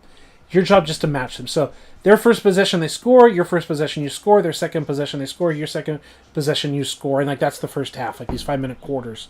And you just chew up the time. Because I've had, like, 10-minute drives. That's, like, an entire quarter. Sorry, that's an entire half in Madden Online. You run the ball well. You throw the ball well. I've literally had the ball kicked off to me in Madden and scored where it's almost halftime. Because me and my friends, like, when we play, because they also used to have team play, and you can literally take up the entire first half in one drive, like a 10-minute drive, like 13 plays, whatever. And then you just kick it to them. You play defense. You get the ball back, and then you're winning the game like 7-0 or 7-3 or whatever, because you don't give the ball back, and you have 2 possessions, and they had 1 possession. Like, that's football, right? But even at a higher stake scale, you want to be able to have the ball last at the half and get points, and then get the ball in the second half. And you know that if your opponent is going to get the ball in the second half, you basically want to flip that the other way around. You want to conserve time, use your timeouts. You want to be in such a way that you're, again, touching the ball last in the first half to get that point, so that when they get the ball in the second half, all they can do is tie the game, not take a lead and not double dip you. I hope that kind of stuff makes sense too. There's only so much you can do with the bland vanilla video game-ness. It says, the only time I can successfully bring a zone blitz is when you drop a safety, running back, or nickel blitz off the border side. I would recommend it, but really appreciate your advice. If you're still with me, Chris, I have my videos of Madden 25 where I actually go through the defensive playbooking. I'm not going to go break it down in great detail right now out of respect to Denny and everyone else. And I do have the videos out there, and I do thank you for being here. Check out the other stuff where I go to like defensive playbooking and scheming up, because we've gone in great detail about which plays work, which plays don't work in Madden. You have to lab it up. Like, go into practice mode, as we call the lab as a nickname. Maybe you know that. But you have to lab it up, and you have to see which blitzes will actually function properly. You mentioned about the safety, Chris. Some plays, the free safety will come up in the box, and he'll slide right through because the center will be occupied with the defensive tackles. And other times, the center will just like do this weird little warp and go out to the side. Like, he won't warp, but he'll slide and pick up that free safety. And another thing, Chris, I wrote about it years ago in my blog on Operation Sports. Sometimes just learn how to call a basic cover 3 defense, how to call a basic cover 2 zone defense, like a Tampa 2, and learn the alignments so that you use the linebacker audible and then the right thumbstick left or right, which sends either outside linebacker. And doing that will like create a blitz out of a vanilla defense. But if you begin to lab it up and you begin to look at different formations and pass blocking schemes, if you just send an outside linebacker from off the ball, like he's not stacked on the line of scrimmage, from off the ball between your tackle and your defensive end, and you also stunt your line, like you have to mess with stunting your line, but it's not a designed blitz in the game. It's just a vanilla defense.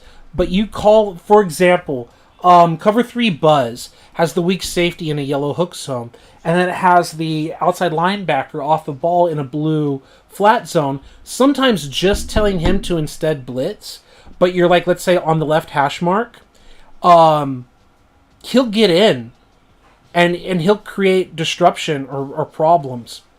The other thing, Chris, you said pulling linemen are the worst. Exactly.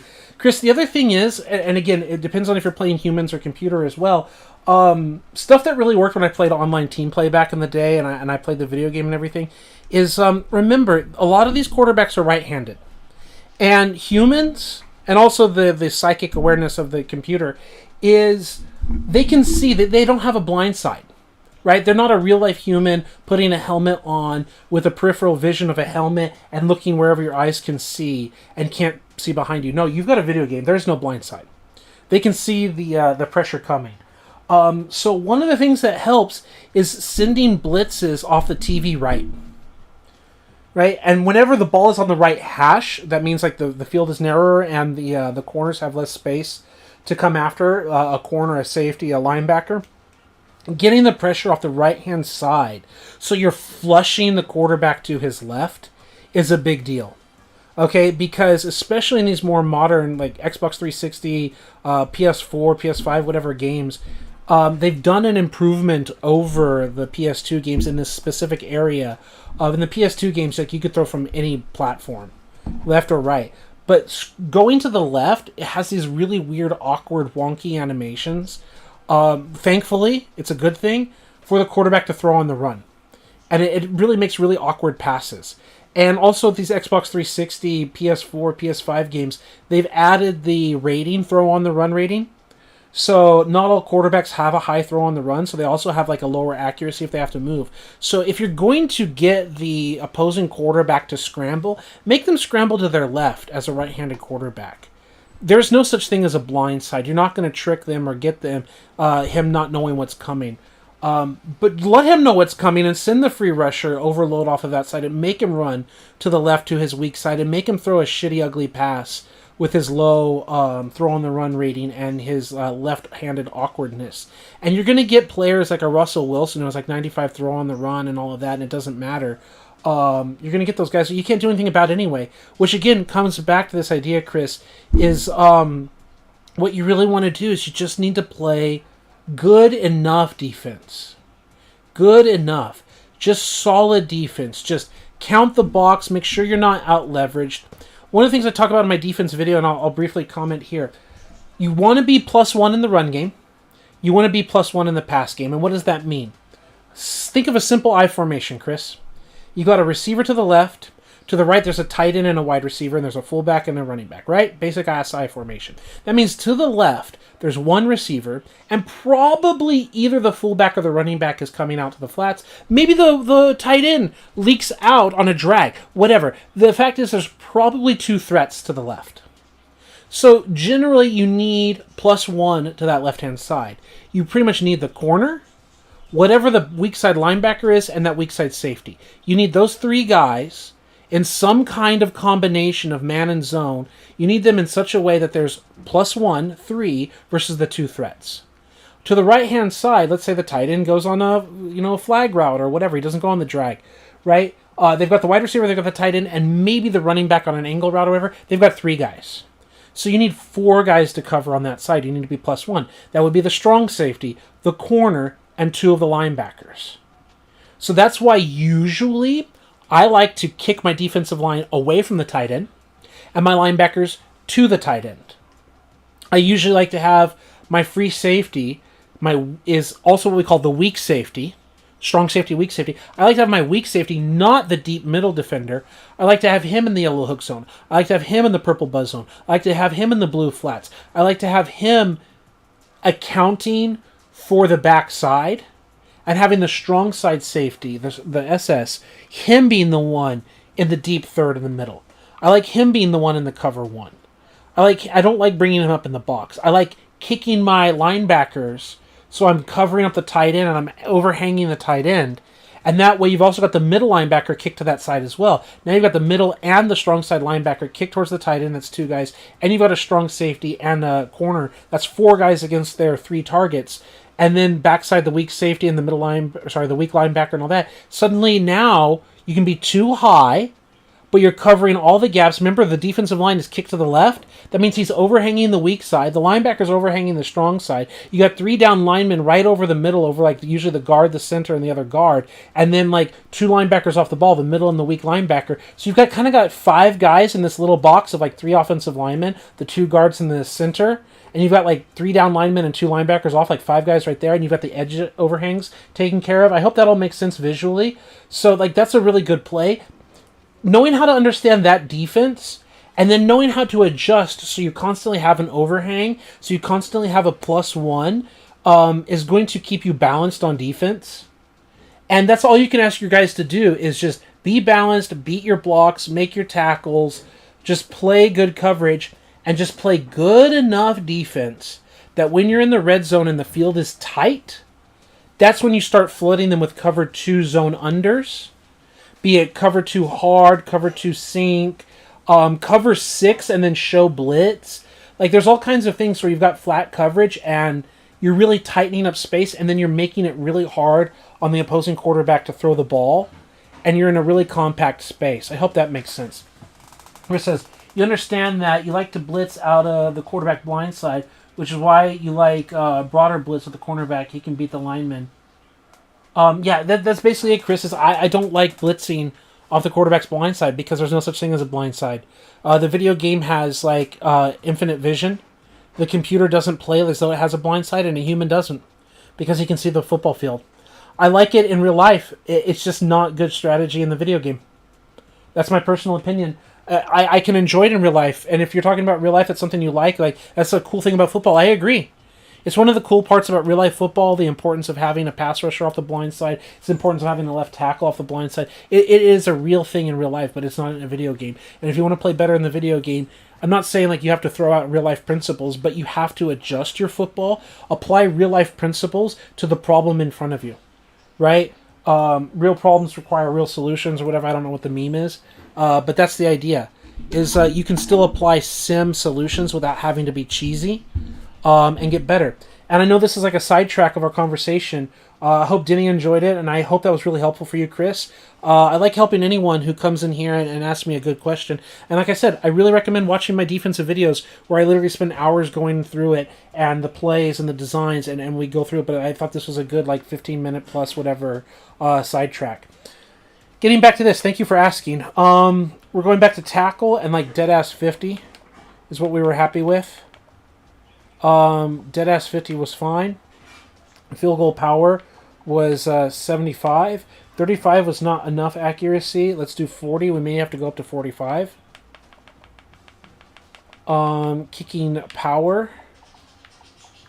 We were doing 75 and we were doing 40. Punt power was going to be 75 and then 100 accuracy. And kickoff power we were going to do 55. Let's do that for the computer as well. 55. 75. I think we got some good sliders up in here. I think we've got it set up really, really, really well. You know what's really beautiful about going live also is we're here at 4 hours. I think we're getting a lot of work done. And I'm not recording 4 hours. And I have to upload it later. Like, it's all happening right now on the YouTube servers, and it's not happening eating up hard drive space on my computer and everything. It's just, boom, just straight uploading it. Let's go to Dynasty. Let's go to the one that we were working on, the 0-0 schedule. Let's make the adjustments that Denny recommended. Dynasty setup. House rules, because there were some minor modifications that we were looking at. I wanted the 61 speed threshold. I wanted this. Let's do maybe 70 their pass rush, and the holding was what we said. Holding was going to be 45. That's what we were talking about. And the face mask 45, and we were going to try 20 and 20 is what things we were going to try. We were going to try that, and we were going to try that at 56, and the roughing the kicker we were going to try there, and we were going to try this at 30 because we had like 76% completion. We don't want the quarterbacks to get dumber, but we can always drop it to 25 or 20 if we want, right? What else were we going to do? We were going to make everything here equal for both sides. We were going to do that. We were going to run blocking 20. Pass coverage 60. Interceptions were going to be 20. The tackling was going to stay the same. It was going to be 35. Pretty sure that's the numbers we were looking at. That was fine. Run blocking was fine. Interceptions were going to be 20. Tackling. Yeah, all that's fine. Autosave in progress. Great, great, great. And instead of watching the week 1 game all over again, so he says FCS East, that's not even a real team. Air Force, that's not interesting. Fresno State. Now, obviously, if we get injuries, that's going to be a problem. But let us play against Fresno State, which was a 41-40 battle. So I want to see. I mean, I doubt it's going to be the same 41-40. I think an overtime game. I don't remember, but a hell of a fight. And with Devontae Adams, Derek Carr, and Devontae Adams with Fresno State. Like an NFL quarterback and an elite NFL wide receiver. And then Boise State's like overall good team that they have.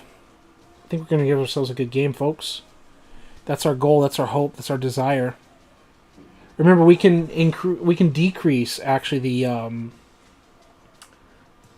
intentional grounding if we want the quarterbacks to play better. I think we should play with 20 or 30. I kind of feel like playing with 20 and then increasing it, but I don't know, like 76%, 75% completion percentage was pretty nasty.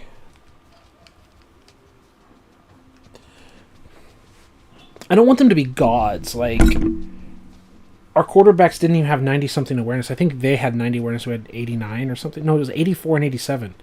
We weren't even 90 awareness. Like, we weren't the superstars. So I wonder how Johnny Manziel would play if we set it to, like, that 30, 25, 20 intentional grounding slider. Because that seemed to be making a big difference. Thank you for your patience while it's simulating these games. Looks like we got our W. I'm assuming we got our W in week 2. I don't know if they simulated a win against Washington because we were supposed to be the team to win, but we got smoked in real life. They kept calling Washington the underdog.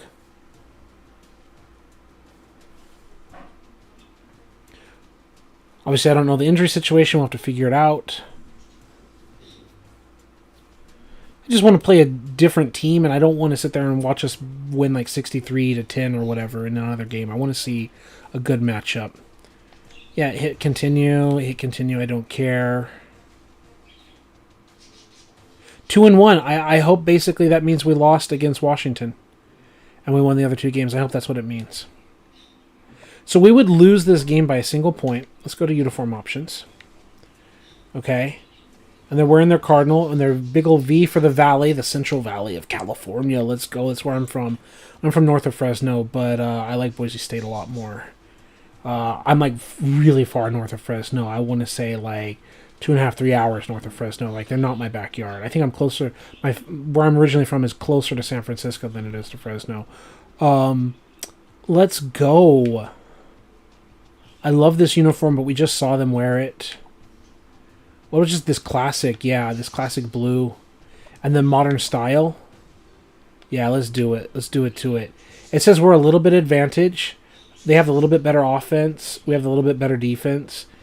And yeah, there you go. Let's watch it, baby!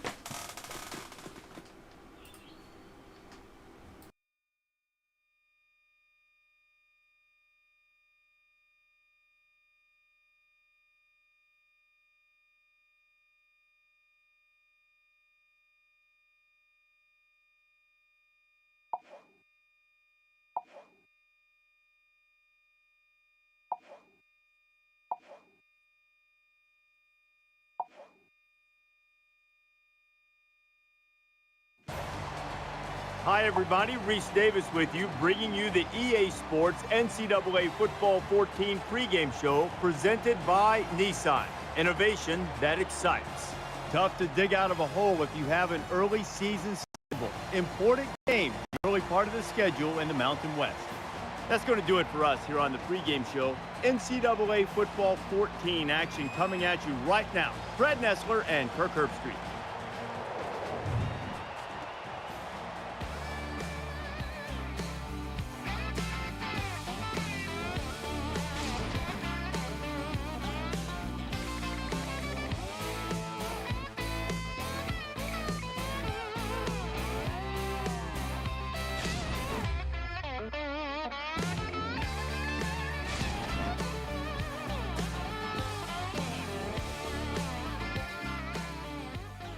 Nestled in the San Joaquin Valley, we're in beautiful Fresno, California. Let's head down to the coin toss now. And it's brought to you by Coke Zero. Real Coca-Cola taste and 0 calories. Enjoy everything.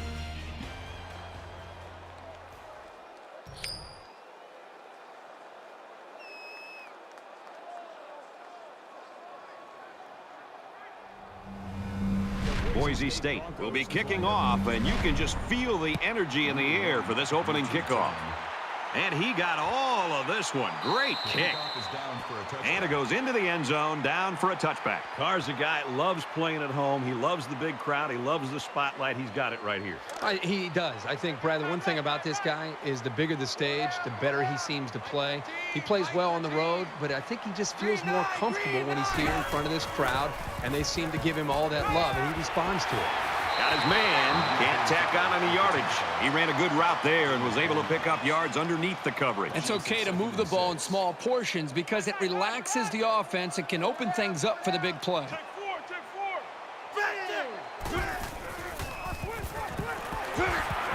Caught, and he's hit immediately.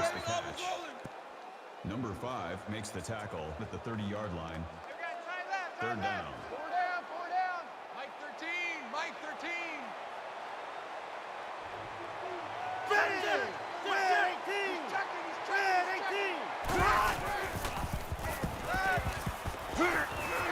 Fires quickly, and he's got his man brought down at about the 41. This isn't even the best example, but I'm going to tell you something. This young man is really getting better at running his routes, which is a truly underrated quality these days.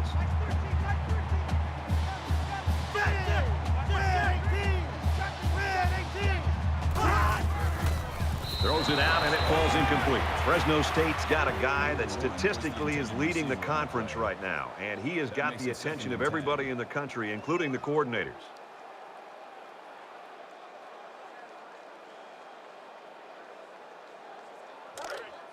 From their own 41-yard line. Second down. Oh, yeah, I'm coming. Oh, yeah, I'm coming. Now he tries to buy some time. It looks like the defensive tackle fell on the loose ball. Recovered by the defense. Good hustle there by the D lineman. It's often an overused term when referring to defensive linemen, but that's what they mean when they talk about a guy who has a motor that's running. He never quit, and he played to the whistle.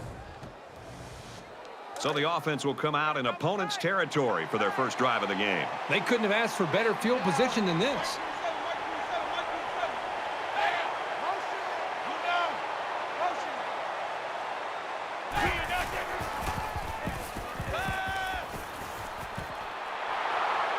He's tackled around the 4-yard line. What a great play. This is the timing that we talked about in the pregame that they must have in order to be successful at their passing game.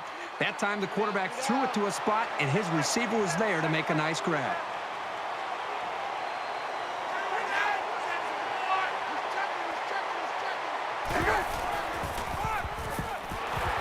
Touchdown, Boise State.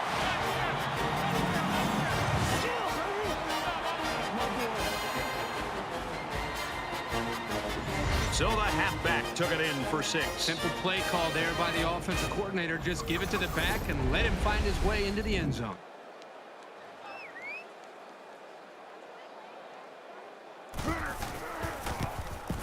He splits the uprights with the extra point. Reese Davis is standing by with this update. Reese?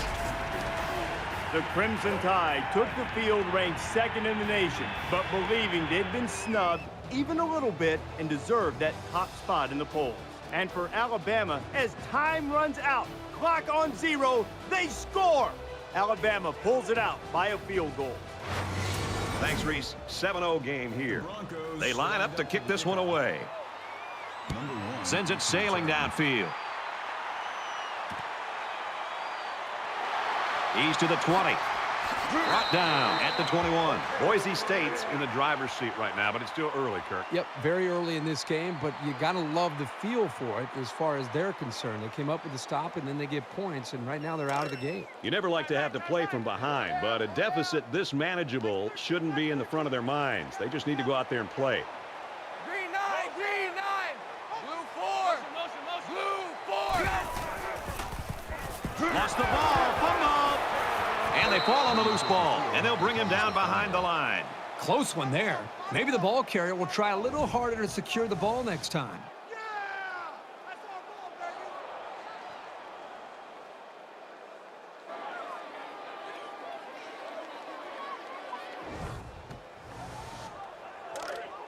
Man, Second and long. Ball on the 14-yard line. Mike 13, Mike 13.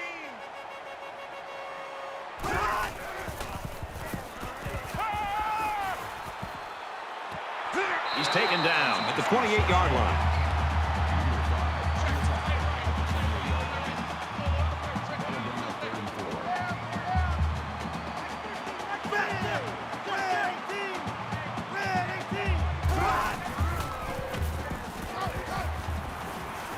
Setting up blockers, the running back's got it on the screen. And he shoved out of bounds right around the 42-yard line. That screenplay was well executed. I'm not sure the defense was looking for it, and they weren't in great position to make a play until the first down was already picked up. He's scrambling, runs with it, and he's got room. And he has a huge gain. Yeah, I like the decision-making ability of this quarterback. He looks and looks. He sees nothing. He didn't get rattled. He sees some green in front of him, and he takes off. Ends up with a great run.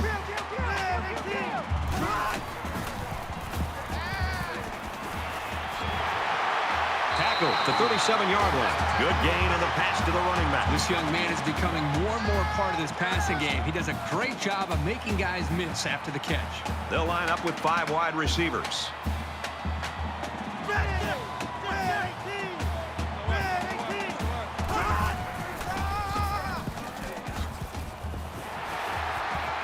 And he's taken down at about the 25-yard line. Super effort by the tailback to pick up a nice gain and a first down. He's really a good-looking ball carrier.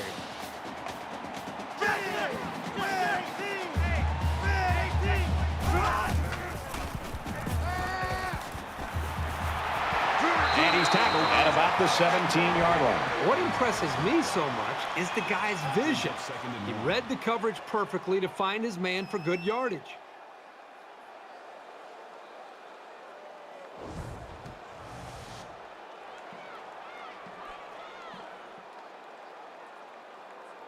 This is the 8th play of this drive. Right, tight right. Four down, four down. Mike 13, Mike 13. He's coming, he's coming. Ready. Go, go. Trying to set up a little screen, gets it to his tailback, and down he goes, right around the 14-yard line. That'll move the chains for another Fresno State. Mind if I say that sometimes the screens get gobbled up and sometimes they work? We've just saw it work previously. We see it mostly work now, but it's not like a big-time play. We saw Washington get a big-time play out of it. Sometimes it got taken out. Like, it definitely has, like, a hit-or-miss factor to it, and that's what I like. It's not just a money play, and it's not just garbage time. They're not just throwing the ball. Like, they're not just taking sacks. Like, that's the thing. They're 3 screens in a row, though. Seems like just taking sacks. I just mentioned it. But that's the first one he takes, and it's because he's scrambling, and he doesn't trust in throwing the ball there. Where, like, in Madden, at least what I have it set, maybe I need to do the same thing, what's it, the intentional grounding penalty. I need to mess with that.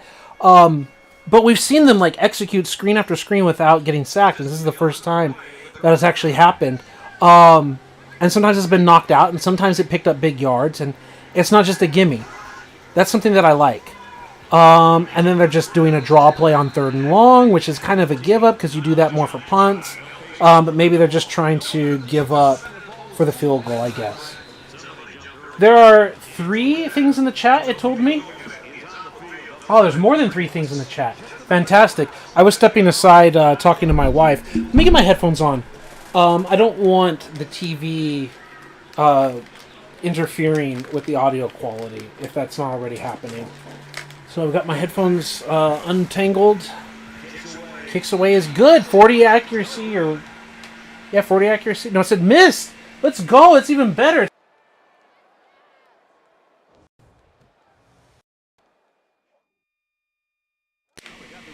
Why does it keep saying Army? What is going wrong with that?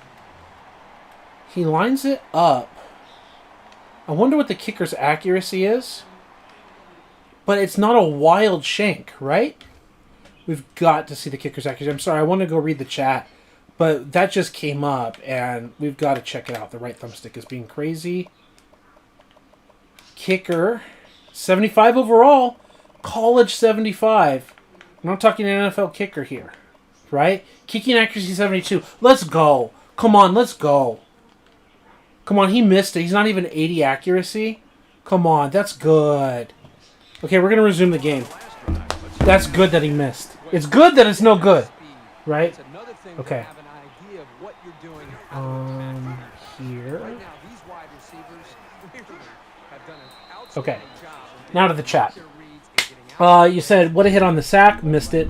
Why did all 3 defenders run at the same blocker on the screen? Again, missed it. Maybe caught up in a switch. Could be. Chris says computer is going no huddle because there's a mismatch in the defense. Could be. I could see that. You have a defensive back who's getting beat just about each play. That's a really good point. I'm glad that they did that. That was almost a hospital ball. Again, I missed it. Still a much more watchable game. Yeah, a much more watchable game. There's a lot of like screenplays that were being called. But you also notice that he's not panicking and doing the okie dokie. Right? I mean, at least when they're trying to run with the ball, they're legitimately trying to run with the ball. Or they're actually taking off, tucking, and running. They aren't like hopping around back and forth like they were. And again, we can go down to 25, we can go down to 20, whatever we want for intentional grounding. But he stands there and he makes a read and he makes a throw. He makes a good-ass throw right there. Now we've only got 1 connected, it says, watching.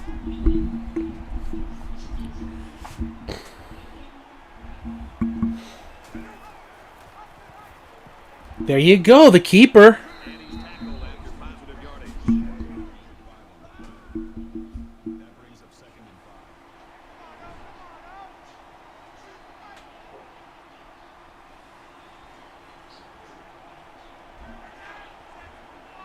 Checking the sideline. There's a screen, but with a broken tackle, something could happen. 3rd and 4.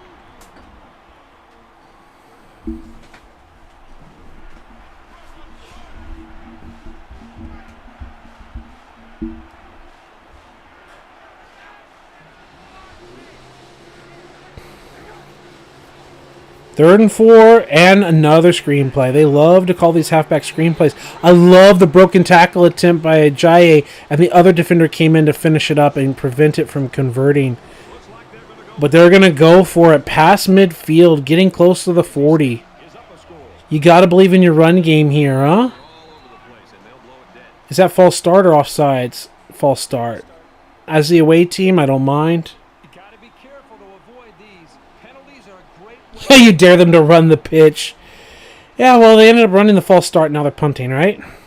Jeez. The guy gets frozen on the pitch. Yeah.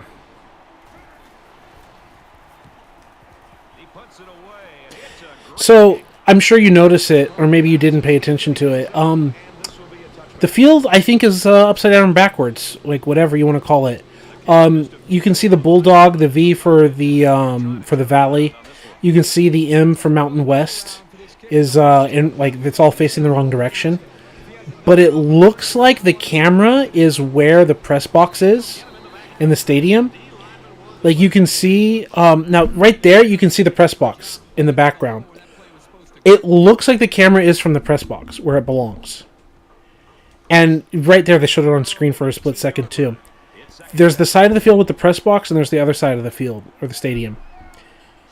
I don't know if on TV the field paint is upside down in real life because I don't watch a bunch of Fresno State Bulldogs, but I'm willing to bet that it's more likely EA has the field backwards than the camera in the wrong side of the field because I think we're getting the perspective of the press box. I'm pretty sure. If I go instant replay. And I say, is this the press box or the coaching box or whatever? Like, I don't think so. Yeah, this looks like where alumni or donors or whoever would watch the game from up there. And I'm pretty sure if we spin around, maybe I have it backwards. I thought this is where they would have the press box. Maybe I'm wrong. This looks like all fans. So let's go back. That might be the press box. It might be backwards. So the field, yeah, it looks like EA has the camera backwards. I would guess, based on what we're seeing, that those are members of the media and so forth up there and not fans.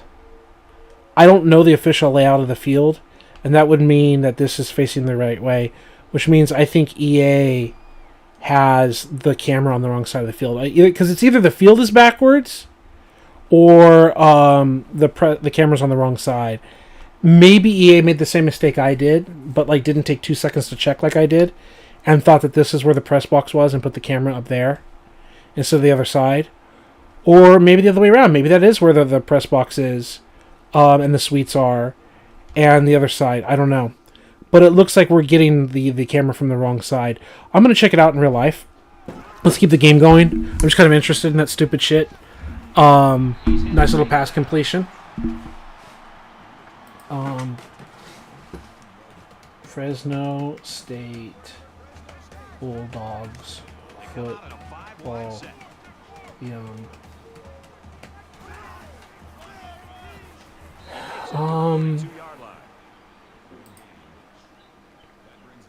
We played one quarter.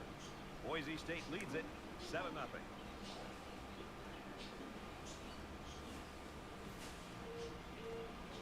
Renovating Bulldog Stadium, blah, blah, blah. Yeah, it looks like the field is correct. It looks like they put the camera in the wrong place.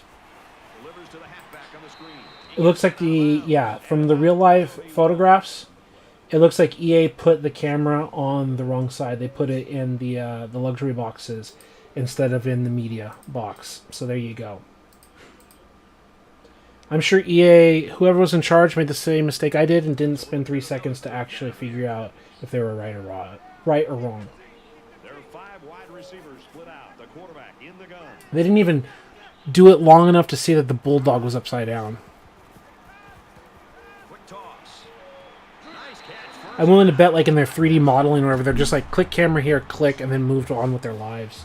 I bet they had the field with the bulldog looking at them correctly on their computer screen and just clicked the camera on like the top of the fucking map or whatever. And didn't like think like, oh, if the camera is facing like that, it would be upside down. How will they respond after losing a couple on that run? That'll bring up 2nd and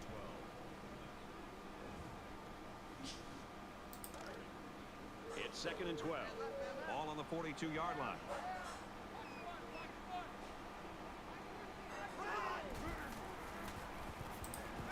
Scrambling around. He's wrapped up for the sack. This quarterback has to do a better job of avoiding the rush, because sacks can be real drive killers.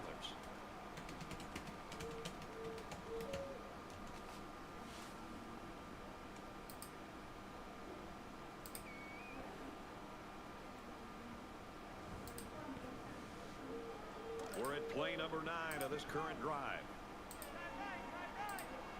They come out in an empty backfield. He airs it out. Oh, he had a shot at the pitch. Hey, I mean, he took a shot he shouldn't take, right? That's what separates a good player from a great player. When you have a chance like that, you need to take advantage of it. If we can get a replay there. Why does it keep showing Army? He does a little herky-jerkiness. And I don't know why he's making that read. So I am going to do what needs to be done. Let's go to house rules. And let's do the opposite effect.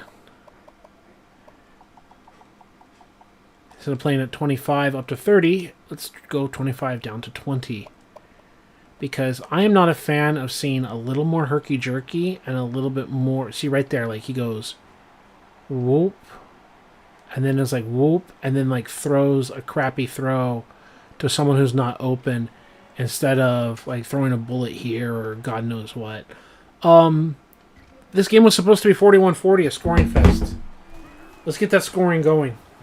Booming kick.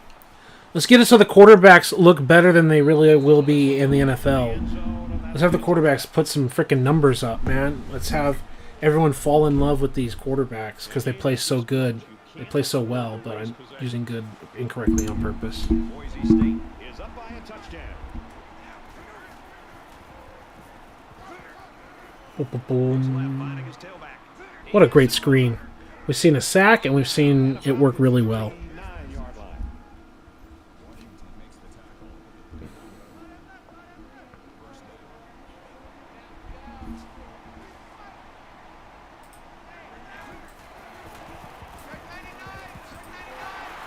They'll bring him down for a loss on the play. You know, the running game is still really trash, and I wonder how much of it is just like the play calling. Like it's a pitch, and he gets frozen. Yeah. And no amount of run blocking or whatever is going to fix the fact that they called a pitch that he gets frozen on. 2nd down and 16 to go. Ball on their own 33.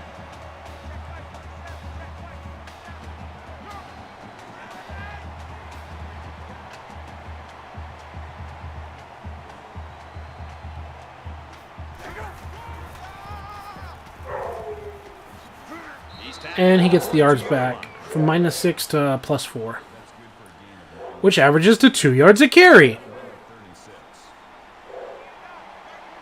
Because he got 4 yards on 2 carries.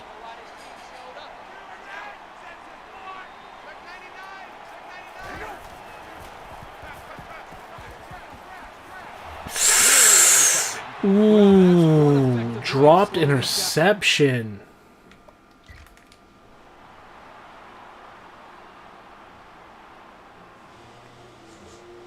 Yeah, I mean, what are they going to do on a play like this? I mean, where are you possibly going to throw it?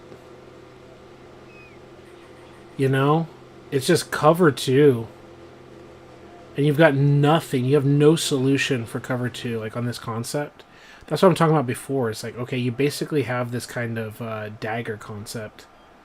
You just have no solution for a cover 2 zone, huh? Getting a hand between the ball and the receiver. Boise State up 7 points. And this one is a beauty.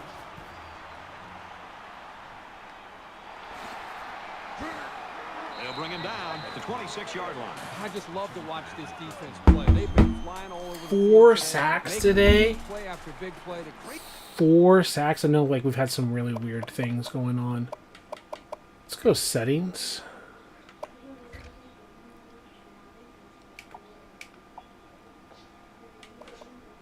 What if we do the, just mess with it. You can't make the sacks go away, but... And one of those sacks was literally a screen sack, so it was like 3 normal sacks, I'm assuming. This game can be drastically changed on just 1 or 2 plays. What a great breakaway run. Makes it out to about the 50.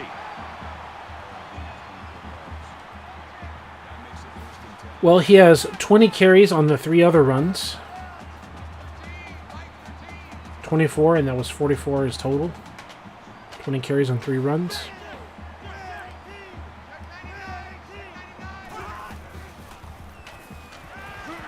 Boom.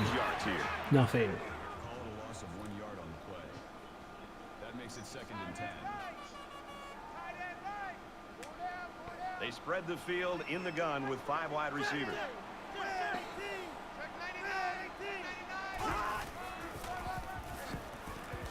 He gets out to about the 48-yard line. That'll bring up 3rd and 8.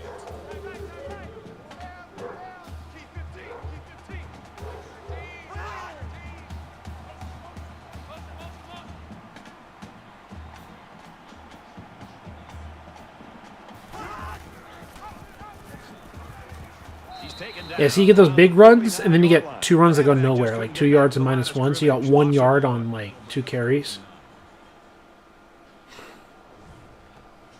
You got a 24-yarder. Now you have 25 yards on 3 carries. Swanson got a chance to angle it away from the punt returner here.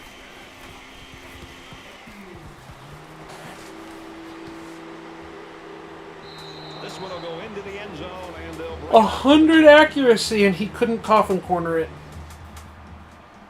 In a game that's this close, you can't afford to waste possessions. Boise State is up 7. Quick throw. I'm reading the 27. click here. Maybe offsides at 90 to slow the pass rush. Buy your running backs a little bit of space. Yeah, I thought I had it at a really high setting before. I'm willing to continue to do that.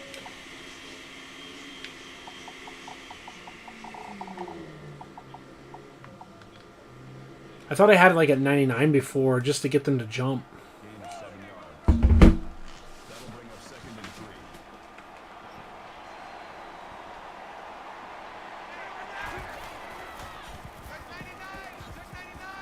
And they get nice yardage on that run. Just a good old-fashioned run. 6 yards. 1st down.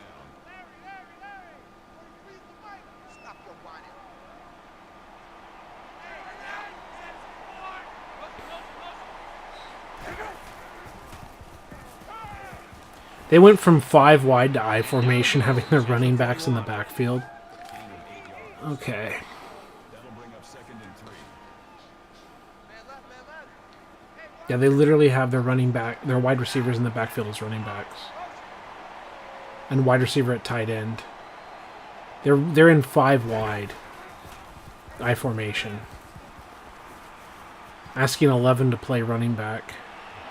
Quick release. Oh, That was not good. Here is watch the awareness by the defender. Look how he reads Might his even play, do focuses 15. on the ball once it's thrown, and breaks on the ball to I deflect keep forgetting the name. Tremendous Intentional grounding.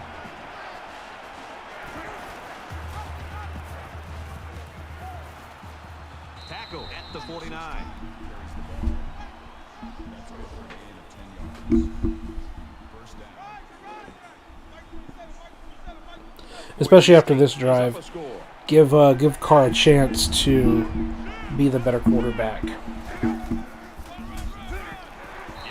Yeah, this is not looking like a 41-40 ball game, and not every game is going to be a real life example, but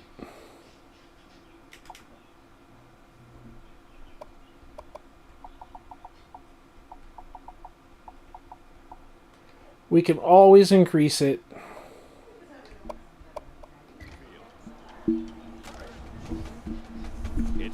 Light a fire skill activated? What? That's weird. Light a fire, the skill was activated? I don't even know how to do that, or what happened, or what in the hell that is. And just a draw. You're not going to get a lot of yards per carry when you call a draw against the blitz.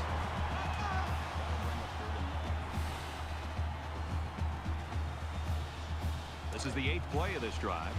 All right, how does the quarterback handle a 3rd and 16? Does he just call another draw and punt it away? You can't fix bad play calling, right? He's looking, he's launching. He found a guy! And he broke the tackle and he's in the end zone. Hold everything, folks. There's a marker down. Let's get the call. Personal foul. Roughing the passer. Defense. It's going to be one of those dumb things where they'll accept the penalty. Okay, they click decline. Good. White out here truly knows what he has to do to contribute to make his team successful. You know, that looks like Sean Payton, doesn't it? You know, this is one of those things, my understanding in real life is you accept the penalty because that means it's tacked on to go for like the extra point, and then you end up going for 2. He stands there, he kind of wants to herky-jerky. Like, you can see him go like, herk, jerk, but not like wildly. And there's cover 3, he's got an uncovered receiver here. And he throws into coverage. With his 80 power or whatever, the corner doesn't really care about it. Like, if anything, it's kind of like a beautiful back shoulder, like threatening, and then it's like throw underneath, and the receiver, like, and him know. Like, I'm going to throw it short, just like you stop and get him. I don't know what else to do, but it's like, you literally have an uncovered guy, and you throw the other shot instead of the uncovered guy. He was uncovered. Reese Davis is standing by with this update. Reese? Let's have a look at some scores from around the country. Several surprises today. The Golden Gophers deliver the perfect connection and a touchdown. The Golden Gophers have the edge, 21-7. I like how they have like in-game studio updates. As his kick team lined up, and he is set to kick this one off. Excellent kick. And it goes into the end zone, down for a touchback. This defense has everything. They kind of have that blue-collar, workman-like approach, but they also have a blend of tremendous speed to go along with that work ethic. And the better they play, they seem to feed off of it, and it continues throughout the whole ball game. They were forced to punt the ball away the last time they had it. They'll be looking for a little more out of their offense on this possession. And he's taken down around the 29-yard line. The Bulldogs will. Well, we decreased intentional grounding and then got a touchdown out of it. What are we going to get from Carr? He ran with the ball. Throws a crosser. Tackle made at about the 37-yard line. Time is ticking. The clock stops until the ball is officially set by the official that doesn't exist.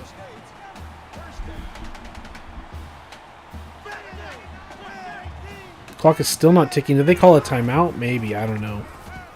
He's scrambling. Decides to slide.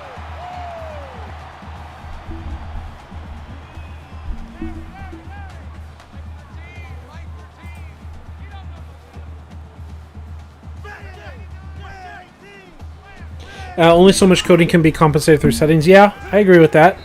You know, at that point, I think But let's do what we can. And let's not make excuses, and let's actually legitimately try different things. We've tried things that we hadn't tried before in weeks and weeks. And we've seen improvements. That's the same philosophy that I had for Madden 2002 and the other games is there are limitations, but can we get some fun out of it? And the answer was yes for the original Xbox. I think the answer is turning out to be yes here. What dials can we tune? He gets rid of this one. Remember, Devontae Adams in this game is not like a 90-something route runner. He's only got like 75. Remember, like his second, third year in the league, Madden still had him at like 75 or 80 route running. Like, he surprised a lot of people. He was not considered to be a great route runner until he actually showed that he was. You could actually argue that he worked really hard to become a great route runner. Here's the 8th play of the series. But no, it's not like Devontae Adams is like a 97 overall wide receiver for Carr right now either. That's a great tackle at the 48-yard line. Let's look at how that sack happened and look at what we can figure out. Obviously, he held the ball for a long time. There's an engagement, there's a push, there's a bull rush. Remember, he doesn't have a good bull rush rating. And while we can look at Fresno's offensive line as well, he's getting driven back hard. Right? We already know the Boise State situation, so let's just focus on Fresno State's offensive line.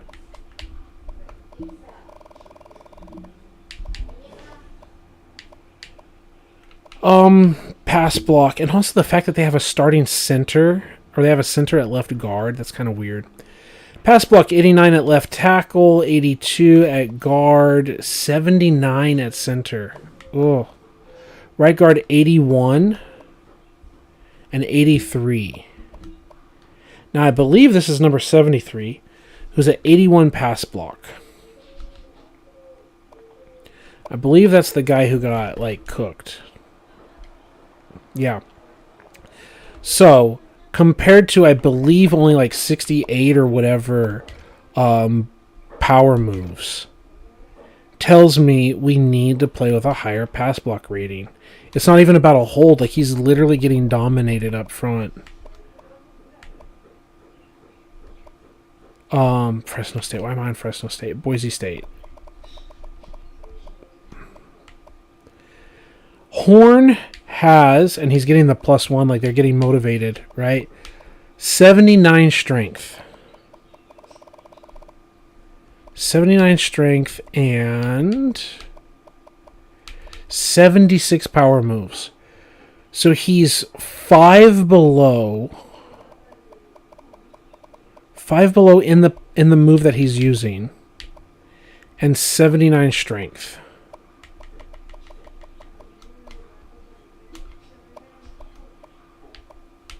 Versus 86 strength. So this guy has a 7-point strength advantage and a 5-point pass blocking advantage. And he's getting fucking dominated.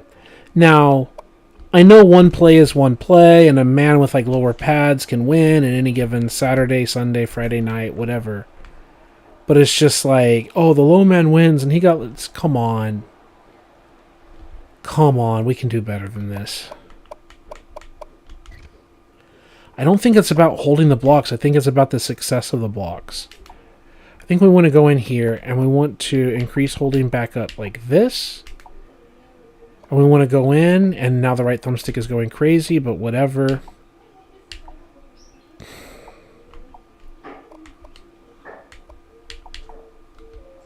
And we just do a little bit of that. That brings up 4th and 15. Catching up 2 times speed. Hey, that's what's up, man. He doesn't want to touch back here. He wants to knock this ball inside the 10. In fact, I'm reading the other comments. Pretty touchdown, though. Wonder if it was a contested catch rating. The route was better option than open field catch rating. Would ignore the open guy. Yeah, no, I mean, I get it, bro. I get it. We're going to go to the second half. This is not a high-scoring affair, but some of the pressure on the quarterback is some of it. That's part of the fun, is we can drop this out, we can quit, and then we can reload the game. Because I want to see something better here. I want to see a better performance out of both teams. I want to see more offense. You can say Devontae Adams is underrated. That's fair. But I want to see this, like, intentional grounding really low. I'm even willing to go as far as to say let's drop intentional grounding all the way to the straight up 0 and just see what's up. And let's do 20 25 here. And there's no such thing as offensive pass interference. And the defense feels fine at 25. Not that I, like, every game needs to be a high-scoring affair, but remember, we can just fuck with settings, right? This is a high-scoring matchup in real life. It doesn't mean it has to be high-scoring right now. But let's see what's up.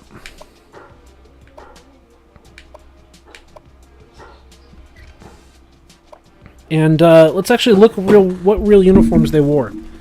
Let's go 2013 Fresno State, Boise State. Let's go images. Boise wore white helmets with blue pants. Just the regular default uniform combination, I believe. Yeah, they just wore the regular default, and they wore the regular default all reds. Okay. I'm willing to even look into raising the run blocking up a bit more. We saw, like, when they just call a regular-ass run, they get a good play. And remember, it's 0 run defense, so... I'm not asking them to get, like, 8 yards per carry, but we're at, like, 2 yards per carry other than the occasional weird big play. Considering the fact that they're also calling draws and they're calling these pitches, which are just, like, auto lose yards... And then you say it's a great testing session, great results so far. I agree. Thank you. I appreciate it. I'm glad that it's entertaining. I gotta press A to continue. That's the thing. It's fun. Really looks like Sean Payton out there. Not 100% identical, but really close. Innovation that excites. Both of these teams hoping to get off to a quick start in conference play. Time for an early season showdown in the Mountain West. Thanks for checking out the pregame show. NCAA Yeah, let's just skip through it. Come on. Coming up next with Brad and Kirk on the call. David and I will see you at halftime. Let's get some more offense going here, huh? It says big game skill activated. The opening kickoff is finally here. He sends this one deep. Why is it at 7-minute quarters? This one's going to be down in the end zone. Why is it at 7-minute quarters? Maybe that's also has an impact. I don't remember the Washington game being at 7-minute quarters. Let's make those changes as well. Let's go Dynasty setup. House rules.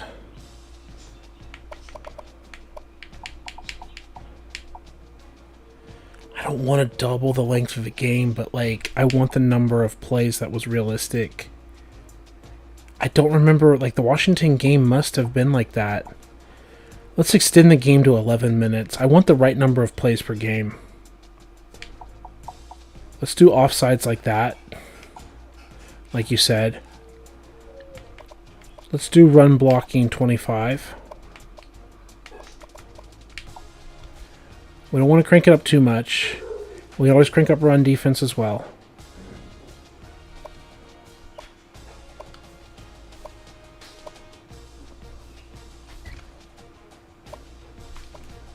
And there was nothing to mess with in terms of the uniforms. So let's go.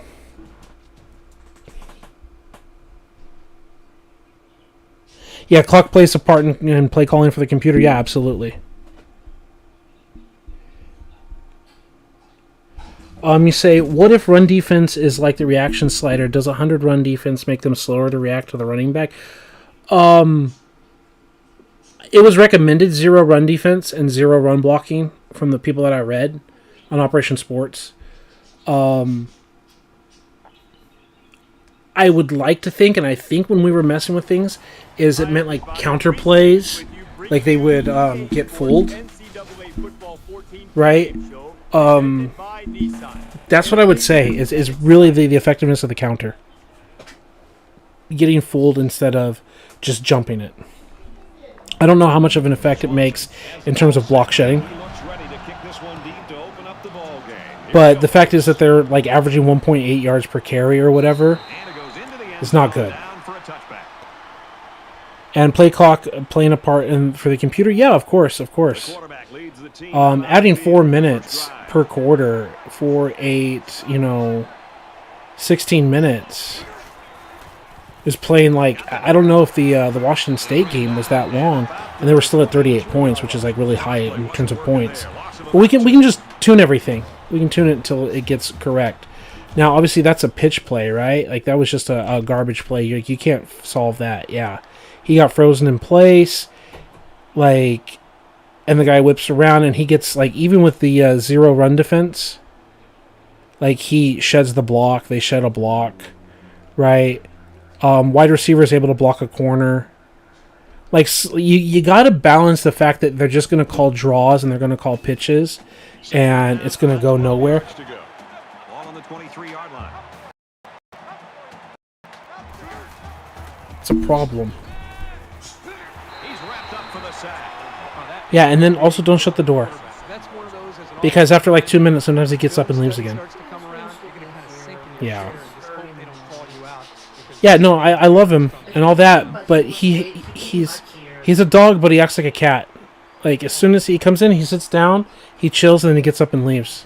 And he starts pawing at the door, like, I want to leave. It's like, okay. Yeah, I get it.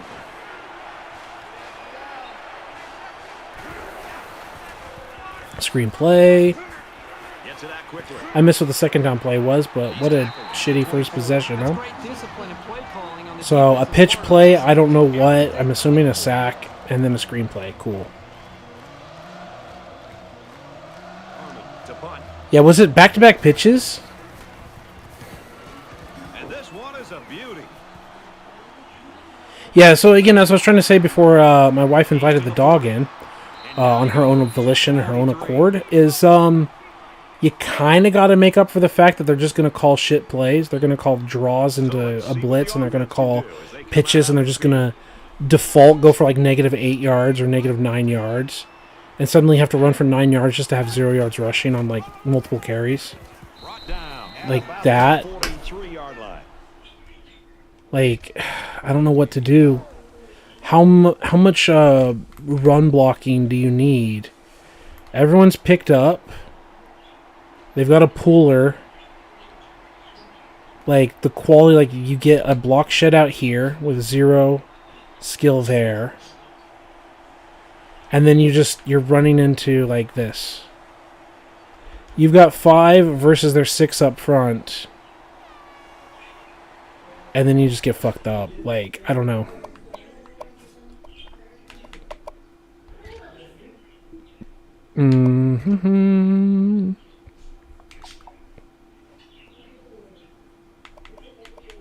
Let's just do default 50 and see if we have to peel it back or not.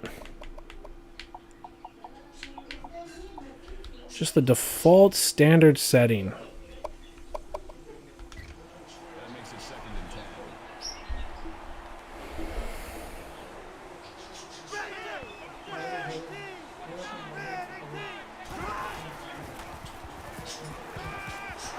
And he's tackled at the 49-yard line. Yeah, if the running game gets out of control, you just dial it back.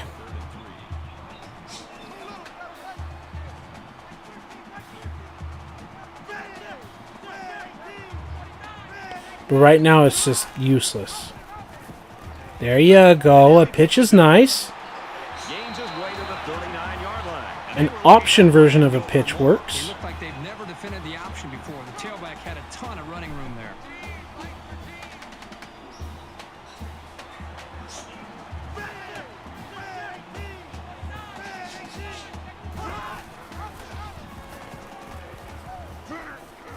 And the option where he keeps it. Fresno State's got a guy that statistically is leading the conference right now, and he has got the attention of everybody in the country, including the coordinator. He makes the right read. The running back was going to get killed, so he kept it and got 5 yards. And down he goes around the 28. He's able to complete an angle route, so they didn't have a problem with like the ball chugging or whatever. That's what this flag is They're going to tack on yardage. That's fine. The first one of the day. And the defense gives up some free yards to the offense. You know, penalties can ruin. They're ticky-tack, but I don't mind. You can say there's like illegal contact downfield or whatever, and like we're going to take the yardage, whatever. Throws it out there. Gets a nice little catch on the sideline. Picks up 4 yards.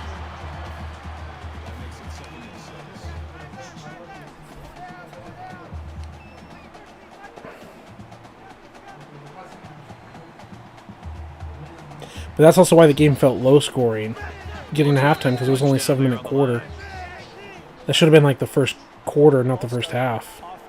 7-7 would have been 14. I kind of like 13-minute quarters. We're going to try 11, see if we need to extend it to 13. From the 15-yard line, it's second down.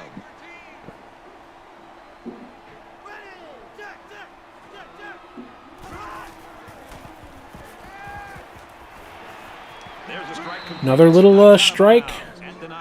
An outbreaking route that didn't chug. Second penalty. Second roughing. We shouldn't get beyond. Shouldn't get beyond 6 per team. We should be at under 6 or 4 to 6. We've got 2 right now. First and goal from the 4, looking for Pater. Yep, QBs have running room. Yep, exactly. He pitches it. He fights. They play good defense right there. Love number 10 having an opportunity to be a stud out there. He's been a stud for us against Oregon State. He's considered a star on the field. Love what he did. Nice, clean wrap-up tackle. Rode the stiff arm and just drove the man. Checks it out, makes the hit, drives a little forward. Third and goal situation. It's a hard situation to score in. They got to get 5 to get in the end zone. 4 won't be enough. There's a false start at home. That's bad. Might drop that to 40. You should not be able to. You should not be making those mistakes at home, bro.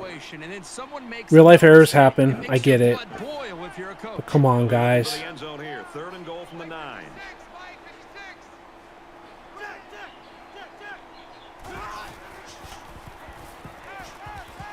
Got the catch. Tries to break it. Is this gonna be our third one? Third one. They usually tend to calm down after a drive or two. That's the thing. So with that penalty, they'll move the chains. Man, that is frustrating. Keeping a drive alive. Like if it was like 3 per drive, I'd dial it back. But at least in Madden, you tend to see a series of them, and then they like fall off. It's keeping the drive alive. And a fight to the edge, huh? Capability to gain solid, consistent yardage. They have to regroup, come out a bit more motivated next time.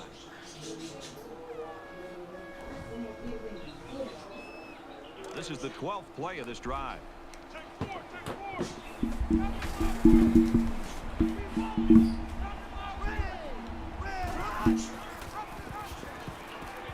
Keeping it, then pitching it, and they finally get in the end zone.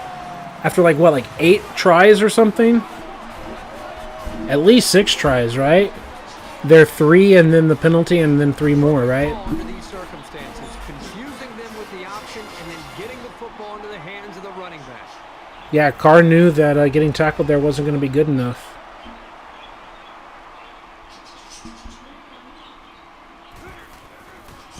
Too bad Carr didn't fumble the ball into the pylon like the real-life David Carr did multiple times. I love it, but skip. Skip.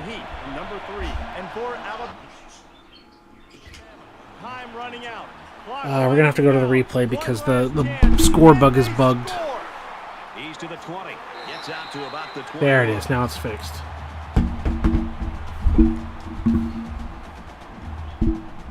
And while they are behind, they know they can knot things up in a heartbeat. It's way too early to change your game plan.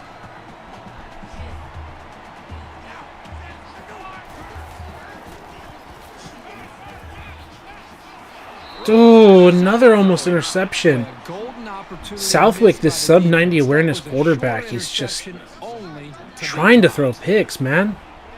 Trying to throw picks. Badly. complete, and he's hit right Okay, away. 3rd and 5. Lewis with the tackle at the 26-yard line. Why are you a hurry-up They come out in a offense? 5-wide set.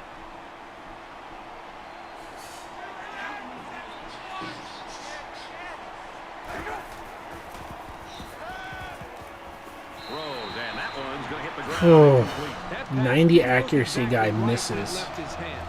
Sometimes you don't get a great grip on the ball, and it comes out a little wobbly.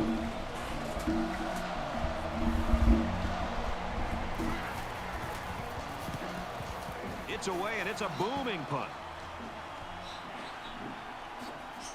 He's tackled at the 38-yard line.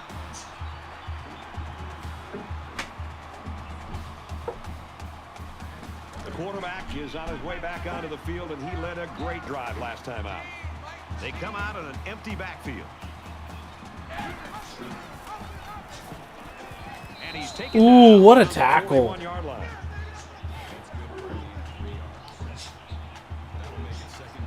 Fresno State is up a score.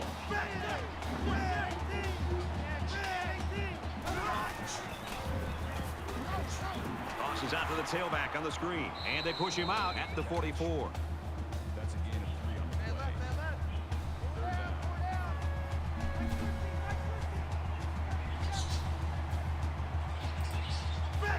Might have been some early movement up front. False start. Offense. They'll give this one another try after the flag. And on 3rd down, too. That's when you don't want those kind of things to happen. We've got 3rd and 10. Ball on their own 39.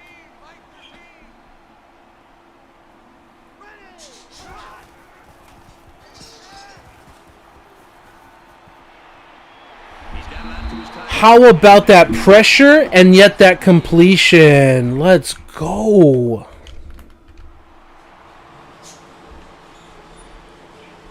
'73 fought with his guy, and he's fighting against 43. This is the guy who has the 80 ability.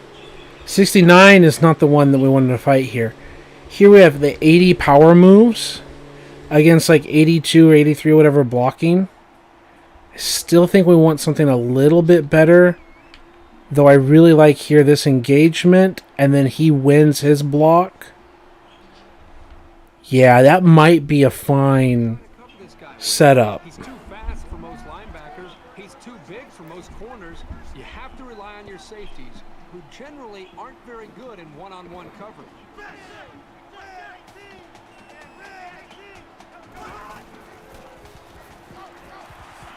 Here's the throw, and I don't think he got anything on that. Looks like the deep. I want to see the break tackle ability of Devontae Adams there, who got the ball. Because I know 37 is like a terrible tackler, remember?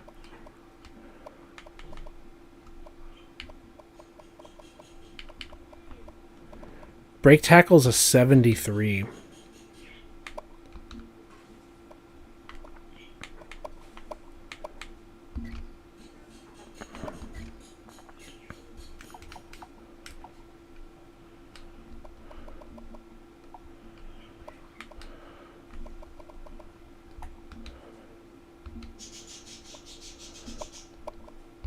Was in man coverage there, fellas, and that's why they stopped that screen. Yeah, and when the secondary isn't dropping back into zone, it makes it difficult to have... It's a good tackle rate, break tackle rating versus his terrible tackle rating of like 67 or whatever. They go with the screen here, and the halfback's got it. He gets hit out of bounds right around the 28-yard line. Nice job here by the quarterback of putting some air underneath this pass and letting his receiver catch... 10 up of with a 10 nice catch. passing, Fresno State. 10 of 10. Touchdown.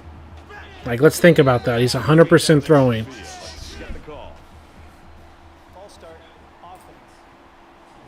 Little stumbles like these can kill your offensive line. 2 home false starts.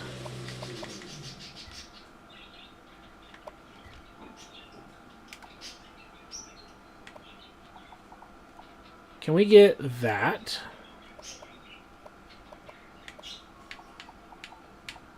And that.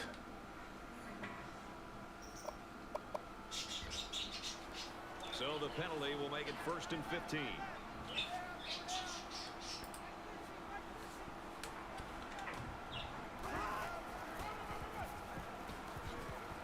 Gets Gets out to around the 25.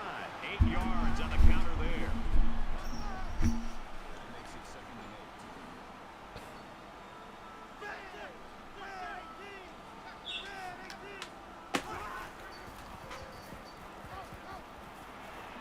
Catches it and hit immediately for a loss. That's a loss of 4 yards. That play was sort of out of sync from the start, but you have to also recognize that the defense made a great play.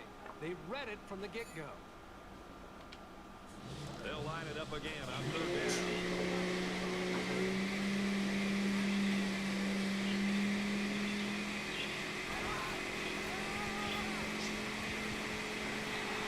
Takes it up the middle for a nice run.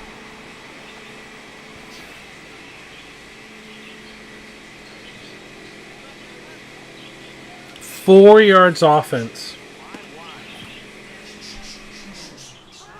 The lineman got a little ahead of the snap. And another one. Good God, you're at home. You're at home. 3 on 2 drives. Get out of your own heads. I don't want 0 false starts, but come on, you guys. I'm pretty sure it's a penalty of, like, hurry-up offense. It's something that EA used to do, like, to penalize real-life players from just doing hurry-up, which is stupid.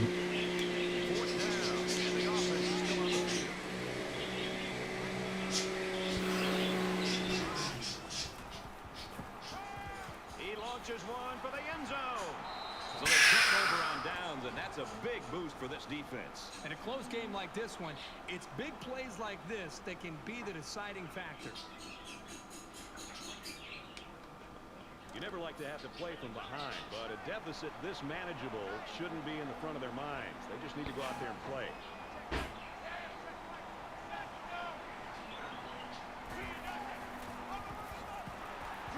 Give to the back and hit hard for a loss.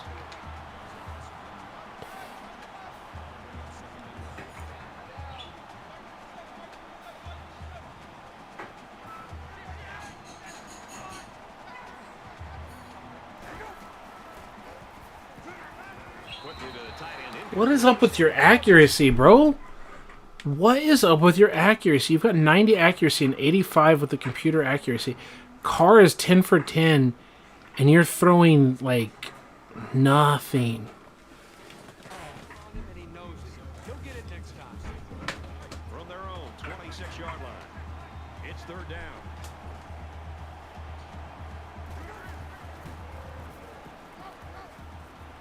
Fires out quickly to the tailback. He's gobbled up in the backfield.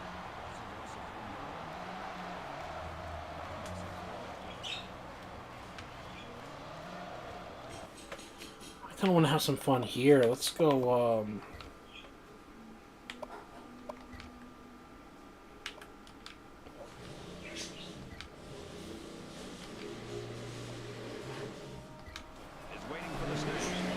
we wanted to see if it made a difference on computer human play.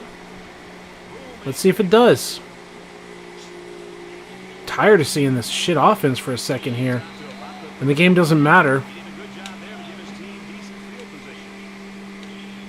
Let's do coaching options. Let's say ask coach. You want bullet slant? Curl, you got bullet slant. Set to get going again.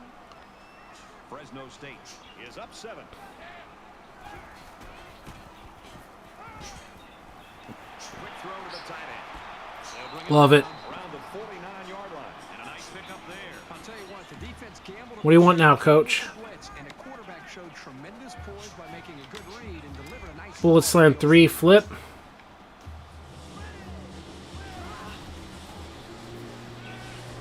a man, but he's tackled back behind the line of scrimmage. Let's go, number 10.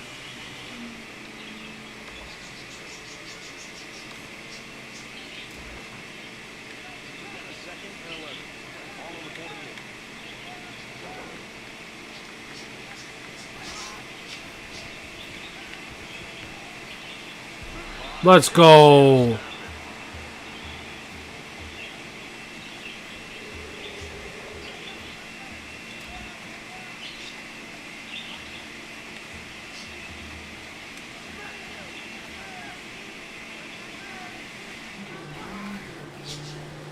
Screen, screen, screen. Got blockers. The running back's got it on the screen. He's knocked out of bounds at the 49. Make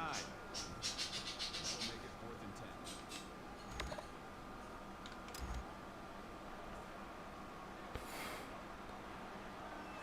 Swanson to punt.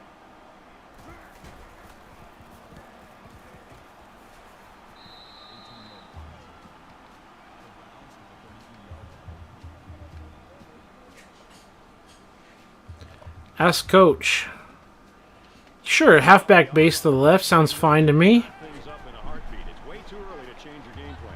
Too high, that's fine.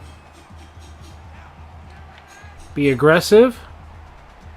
Center, you gonna point anything out? Nope, let's snap it. Let's follow 72 and just go north and south. He gets it out to about the 47-yard line.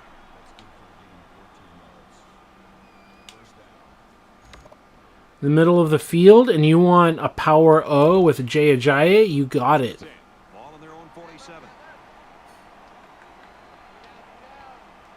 You want to be too high and we run the ball on you? Sure, let's take a defender out of the box. Or off the edge. Center, point out your blocks. Get ready. Signal that you're ready to go. We've got a puller. Tackle made right around Let's go. The offensive lineman played that one perfectly, giving the tailbacks plenty of space to work with, and he took advantage of it. What do you want? You want stick? But stick to the other side of the field. You want curl flats? Let's go with curl flats. I hate it, 32. but that's a play in the playbook.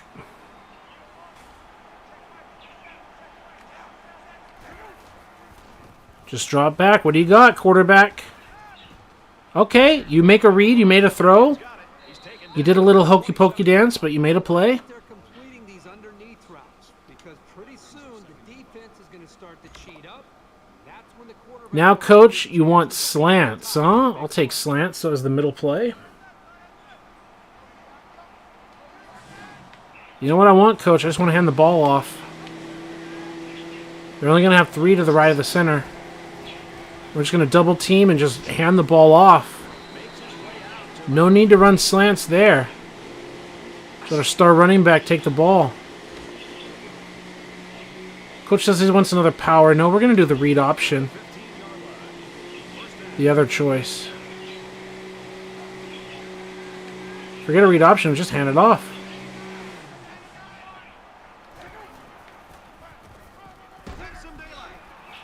Had some daylight. Only got 2 yards.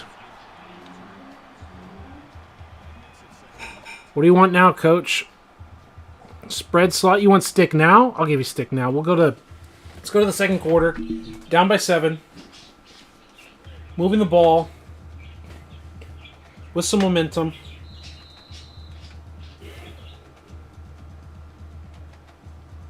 After a quarter of play, we've got a low-scoring defensive battle on our hands. All right, what do you want now, coach? You want the auto rollout to Z spot. Okay, I'll take it. Here in the second quarter. I'll take it. This is a good touchdown shot kind of a play. Get to RB, A underneath, B in space. Just press snap the ball. Auto rolls out, looks, takes a shot. Hey, that's in my regular playbook. 3rd and 5. We can manage that. What do you want now, coach? You say regular ass slants, you like curls, you like all of that. Let's do regular ass slants, okay? It's 3rd down and 5 to go. Ball on the 10-yard line.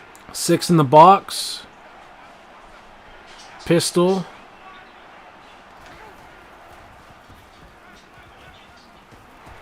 Fires across the middle. Brought down at about the 5-yard line. The quarterback really took a shot. The first penalty against Fresno. There were 3 against us. In a game like football, if you keep giving away opportunities like this, I guarantee What do you want now, coach? back to haunt you sooner rather than later. You want this kind of power O. Okay. We've already had success with one power O. We've got it from a different look formation. Now we don't have an edge here, okay? We got to deal with that defensive end and just follow behind and get in the end zone. Tie it up. Let's go.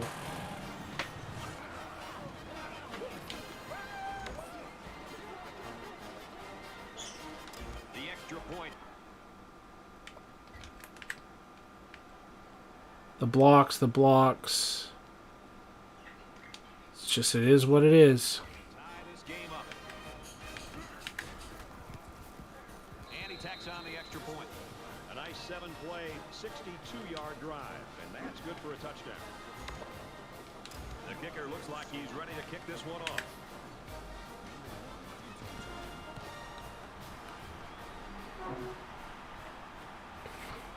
From his own goal line, he's to the 20. And down he goes at the 28. What do you want, coach?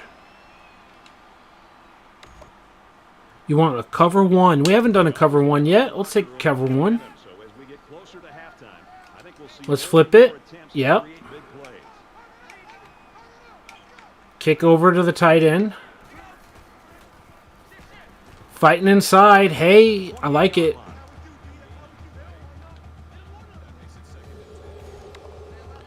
All right, now you want bullets, huh? Let's do bullets. Kick to the tight end. And we just bullet blitzed against the screen. Everything he can to be able to make the play work and try to execute. The problem is the offensive line did not do a good job protecting him. They're very fortunate. Oh, let's do this zone blitz. 3rd and 10. Ball on the Flip it. 28-yard line. There are 5 wide receivers split out. The quarterback in the gun. And we got a big time sack. Let's go.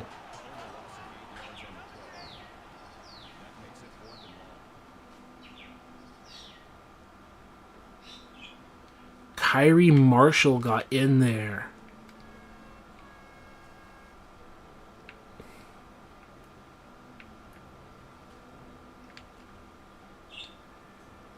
He wanted to throw a good throw there. The sack makes this a 4th and very long. Swanson is the punter. Let's go. He really got a hold of that one. And he's hammered down. Decent effort. All right, how are we going to continue, coach? Ball fair catch very often. Does have the ability to make guys miss. We're on the left hash. You went tight end angle. Okay, let's run tight end angle. We're going to have to compress Kirby more. Compress him. Compress him. You have a cover 0 look. Press A. Don't push any other buttons. Let's see what he does. He throws the little angle route. Hey, we got something. Got some quarterback play here.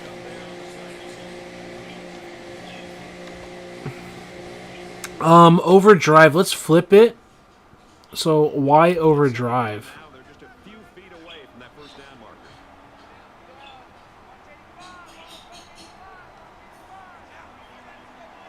Send him in motion. But it's just a hand up the gut. Get the 1st down on 2nd and 1. Gain is enough for the 1st. And that tailback definitely has a nose for that 1st down marker. All right, let's go empty stick on 1st down.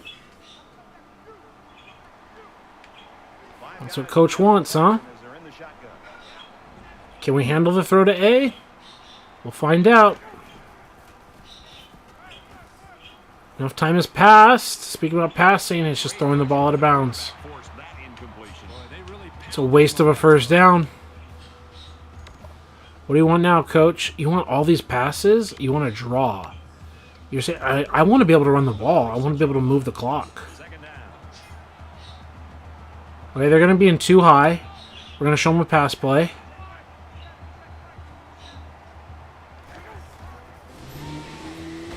There you go. I'm not touching the sticks. Let's go. I'm not touching the thing. The way he's wiggling, it's evidence. I'm not fucking running that at all. What a draw, coach. You put it on the list, and he just made a move. What a block downfield by 87 to just pound a dude. I wonder what the impact blocking rating is and things like that. The block shedding. 87 went downfield and just cooked a man. Embarrassed him. There's like the elusiveness here. And 34 is like blocking like a menace out there. What is the block shedding by the corners? for Fresno.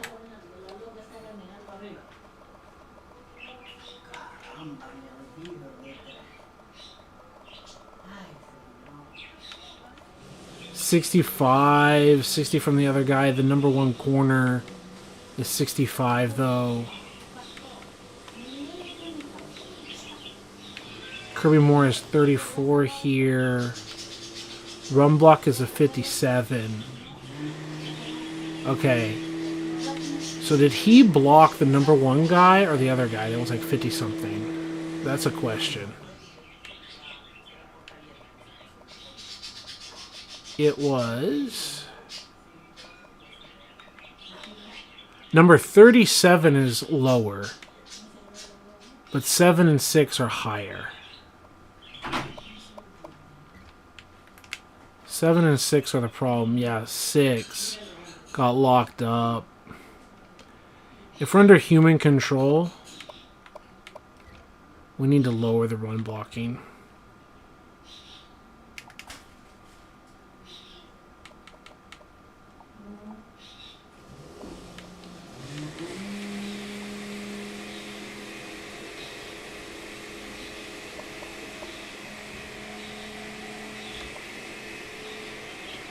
What do you want, coach? You got dive, you got unders. Let's do unders flip, huh?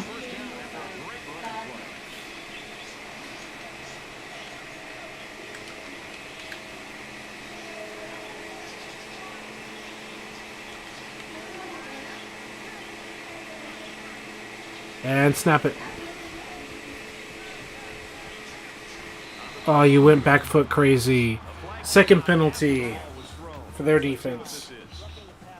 3 for us, 2 for them. They're giving away free yards and only making life easier for the guys on the other side of the ball. All right, what do you want? You want regular ass slants? You want stick? Yeah, you want regular ass slants. Okay.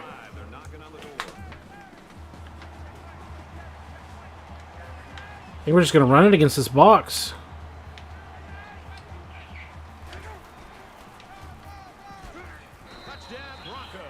There we go.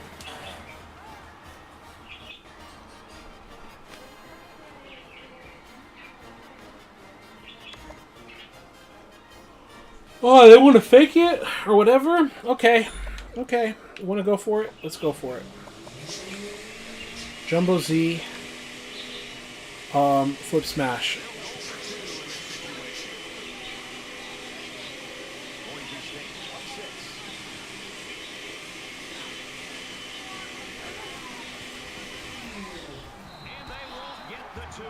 Okay. Superb effort here by the defense to deny the two-point conversion. They probably should have just kicked the PAT instead. Is lined up to kick this one off. Doesn't count anyway. He'll return it from the 1. He's to the 20. They'll bring him down at the 26.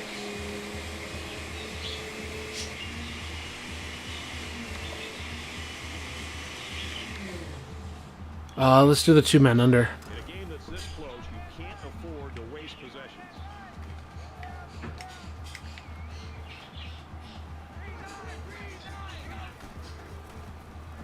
Oh, let's go! We're not touching the sticks. Just letting the game do it. Let's go. Huge play. Oh, let's go. And it gets brought back. A pick 6 gets brought back and they extend the drive. Number 4 of the game. Game changing.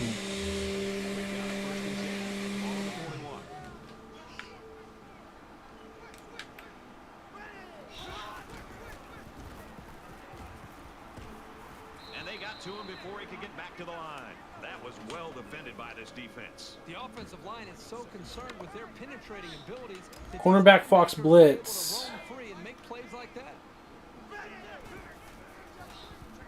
We're blitzing where they sent the screen. Let's go. And they make the stop around the 36-yard line.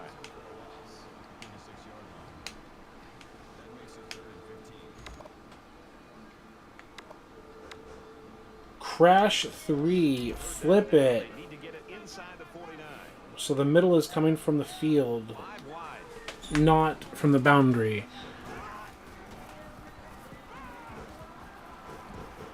We're sending that blitz. They check it down. It's not enough. It will be 4th down. You were able to get something, but it wasn't enough. Let's check out the pass pro here. Guys are fighting. There's battles. DeMarcus Lawrence isn't out there. He was probably tired in rotation.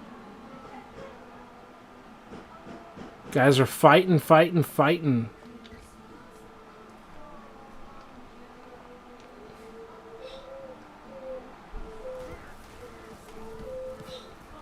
It's away, and it's a booming punt. Let it go out of bounds. Into the end zone, down for a touchback. What do you want, Coach? What's the call? You're saying play action power O. Have been fairly even, and with so little separation, this game can be drastically changed on just 1 or 2 plays. Boise State with a 6-point lead. All right, it's just power O. Oops, wait, gotcha, bitch. Nice little throw to Miller. It's a great play fake here. Matt Miller, let's go. Just a couple of seconds, and that's enough time to Hit him with some successful power O's. We start this drive with the play action. Oh, we've already done quick base. We're not going to fake that draw. Say something was set up. Oh, the power O was set up, apparently. First down. Coach Stradamus, watch for the cover 2. Okay.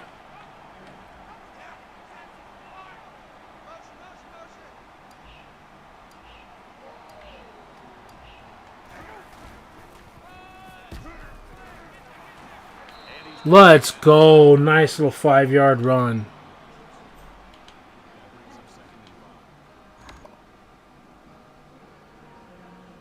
You want this curl flats? We've already seen some of these plays. You want the spacing? I'll give you the spacing. Second down, 5 to go. You want spacing? You've been asking for spacing and slants. I'll give you spacing now. Can we just run the ball against this light box?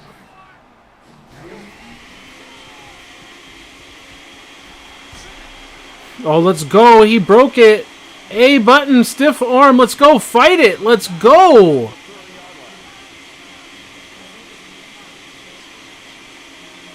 You're a corner and you want to take out Ajayi with a corner? No. He dragged me with the jersey. Let's go. We've already seen unders. Yeah, we can do spot.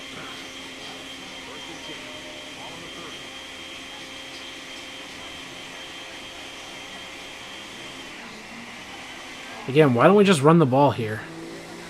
We got 3 receivers against the 3 defenders. Punch it up here. Punch it up here. Split them out like that. Let's go. And we got chased down from behind. Jeez Louise.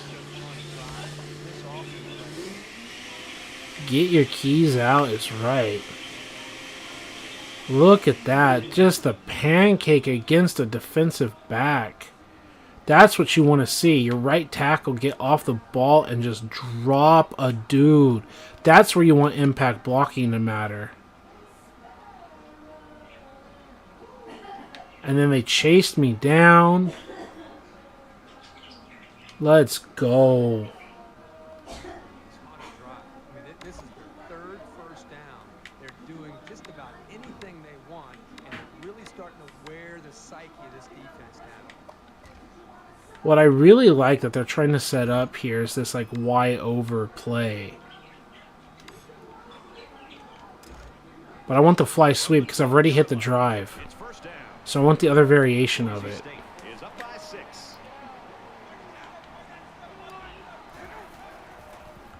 On the ground, left side. Oh, we got a shoestring tackle. We had the corner to the end zone. We were just going hole by hole by hole. Like as the receiver. We got this handoff. It felt so satisfying. to watch. Like, they're getting kicked outside. There's no way to go inside. But as we start going, it's just get to the edge. 85 is pushing. Get to the edge of 34. Get to the edge. Like, 34 had it, and we were going to hit that corner pylon. And 31 just fighting and not giving up. And then leaping and tangling our ankles. We were going to hit that corner. It was going to be so good. What do you want, coach? You want this curl flat? I'll take this curl flat. Watch recover 3, Coach Stradamus.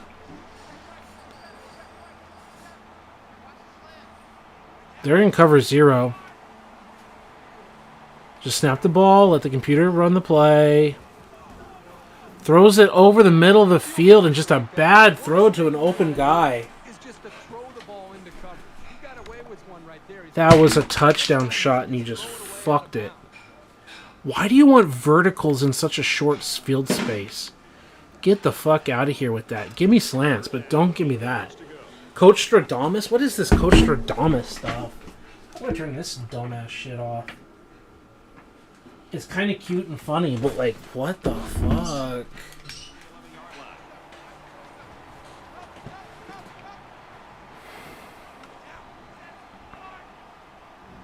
Ready? Just clap your hands. Oh, let's go. That's the QB.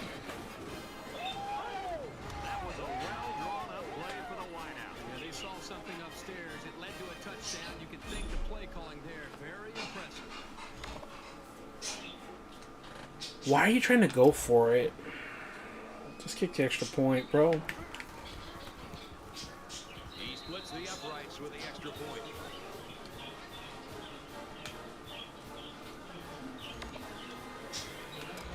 Looks like they're ready for the kick.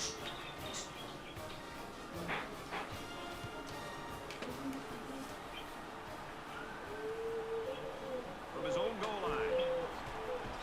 He makes it out to maybe the 20-yard line.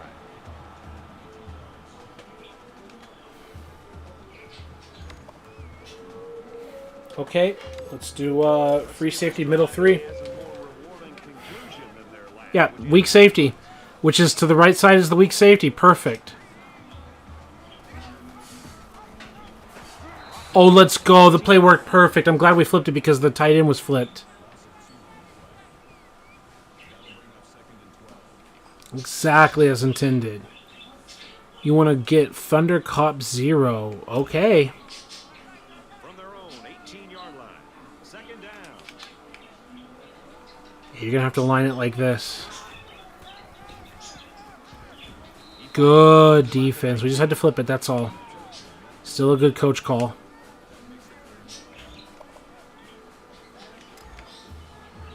They come out in a 5-wide set.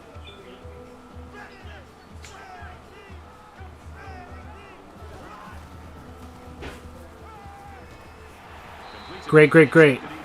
So the offense fails to pick up the first down. Outstanding pressure here on the quarterback. They sent every one of those linebackers, and even though they couldn't get to the quarterback, they were able to prevent the first down.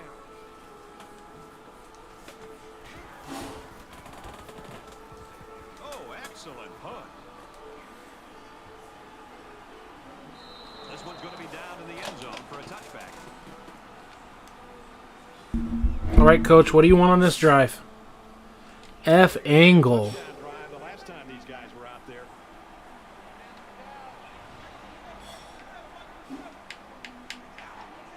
Give us a tight split with Kirby.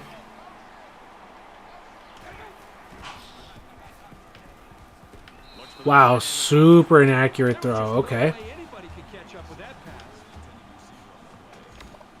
Coach, you want anything that's run-related here on second down? Ball on their own 20.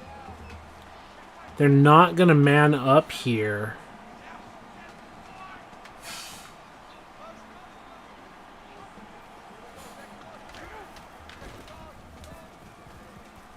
He's out to the 30. He's to the 40. And he's Wow, what a powerful run. That was a huge lift. Brad, you're right. A run like that can really get the momentum rolling.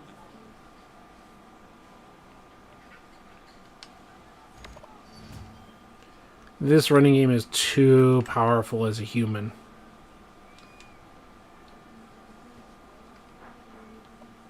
As a human, we need to really mess with the slider settings in the run game.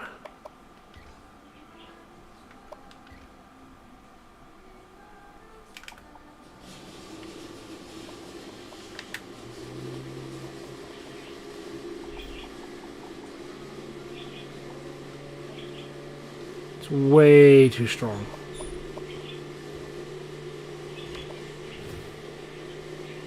They want Y over dive again. Come on, you can do something better. You say the play action power is set up. Let's do the flip version. First down.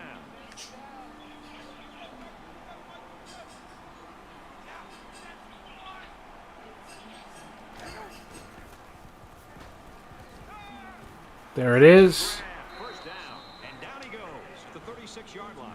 What a play. Boy, solid job there by the quarterback, recognizing the defensive coverage and delivering the ball to the open. Unders.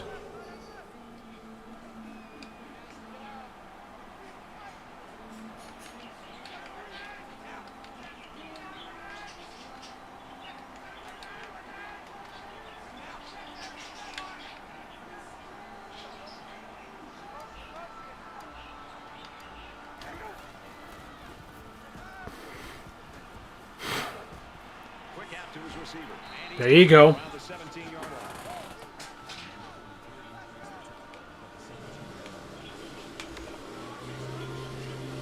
You want halfback base from the left hash? Okay. 15-yard line.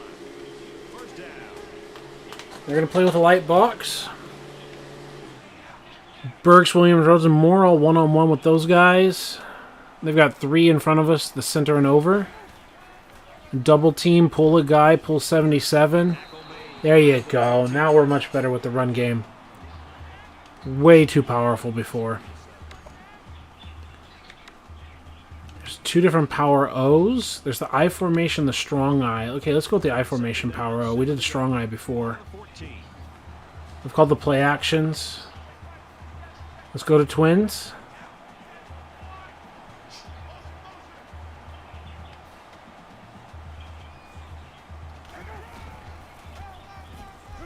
Oh, that's much better. Not so overpowering, too strong. Much better. Not just an easy, like, walk-in touchdown run, right? 87 is pushing. Then he gets slipped, because I'm willing to bet he's not that great of a blocker versus the linebacker. 77 does his thing. I'm willing to bet that if I check 87 versus that linebacker, that's probably a good battle right there. Who's the linebacker? 17?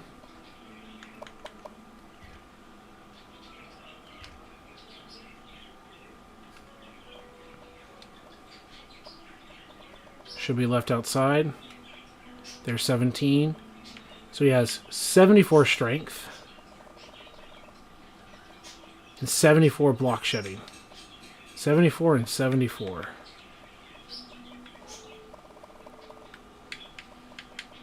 We've got a 3-point strength advantage.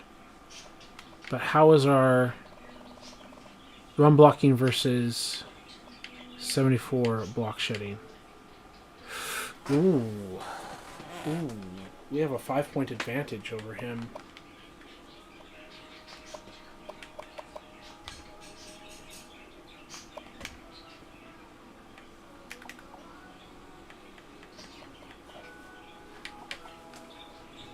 I think we were looking at 20 to 25 human run blocking.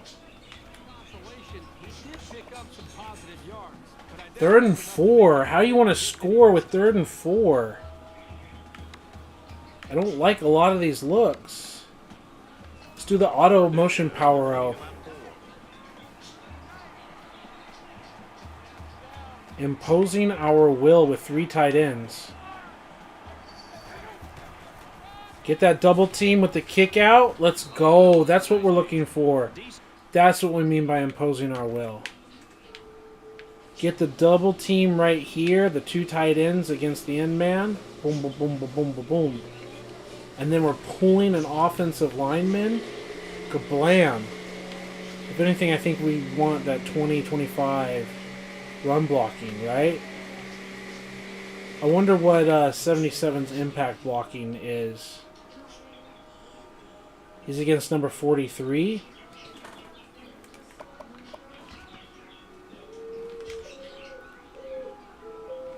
Let's go our left guard.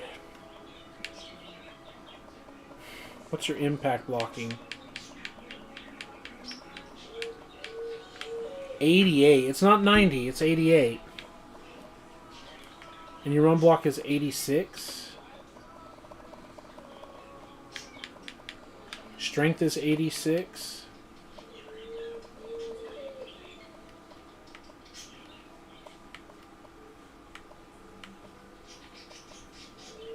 Is it number 43 we went up against? I thought it was 46 we went up against.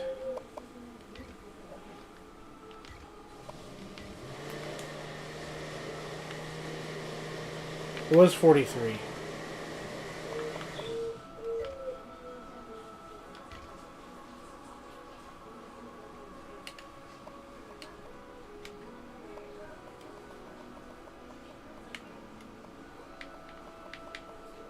You have a strength advantage of 88 impact blocking.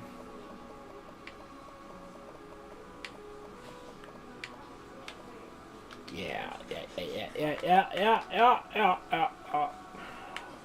I think we're getting somewhere, folks.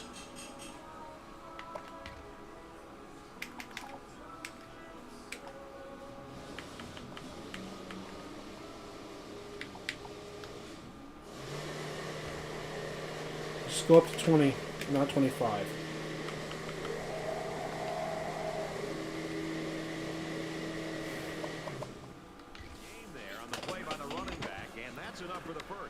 Come on, coach. You don't want that. Happy with getting 5 yards of carry. First down, and they've got their eyes on that goal line. The Broncos will use their first time out of the half.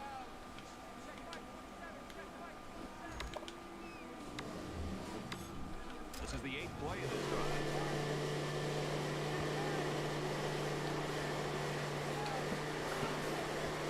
Let's just tighten the split here.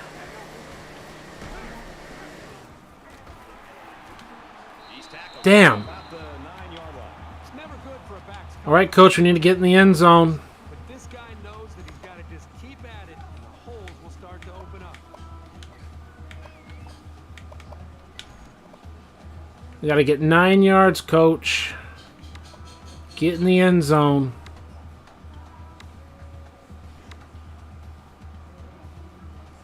This is the 9th play of this drive.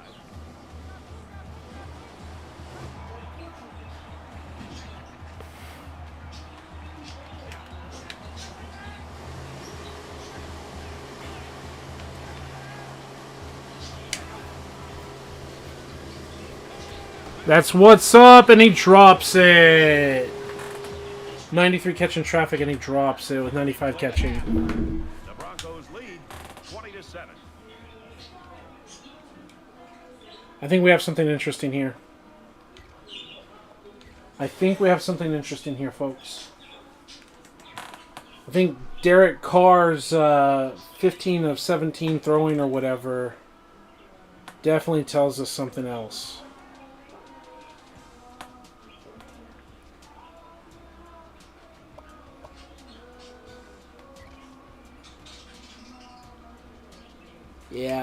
Yeah.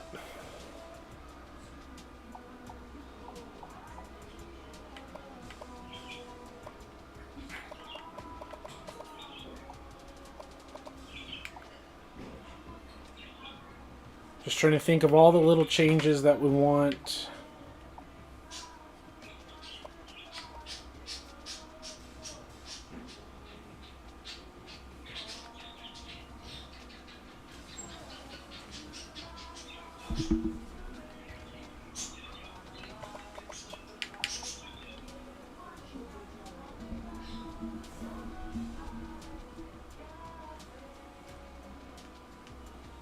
Huh.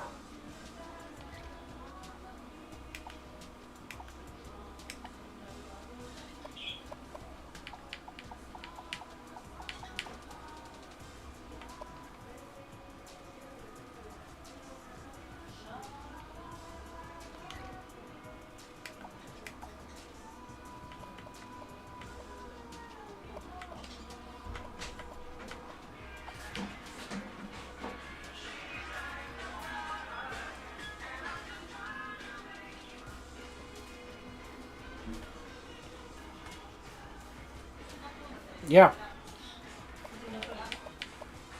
I think we're going to set up like that. And we're going to let it run. I'm just going to mute myself. I think we just got something, a lot of fun going on, both for user play, like we resolved something. I think we got 2 perfect play out of the 5 intentional grounding. I think we're getting good computer play out of 20 intentional grounding. 25, whatever it was. We're going to 15. We've made some changes. I think I'm going to help the wife do the chores and things, and I'm going to leave this running. We're at 6 hours right now, and I think we're going to let the 13-minute quarters game run. And we're going to come back and check on it.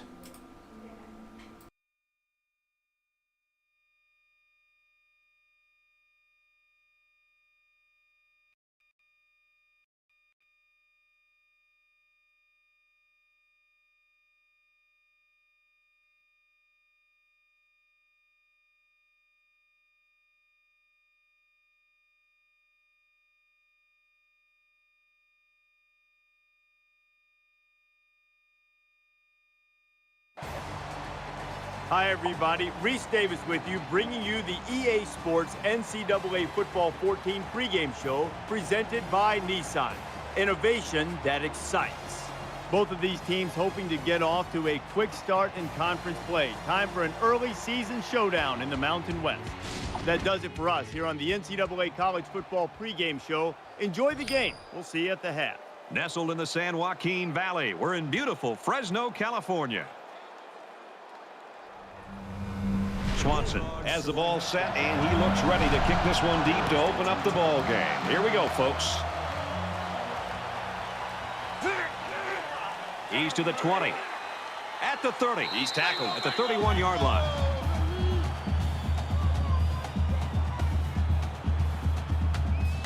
So let's see what the offense can do as they come out onto the field.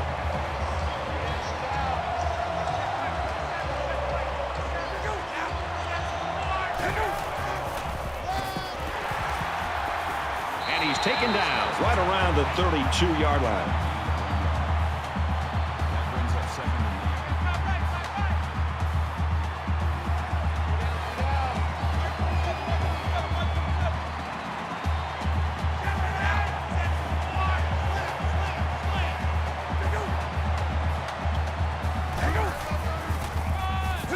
9. They hand it off. There's a missed tackle. He's at midfield. They'll bring him down at the 37. He got just a little bit of daylight, and that's all he needed to turn that one into a big play. Check, tight right, tight right, tight right. Hold up, check it out, like that.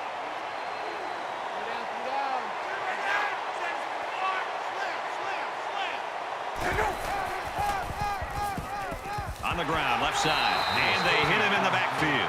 2-yard loss for the halfback. That'll bring up 2nd and 12. From the 39-yard line, it's 2nd down.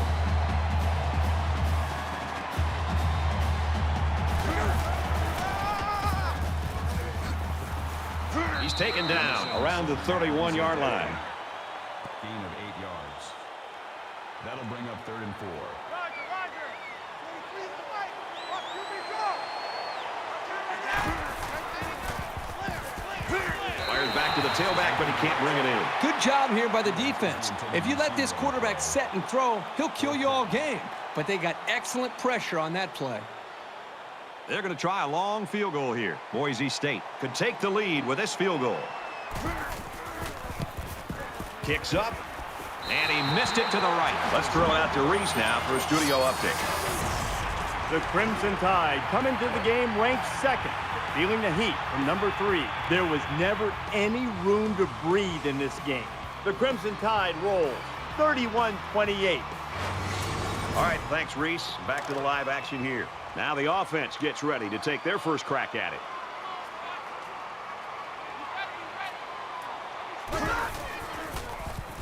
He's got it with room to run. And they make the stop at the 44-yard line. A quarterback's best friend is a receiver he can count on to catch the ball every time he drops back to pass.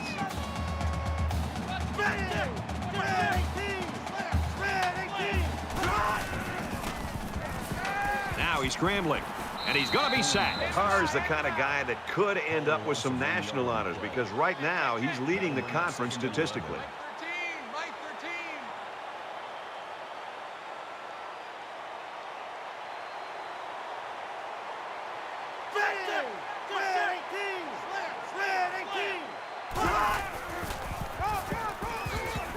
Tackle at the 45-yard line. That's good for a gain of 2 yards. That'll make it 3rd and 9.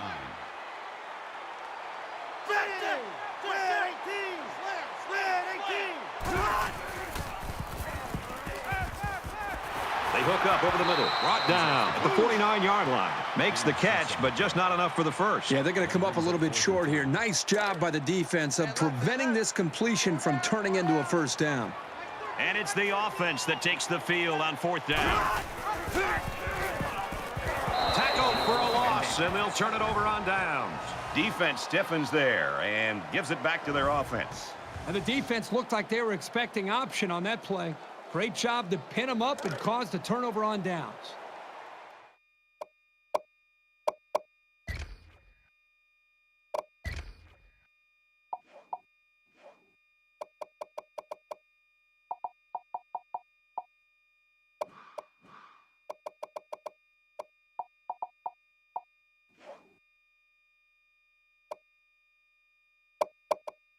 This is a fun game, and I think we're going to see a lot of interesting football before it's over.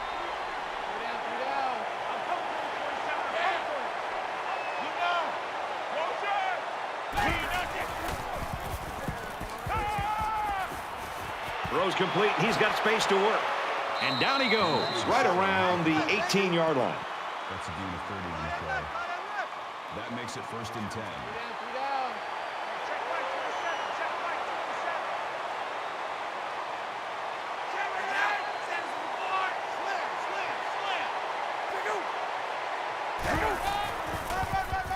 Here's a run.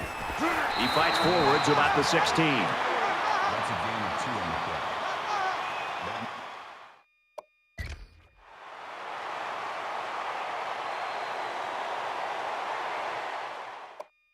That makes it 2nd and 8.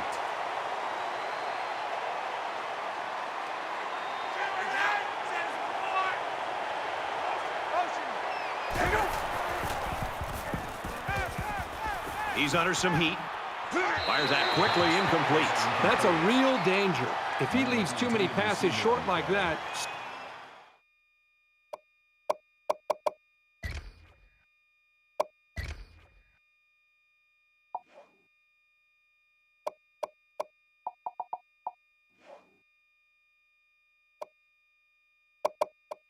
Sooner or later, they're going to end up in the wrong set of hands. From the 16-yard line, it's 3rd down.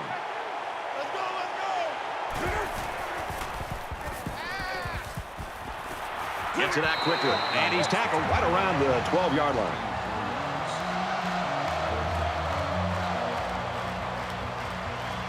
Looks like he flinched down there on the line. Ball start, offense. Just a mental lapse, but it's going to cost them 5 yards. Still 4th down. They'll line it up for the field goal. Boise State is looking to go up by 3. It's up. And it's off the upright, no good. Anybody who tells you that football isn't a game of inches might want to have a talk with this kicker. It doesn't get any closer than that.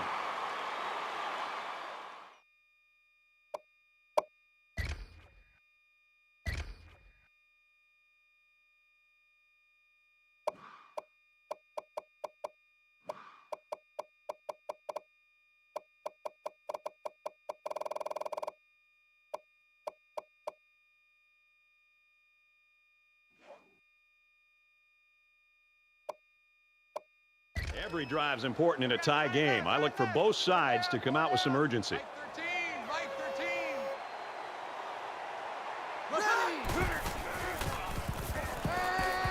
Pass complete and taken down immediately. That reception good for 7 yards. The defense wasn't fooled too much by the play action, but it gave the quarterback just enough of a cushion to find his receiver.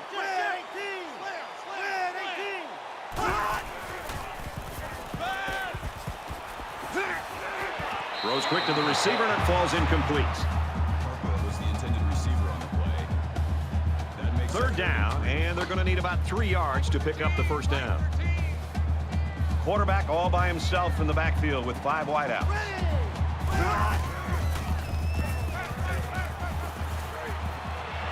Quick strike to the receiver. Tackle made at the 29-yard line. Gain of 2 yards. That'll bring up 4th and 1.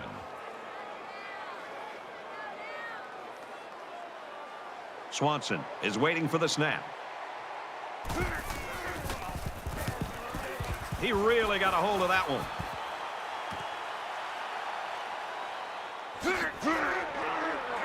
He makes it out to maybe the 39-yard line. Return for a gain of 13 yards. I don't think either team has a clear advantage so far. Let's see if they can make some plays and get a little separation.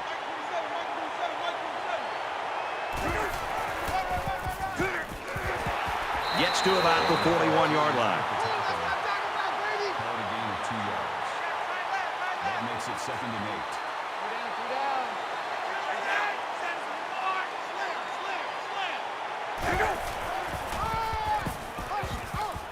Tackled outside after a nice pickup. That's a gain of 5 on the play. 3rd down.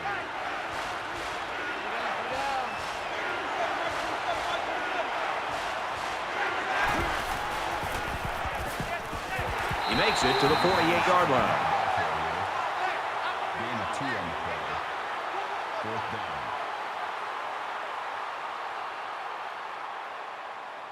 Harmon is the punter.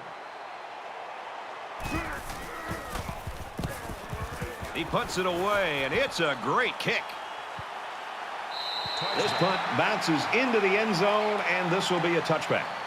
Got to give some applause to the defense. They really came out playing strong today. Well, you know better than me, Brad. This college football game is about emotion. And to be able to play great defense in the college game, you got to come out and play with your hair on fire. We've seen that from both of these defenses so far.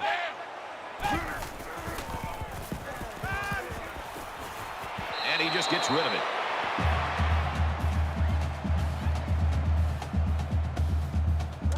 It's 2nd and 10. Ball on their own 20.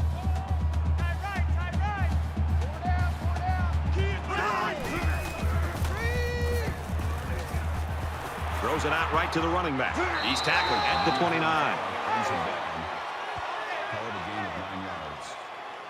That'll make it 3rd and 1.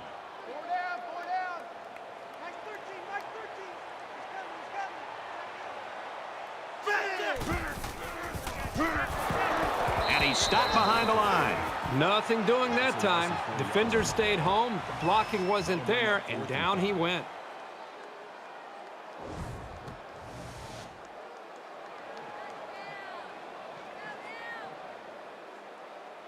Swanson to punt. And this one is a beauty.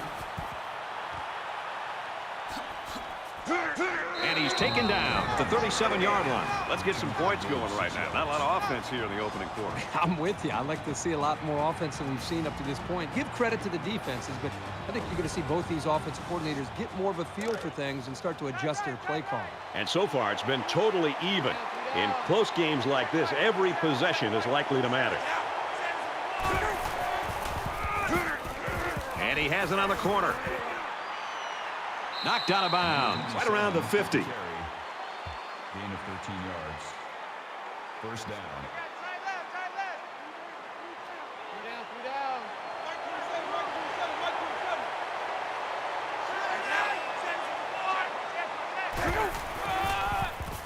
Moore on the right side. He fights forward to around midfield.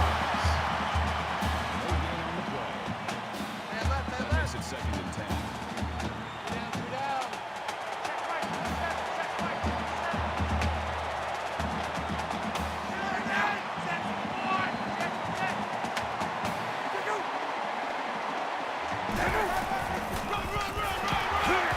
And they get nice yardage on that run. Gain of 4 on the play. That'll bring up 3rd and 6.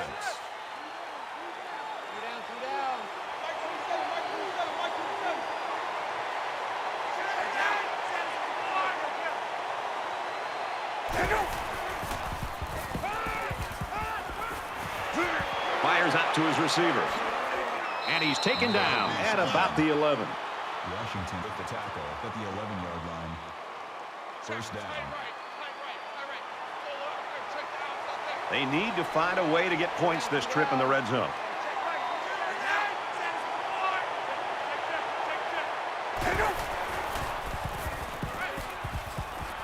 And it's incomplete. Penalty marker down in the backfield. Might be a holding call. Personal foul, roughing the passer, defense. Concentration lapse Automatic right first there. down. The coaches will be giving them an earful for it, too.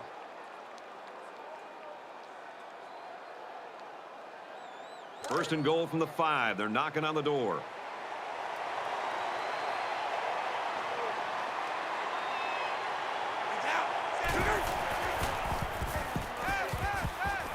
And he throws it away.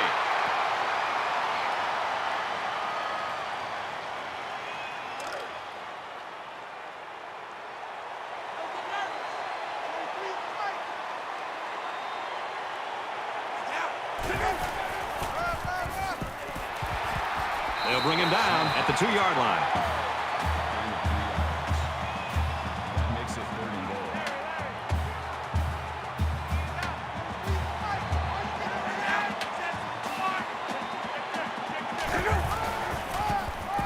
Touchdown, Broncos.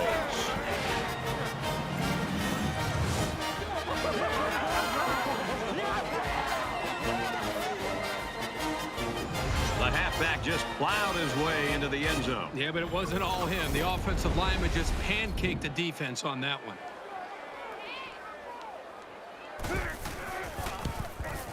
And he adds the extra point. A 7-play, 62-yard drive. And the result, 7 points. So our score, 7-0. And it looks like they're ready for the kickoff. He sends this one deep. He's to the 20.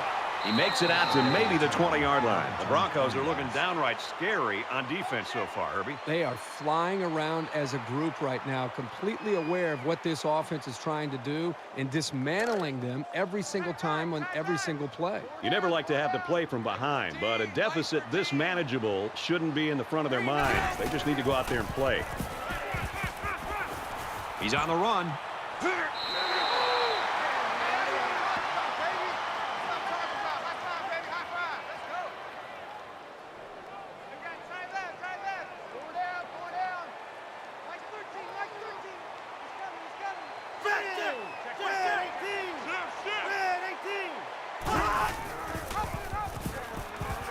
Got some open field. He's to the 40. Across midfield. He's knocked out of bounds. Around the 44-yard line. That makes it 1st and 10.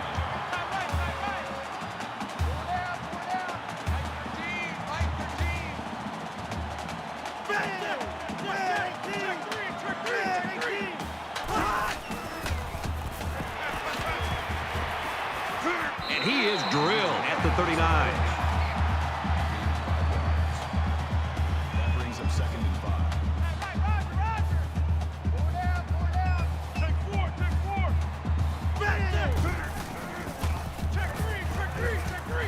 Quick throw to the tight end. He's taken down around the 33-yard line. Complete for 6 yards, and that's good for a first down. Heads-up play by the quarterback to find his receiver in traffic and get the ball into his hands. It was a great read by the quarterback there to take the snap and throw it quickly to get the first. He gets rid of this one. They got to the quarterback a little late there. Personal foul, roughing the passer, defense.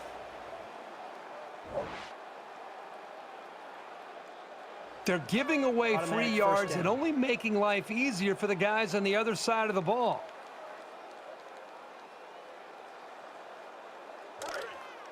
From the 18-yard line, first down. Mike 13, Mike 13. He's coming, Red 18. Somebody jumped early down there. False start, offense.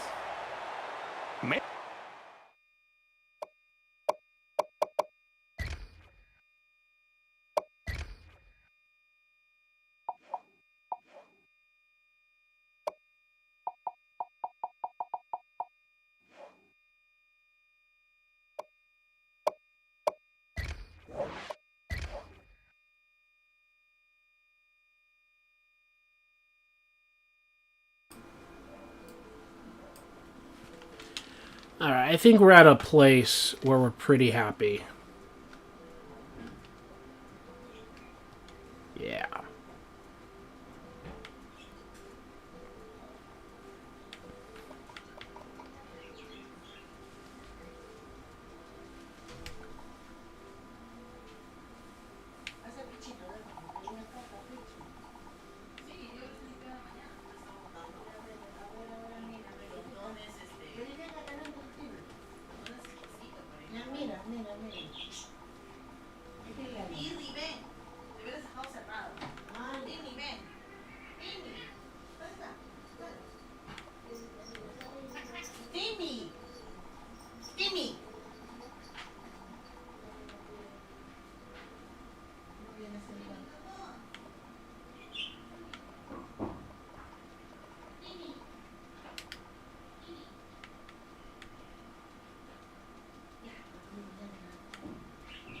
Oh, yeah.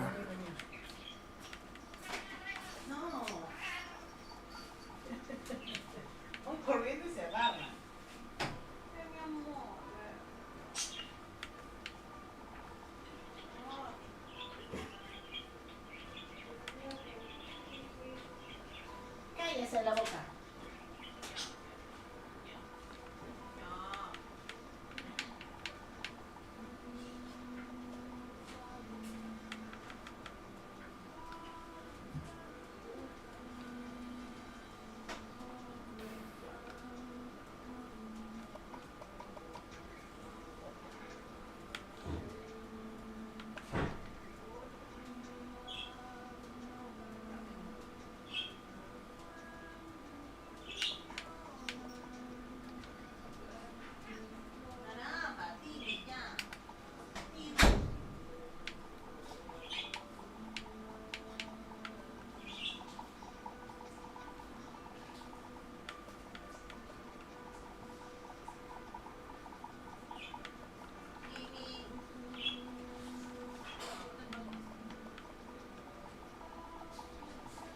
Oh, sorry, 55.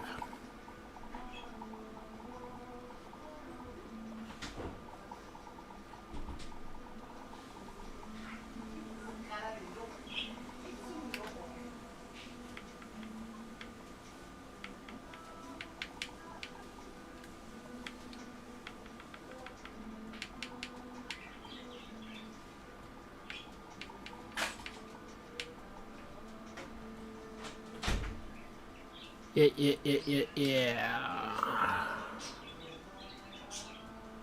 I think we're pretty happy with that.